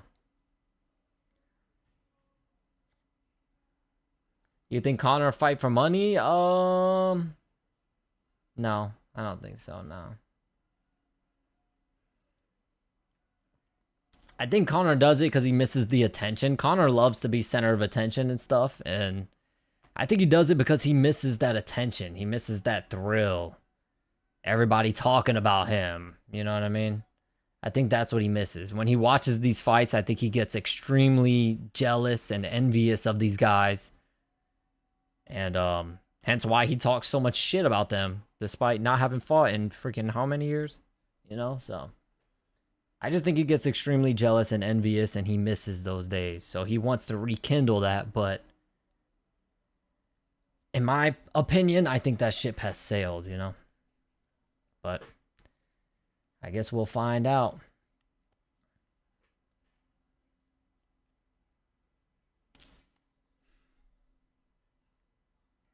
All right, here we go. Here we go. Come on, Justin. Let's pull off the upset. We need the American dream here. Here we go. Ilia Topuria on the front foot. There's a jab for Justin Gaethje that lands. Mind you, Ilia Topuria typically does go down early in the rounds, and then once he finds his rhythm and his timing is when he'll knock you the fuck out. So Justin needs to stay on guard this entire fucking fight. Ilia lands a nice jab. Another jab right back from Justin Gaethje. A jab, Gaethje, leg kick, Ilia. Jab, Gaethje. Another jab for Gaethje. Oh, nice single leg takedown. Right uppercut, right hook, Gaethje. Jab, Gaethje. Double jab. Another jab from Gaethje. Another jab. Right uppercut, left hook, Gaethje. Jab, Gaethje. Ilia kind of just covering up, taking these shots on the guard, taking them through the guard sometime. Leg or body kick Gaethje, leg kick Ilia. They trade jabs. Right hand Gaethje, but a right hand from Ilia looked like it might have hurt him already. No, Gaethje's still with it. Ilia caught him though. Jab for Gaethje, another jab for Gaethje, another jab lands for Gaethje around the forehead. Another jab for Gaethje. Jab, but Ilia timed him. Caught him with the right hand. Jab, right hand, Ilia. Right hook, Gaethje. Right uppercut, left hook, Gaethje. So far, Gaethje taking the shots from Ilia Topuria very well. There's a head kick for Gaethje. Nice jab from Gaethje. Ilia timing those jabs again. He caught him with the right hand. Good job from Gaethje to force a clinch here. Switch it up a little bit. Gaethje needs to be careful with those jabs, though. Ilia's catching him with the right hand over top every time now. He needs to lead with something else.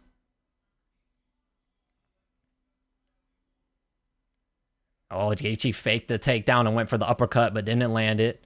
Nice jab there from Gaethje. Ilia's cut on the right eye. Looks like some blood. Oh, the right hand from Topuria hurt him.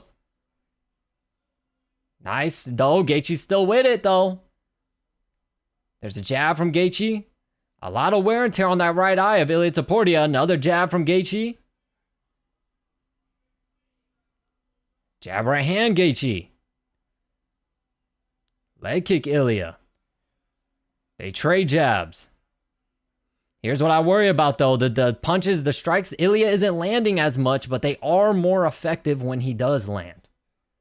Gaethje's landing a lot more, though. There's a right uppercut for Gaethje. Nice right hand from Ilia. Another right hand for Ilia. Jab, Gaethje. Right hook, Gaethje. That's what I worry about, though, man. Ilia's landing, bro. Gaethje's taking him well, but he just ate a stiff jab from Ilia. They trade left hooks, but Ilia got the better of that exchange. Jab, Ilia. Gaethje clinches. Lands a little right uppercut there. Jab for Gaethje. Gaethje with a weird right hand right there, getting sloppy already.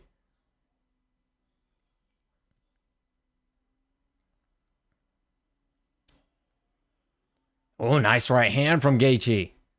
Ilia's leaking, man. His nose. His nose is leaking. His right eye is leaking. A lot of damage on the face of Ilia Topuria. But we saw this. Nice right uppercut, right hook from Justin Gaethje. Ilia leaking bad from his nose. But like I said, we saw this in the Volkanovski fight. Ilia took a lot of damage in that fight and still went on to knock him out. Nice right hand from Gaethje. See, as I was saying, it's that unorthodox style. Those hooks and stuff they call. Oh, head kick Gaethje. These shots just come out of nowhere. Oh, right hand Ilia lands. Left hook Ilia. Left hook right hand Gaethje. Gaethje needs to be careful. He's starting to brawl a little bit and he's getting caught. They trade hooks. Right hook, left hook, Ilia. Gaethje backs away. Right uppercut, Ilia. Left hook to the body, Ilia. Left hook, Gaethje. They trade right hand, left hook, Gaethje. Right hand, Ilia backs him up. Right hand, Gaethje. Right hook, Ilia. Right hand, Ilia. Right hand, Ilia. Right hook, left hook, right hook, Gaethje. These guys are brawling, man. Right hand, Gaethje. Gaethje's getting wild. He needs to be careful. He's starting to get wild in there.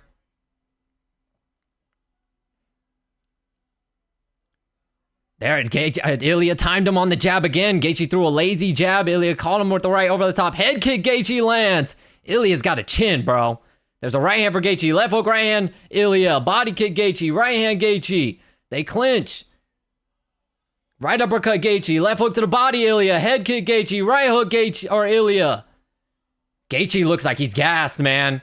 There's a left hook to the body. Left hook to the head. Left hook to the head, Ilya. Right uppercut, Gaethje. Right uppercut, Gaethje again. Gaethje looks fatigued, and that's the round. That's going to be a Justin Gaethje round if we're going off of damage. Ilya's face is mangled.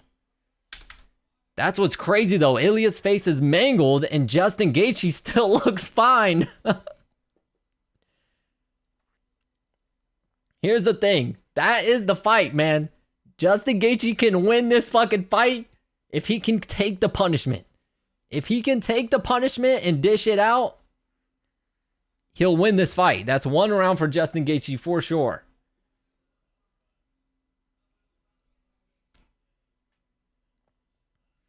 Here we go, baby. Come on. Come on. Justin ain't making me look stupid, baby. Let's go. Let's go. Hope nothing's broken. Nah, I don't think. I don't know. Ilya's got a lot of damage, though, on under his right eye. But we'll see. We'll see. Volk pieced him up, too. Don't get it twisted. Volk damaged Ilya up, too, and still got knocked the fuck out. So I don't like how Justin was finishing that round. Because he was getting caught and getting sloppy. And what I will say is, though, is that weird style is giving Ilya some problems with landing the clean shot. The killer blow.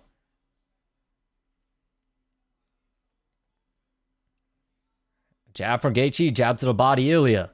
Right hand, Gaethje, jab, Ilya. Nice jab from Ilya. If Gaethje learned defense, he'd be a motherfucker to deal with. Nice hard leg kick from Ilya. Or if he wrestled. I'd like to see Gaethje wrestle this round. Change it up. Because Ilya was kind of breathing heavy in the corner too. Wrestle. Right hand to the body for Topuria. Nice left hook, right hook for Gaethje. Ilya unable to land his shots.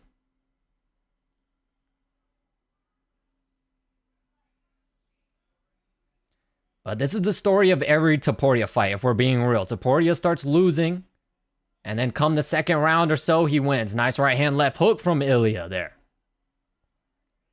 Now this is already fight of the night, by the way. There's a right hand to the body for Ilya, right uppercut Gaethje. This is already fight of the night. So Justin Gaethje's going to get yet another bonus. There's a jab for Gaethje, a jab for Ilya.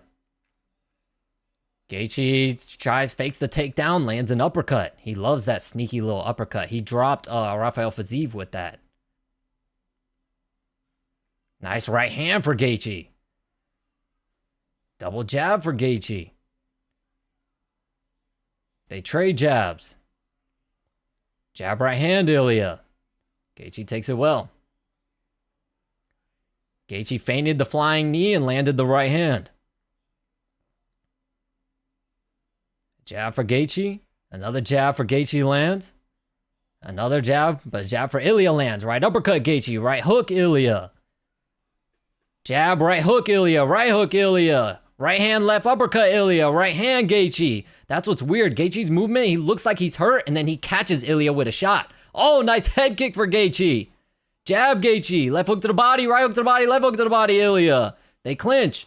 Right uppercut. Left hook to the body Ilya. Right hook Gaethje. Left hook Gaethje. Left hook. Right hand Ilya. Right uppercut Gaethje. Right hand Ilya. Right uppercut. Right hand Gaethje. Gaethje takes a deep breath. Left hook to the body Gaethje. Right uppercut Ilya. Right uppercut again from Ilya. Gaethje might be hurt. Right uppercut Ilya. Right hand. Left hook to the body Ilya. Right hook to the body. Gaethje's wincing. Right hand to the body. Right uppercut Ilya. Double right uppercut Gaethje. Gaethje needs to clinch, man. Stop. Don't cover up. Left hook. Right hook. Right hook to the body. Right uppercut. Right hook to the body. Right hand. Left hook Ilya. Right hand to the body. Right uppercut. Left hook to the body. He's hurt. Gaethje's hurt to the body. Bad. He goes down. Ilya on top. Gaethje needed to clinch, man. He's standing there covering up, just taking these nasty shots to the body. Ilya in mount now, lands an elbow, another elbow, a right hand. Blood is spraying everywhere from Ilya's face. An elbow from Ilya. Blood is dripping off of Ilya's face. Ilya's now trying to go for the armbar. He's trying to go for the armbar, but he's got to be careful, though. If Justin Gaethje can roll, he'll lose position. He lets go of it, lands a couple shots. Couple more left hands for Ilia Topuria. Justin Gaethje just needs to survive because Ilia's wasting a lot of energy here. Ilia's now going to go for a mounted triangle. He's attempting a mounted triangle here. Similar to what Islam has done. Now he's going to transition to an armbar. Belly down. This is dangerous. But Justin Gaethje could land on top if he gets out of this. Ilia knows that, and that's why he grabs the leg, sweeps Justin over to get back on top with the armbar. Justin tries to reverse, but Ilia does a good job switching into side control. Ilia goes knee on belly, straight back into mount.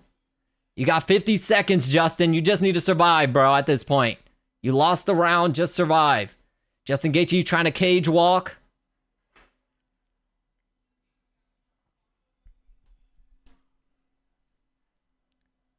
Ilia Topuria used a lot of energy, man. He is bleeding, dripping blood. Gaethje lands a little sneaky right hand there from the bottom.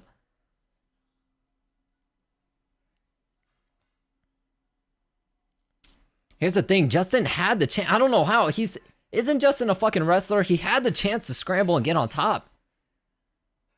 And he didn't take advantage of it. Gaethje, Ilia Topuria now very clearly trying to catch it. Take a breather, catch a second wind. He's looking at the clock, knows the round is over, so he's going to take a little break here and go into the third. One apiece. One round apiece.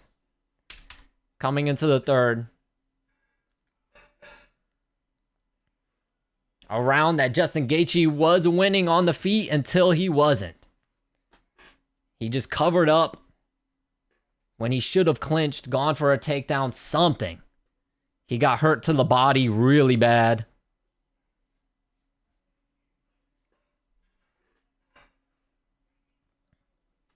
Justin Gaethje breathing really, really heavy in the corner. I'd like to see what Ilia looks like because he wasted a lot of energy trying to get Justin out of there.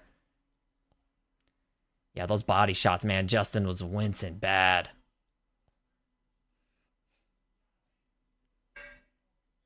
Ilia slapped him. Oh, that was nasty. Ilia slapped him, landed a right hand to the body, and then a left hook right on the liver. And that's what shut it down and dropped Justin. That was nasty. God, Ilia's face.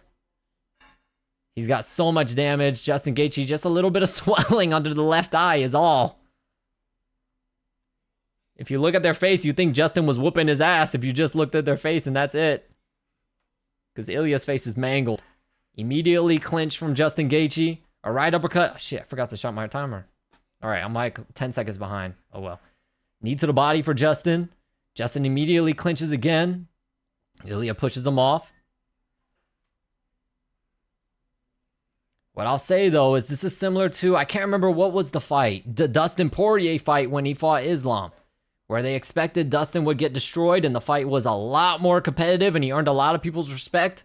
This is very similar. If Justin Gaethje, whether he wins, loses, gets finished, he's earned a lot of people's respect with this type of performance and doing this to Ilia's face. It's going to be very similar to that. A leg kick for Justin. A straight right hand lands for Ilia. And blood. Oh, he might have broke Ilia's nose. He might have broke Ilia's nose. Right hand for Justin Gaethje lands. Ilia's nose looks crooked, and a lot of blood is coming down from it now. Jab for Gaethje, jab to the body, Ilia.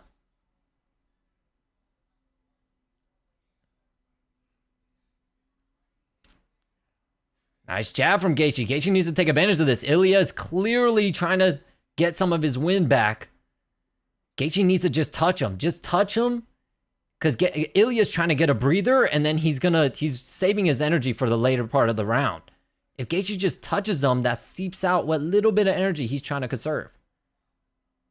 Nice jab from Gaethje. Gaethje, just throw something, man. Just touch him. By the way, that fucking bullet hole on, like, Ilia's leg always bothers me. Nice jab. Oh, right hand. Gaethje hurt him. Oh, shit. Gaethje hurt him with the right hand. Let's see. Gaethje went up. Gaethje takes him down. Let's see what he's going to do here. North-south position for Justin Gaethje. Let's see what happens here. There's a right hand for Gaethje, another right hand for Gaethje. There's blood everywhere. Ilya smearing blood on the canvas. Another right hand for Gaethje. Let's see if Gaethje tries to go for a darce here. Right now, he's kind of just holding them down. Oh, nice knee to the head for Gaethje as Topuria stood up. Oh, they're up to their feet. They trade jabs. Topuria's got blood all over his freaking face. He's going to be unrecognizable tomorrow, man. Oh, a head kick for Gaethje. It looked like the knee landed. He's got to be careful, though. Don't. There's the jab right hand from Ilya. Right hand, left hook, Gaethje. Right uppercut, Gaethje. Woo! We got to fight, man. Both guys have been down. There's a right hand for Ilya. A jab for Gaethje. Teep kick, Gaethje. Gaethje just needs to be smart now. He has this round won. Do not let Ilya get off something crazy and let him steal this round or knock you out. There's a jab for Gaethje. Jab right hand, right uppercut, Gaethje. Nice. Clinch for Gaethje. Right hand to the body for Ilya. Another right hand to the body. Right hand to the body, Gaethje. Oh, nice right hook on the break for Gaethje, and that cuts Ilya under his left eye now. Ilya's cut all over his freaking face. Oh, right uppercut, Gaethje. Ilya accidentally walked right into it.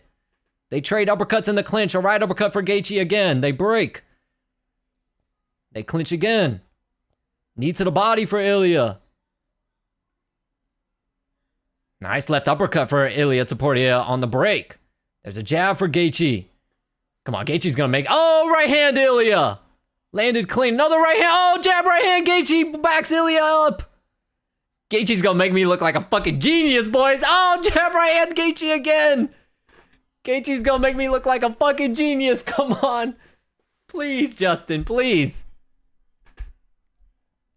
Still got a whole lot of fight left. Let's not get too crazy. Let's not get too crazy. Oh, stepping knee for Justin Gaethje. They clinch. Ilya's face, man. Oh my God. A knee to the body for Justin. This will be a fucking Cinderella story, man. Justin, please. Couple knees to the thigh for Justin Gaethje. Another knee to the thigh. Oh, a head kick on the break for Justin Gaethje. And that's 2-1. 2-1, baby. Come on, Justin, please. We need one more. We need one more, please. The crowd is going crazy. Justin Gaethje's putting America on his back. Come on. Too many people counting my boy out. Everybody talked shit. Said Justin Gaethje was going to die. Said he was going to go down in 1, go down in 2. He wouldn't go past 3 for sure. And now Ilya looks like he has a broken nose. Might have a broken orbital. Woo. Come on. Let's go, Justin. Come on. I want to talk some shit. I want to talk some shit, Justin. Come on. What happened? They're having the doctor look at him? Well, the corner's got to get out. Corner's got to get out. No. No, no, no. No, their corner's giving Ilya more time. No. Get the fuck out of the octagon. The doctor's going to look at him. Nah, that's some bullshit. The corner stayed in longer than they needed to, gave Ilya some water and everything.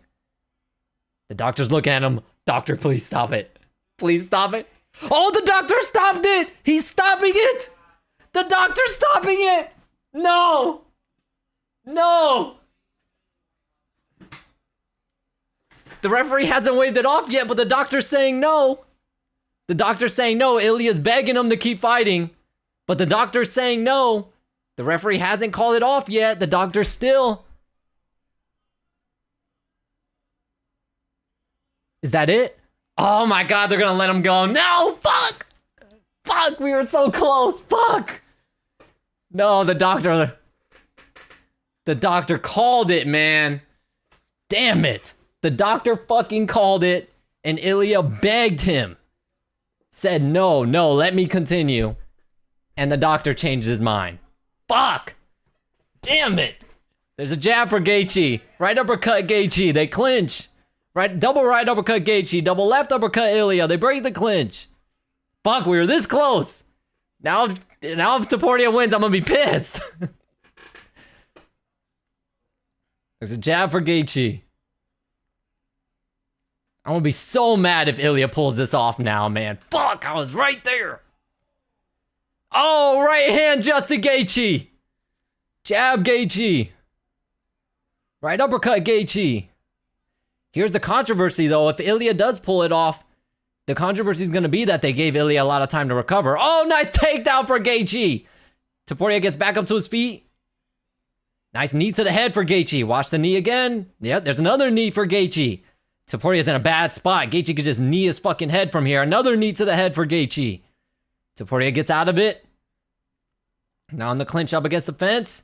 Topuria puts Justin up against the fence. Left hook to the head, left hook to the body for Topuria. Right hook for Justin Gaethje lands. Jab Gaethje. Leg kick Topuria. I'm gonna be real though. If Justin survives this round, the doctor might stop it, man.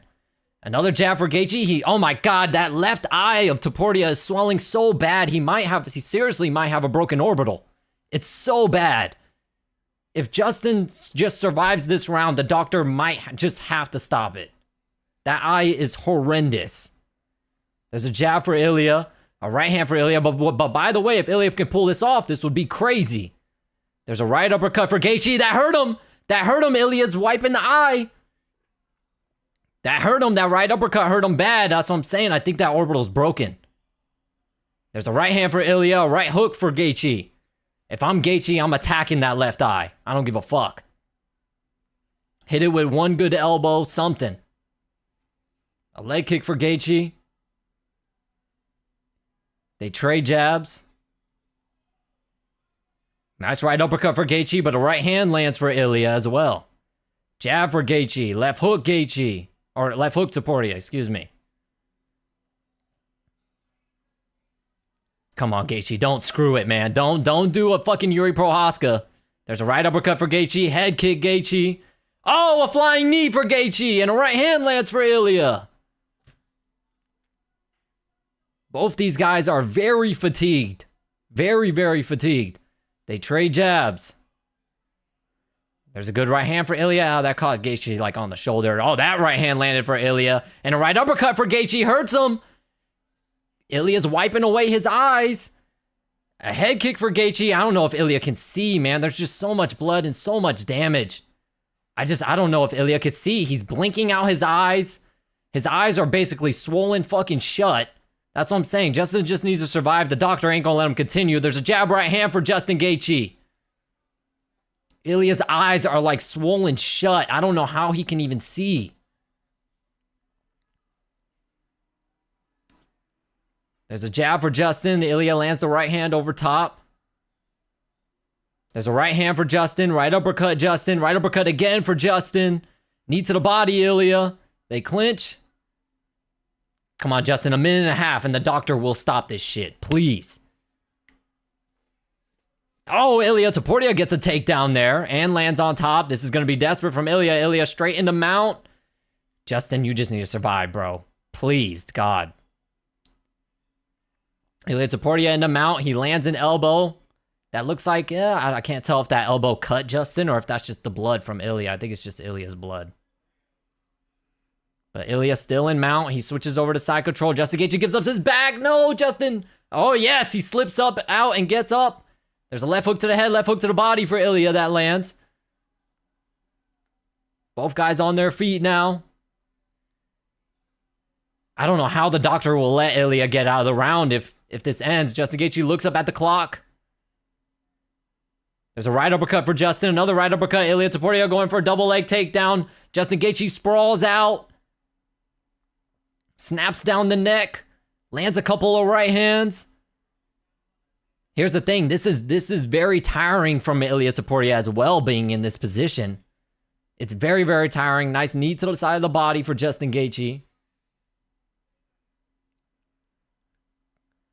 Couple of left hands from Justin Gaethje. Oh, nice knee to the body from Justin Gaethje. He snaps Ilya down. A hard right hand to the body. Another right hand to the body. And another one. That's Justin 3-1. I think. Here we go. Let's see. Please, doctor, stop it. Please. I'm begging you. Please. Oh, the referee called it! Let's go! Let's go! Let's go! I told y'all. When are y'all gonna stop doubting me? When are y'all gonna stop doubting me on the predictions? Come on. When are y'all gonna stop doubting me? Let's go. Come on. Come on. I'm gonna talk my Dom. Oh, I'm on Dom's ass. I'm on this nigga ass tonight. Woo! When are y'all gonna stop doubting me, huh? Y'all always call me crazy. Y'all always say I'm stupid. You always say I don't know what I'm talking about. What's up?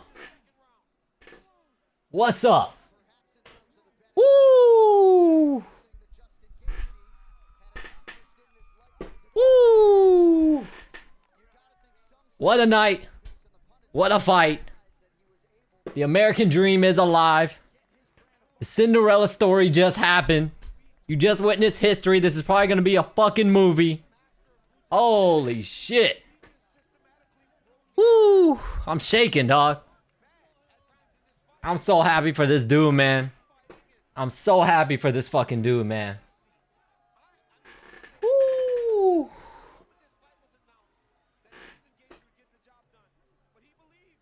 He just needed to survive, man. He just needed to survive it. I knew if he fought how he fights, he could win. But of course, you're always worried that he would get caught and get knocked out, because that's definitely a possibility. Whoo!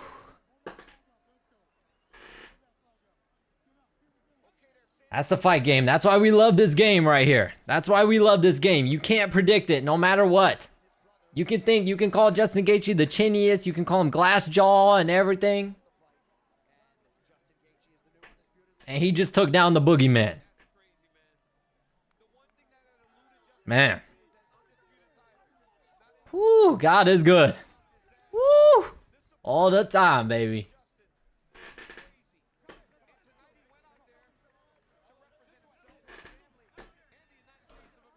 Be honest, Ilya missed the opportunity in round 2 and let himself get caught in round 3 by trying to rest. Congrats to Justin, though. Yeah. Yeah. The thing is, he gassed himself. Here's the thing. He gassed himself out trying to get the finish.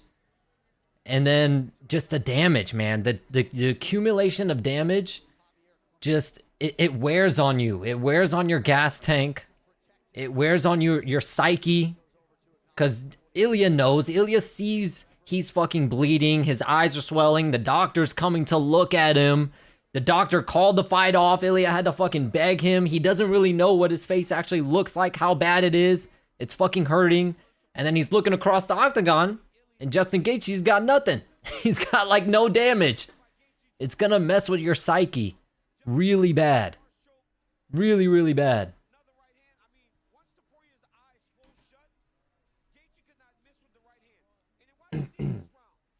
Man, what a fight. What a night. What a fucking fight card.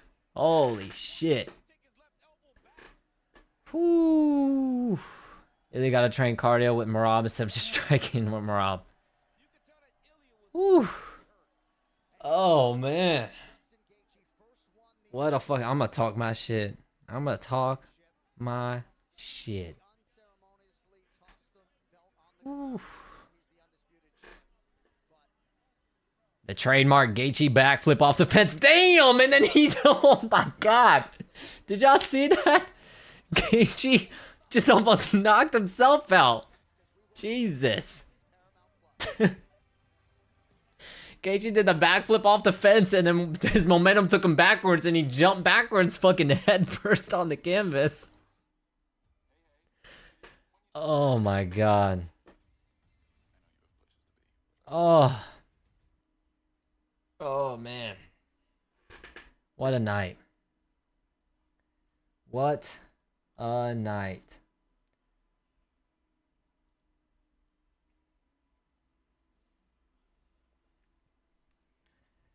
Whoo. Whoo. I'm telling you right now, if I put a fucking 7-leg parlay, I'd be fucking rich right now.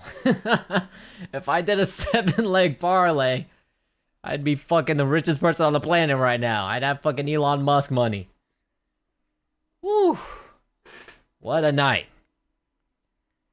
Good night, JK. I appreciate you for tuning in, my man. Thank you. Good night, Dinar. Thank you, thank you.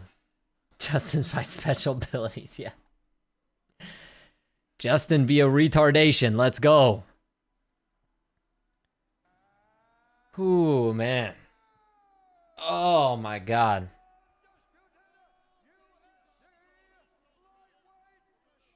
Ooh. Rocky, yeah.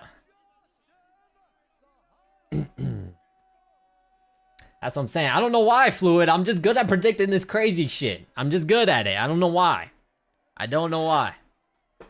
I always predict the fucking craziest fights. It's happened so many times live on stream and on this channel. It's happened so many times.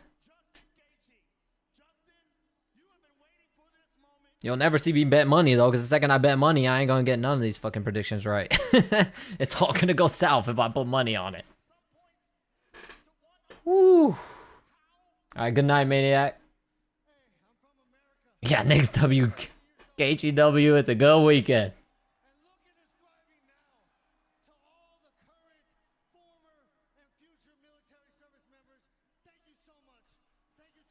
God, I'm so fucking happy for Justin, man.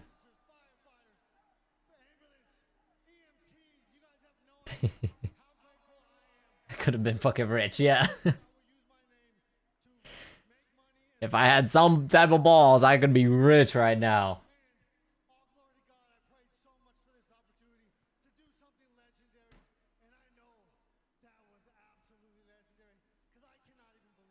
He said, I know that was absolutely legendary because I can't even believe it. Ooh. Yeah, we could have been rich, Floyd. We could have. What could have been, man? It is what it is. I know. What the hell is the Velcro? I mean, it's something that expensive should not have fucking Velcro on it.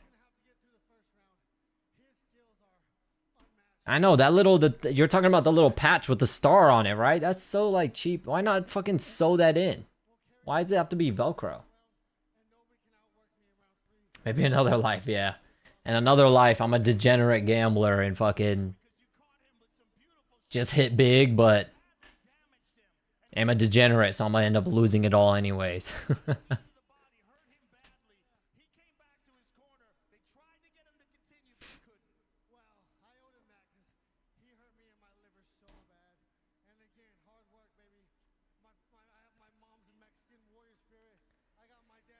Oh, man. Crazy.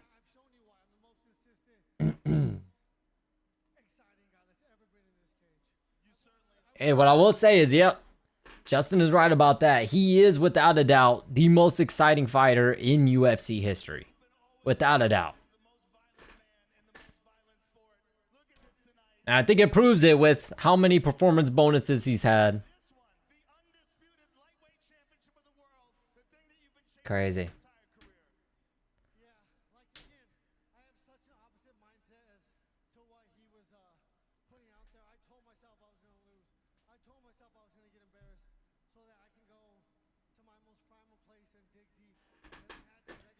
Crazy.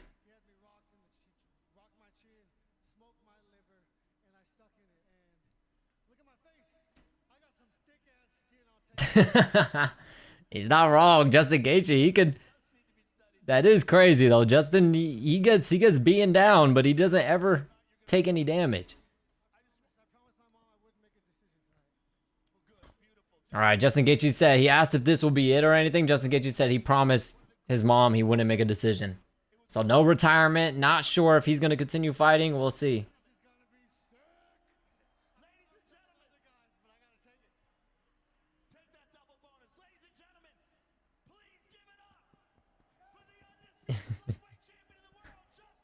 Hey, man, the double bonus should go to Gaethje. Fuck it. Performance of the night and knockout of the night. Both should go to Justin Gaethje. That's what, $200,000? Jesus. Gaethje, let me get a loan, brother. Come on. I believed in you, brother. Let me get a loan. I just need 10. Just give me 10. 10 G's. I think he retires. Me too. He ain't gonna top this shit, bruh. He is not going to top this. There's nothing he can do. Nothing. It is the biggest stage and the biggest moment. And he delivered. Slide me a light 100. Ali Abdullah Sleaze. Woo. Alright, y'all boys. I'm gonna head out because I got some shit to talk out there. We gonna talk our shit because this motherfucker was saying all that. We got some shit to talk tonight, boys. What a night. What a fight. What a fight card. Insane. Unreal. But I appreciate y'all for walking with your boy as always, man. I'll be back maybe next weekend. I'll see what's going on. Whoo, club session is in full force. Hey, that's how Justin needed to get it done in dominant fashion like that. So there's no excuse at all. There's no lucky knockout. No, none of that bullshit. None of that. Juice helped go. Yeah. Oh, man. Alright, y'all. Your boys gotta head out, man. Holy shit. I don't know how the fuck I'm gonna even sleep after that. I gotta be up at 5:30 in the morning. Crazy. Alright, y'all. In a nutshell, video will be out on Monday. So stay tuned for that, man. I appreciate y'all for rocking with your boy as always. I'll see y'all when I see y'all, man. Thank you so much for all the support. Y'all have a good night. Be safe. God bless. And I'll see y'all.